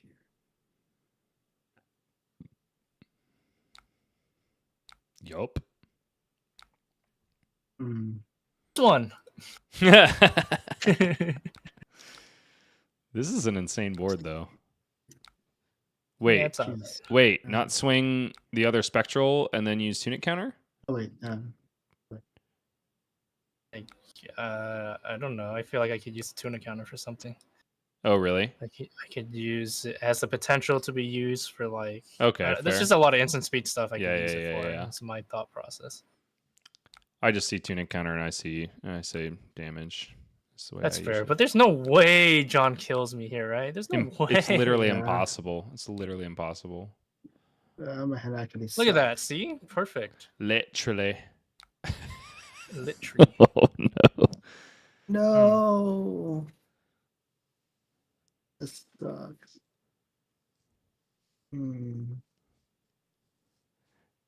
Is he half gloving it? He's half gloving it. He dies to our fourth Warmongers. Surely we get back to it. Boing. I needed to draw a buff there. Or maybe I should have just blocked with that extra card. 9 big ones. 9 big ones.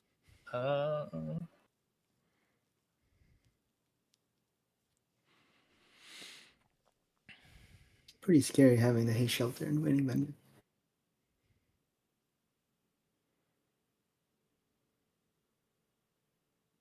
What is the play line here?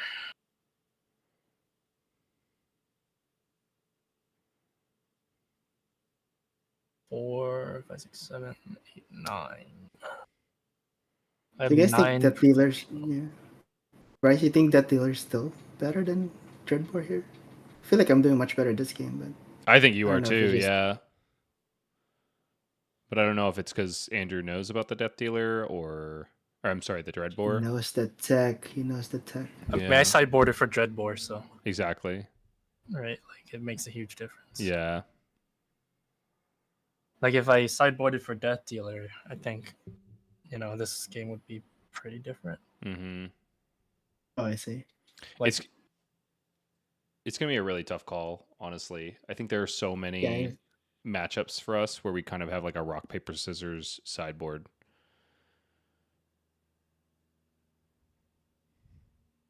Yeah, you're just gonna have to like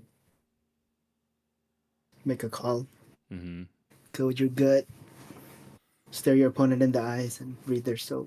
Yeah. and you say, "Eat my shorts." I'm worried about it because I'm the guy that always like I'm always sitting across from the dash IE. I'm like, okay, I'm gonna sideboard for boost, and then they flip induction, and I'm like, sick. That's usually how those things go for me. So when did you break your boots? I didn't even notice. So For the last- blood rot. I used it on the blood rot. Oh, what the? Crazy. Keep the board. Don't you I'm just a freak like that. don't you just block out? I mean, I Hence could, blue mist. I could, but like, Oh, He has do I no wanna- he has no arsenal. yeah, but like, why? Because then you swing I- that like, board why- at him, like- don't you? Like, take all this. Why stands I mean, blue isn't that- mist Well, in this here? this blocks one. If I don't do anything, right? Or what? So I'm saying like block with literally every card in your hand. Let him take one spectral, then use the blue to just swing that whole board back at him. That sounds viable. Hit him again, John. Hit him again. I don't know. I'm not Maybe in I'll that draw. enigma mindset yet. I'm a Maybe ranger I'll draw player. a buff What do you this want? time. Nope. It wasn't a buff.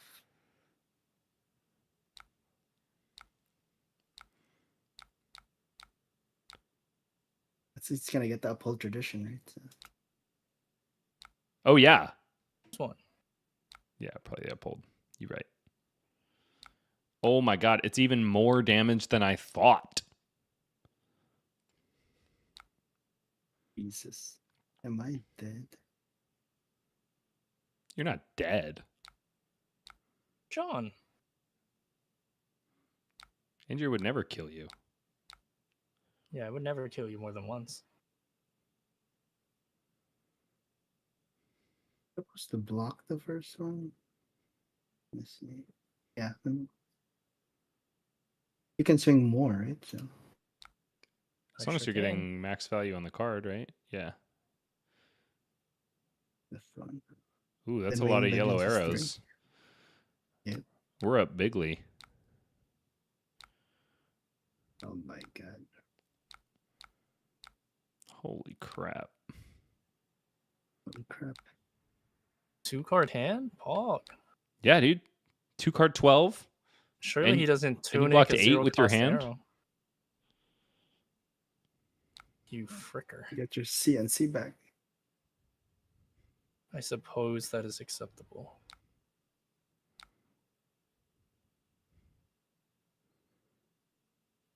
This is problematic. Yeah. It's got to be the middle left, right? Because he's I don't think sending so. that you discard. What's he playing? No? Oh, Merkmeyer? Yeah. Uh, Because you have It Tunic. has to be this. Yeah. Sorry, you're right. I forgot about the Tunic counter. You were right about that, by the way. Of course, I think you could have had it back by now. Nah. It's Mevin.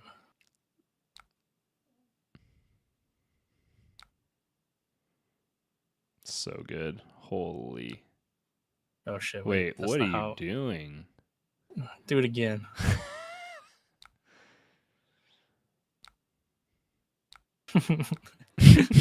What are you doing, you freaking idiot? What are you doing? You freaking Why is dingus! the Icelander's back, but Hudson arms blue? The card is so sick, dude.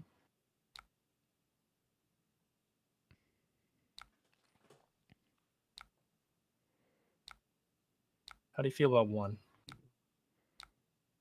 How do you feel about 4? Damn it. How do you feel about 5?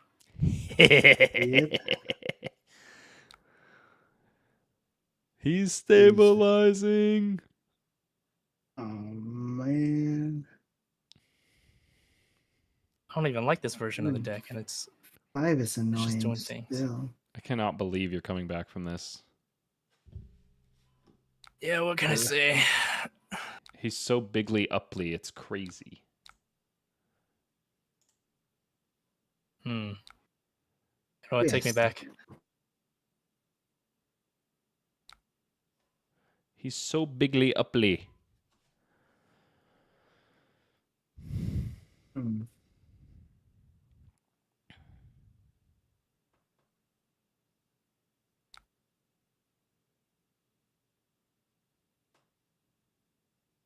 What the hell? Look at this guy. Has he activated? Yeah, he activated Death Dealer. Get a load of this guy. What do you got? Smells like our rain 3 razors. 3 rain razors? 2 rain razors and a 0 cost arrow? Free Rain Razor. It smells like rain razors to me.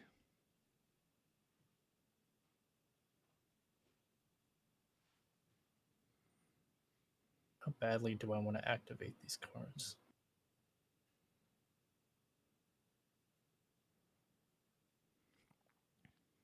That badly, to be honest.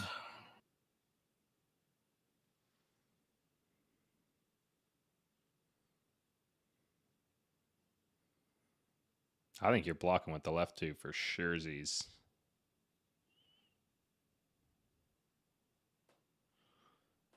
That's what I think.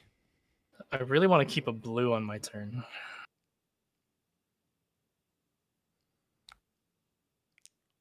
Well, you're not blocking with the right two. Think so? I don't think so, man. Call me crazy. The problem is, like, I would have to be able to play this out and then play this, and it's just this hand doesn't really work for that, specifically because he's trying to kill me. So if I block... Like, the problem is, like, I don't know if blocking 6 is worth it. So block Like, 7, give him Tunic. Like, it might be better to, like, do this. I don't know, man. I don't know, man. Sure. Block 7. Sure, man. Whatever you say, man. Oh my god, he had it? Now, how do we handle this? I think we let these 2 die, probably. Yeah, that's my problem. That's my problem here.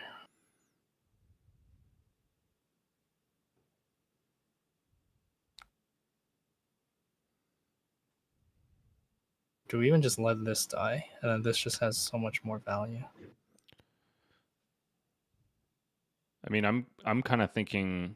I was thinking that once he does that, we, in response, play out our hand and then swing the free Specky on our turn. I don't know. It's just so not good. Yeah. I just don't like it. I just don't. I really don't like that line at all, to be honest.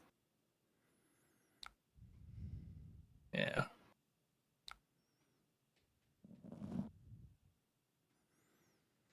I'd rather wait for him to show me that he has it Okay, fair. than to commit to it too early.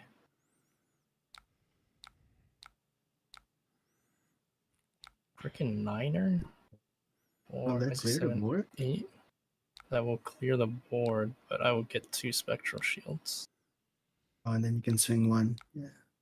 Yep. And that only did 2 damage. Jeez. Isn't that nuts? Yeah. That's crazy, bro. But you get a 5-card hand. I just lose here. There wasn't really a way around that. No.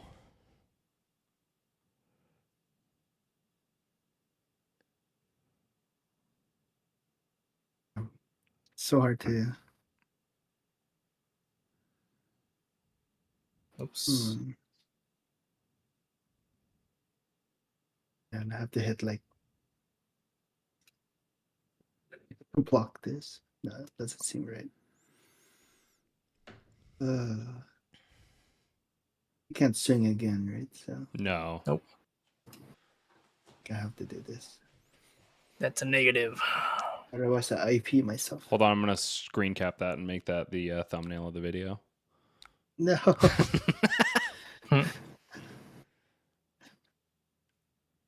You freaking bozo. Damn it! These hits are so bad.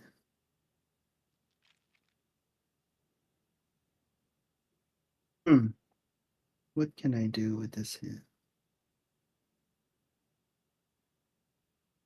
It doesn't seem right. Bottom and blind? No.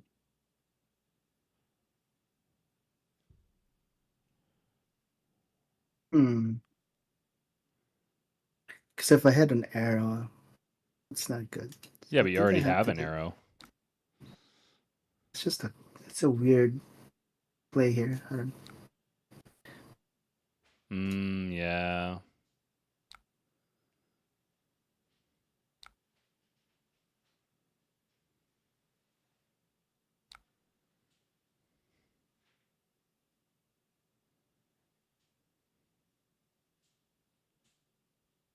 Got a Bolton shot?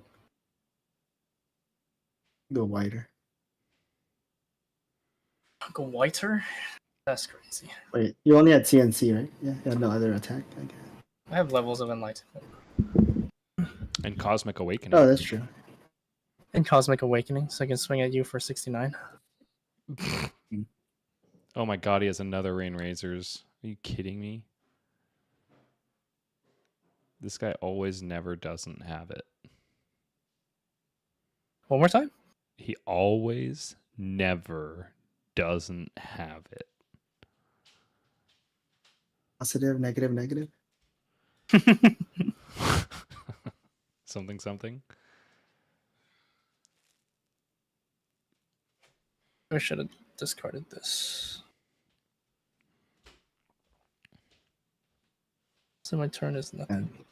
Such a close game. Yeah, this is an exciting one. Andrew was on 8 for like 3 turns. I think I misplayed. I should have discarded this. That's what I was thinking, but I figured you're smarter than me. All right, we're ready here. I will pay the 1.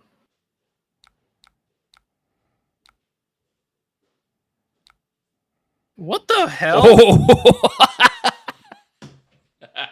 You freaker. oh my god.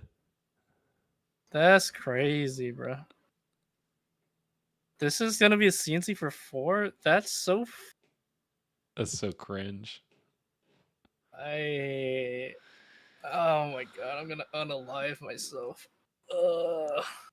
You could block and pass and hope. Yeah, I suppose I can.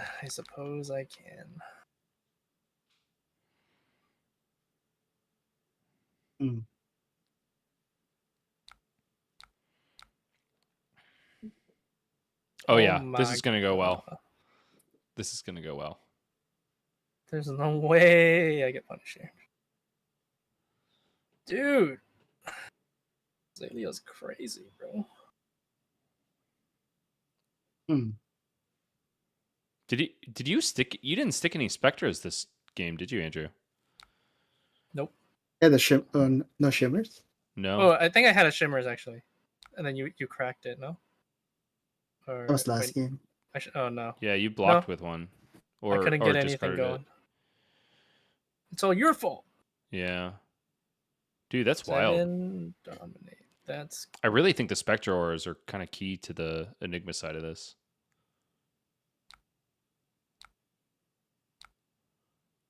we definitely don't want that.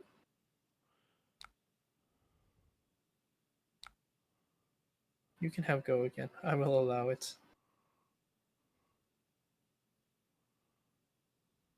If I used up Death Dealer, is so cringe. Can I just say that? Yeah.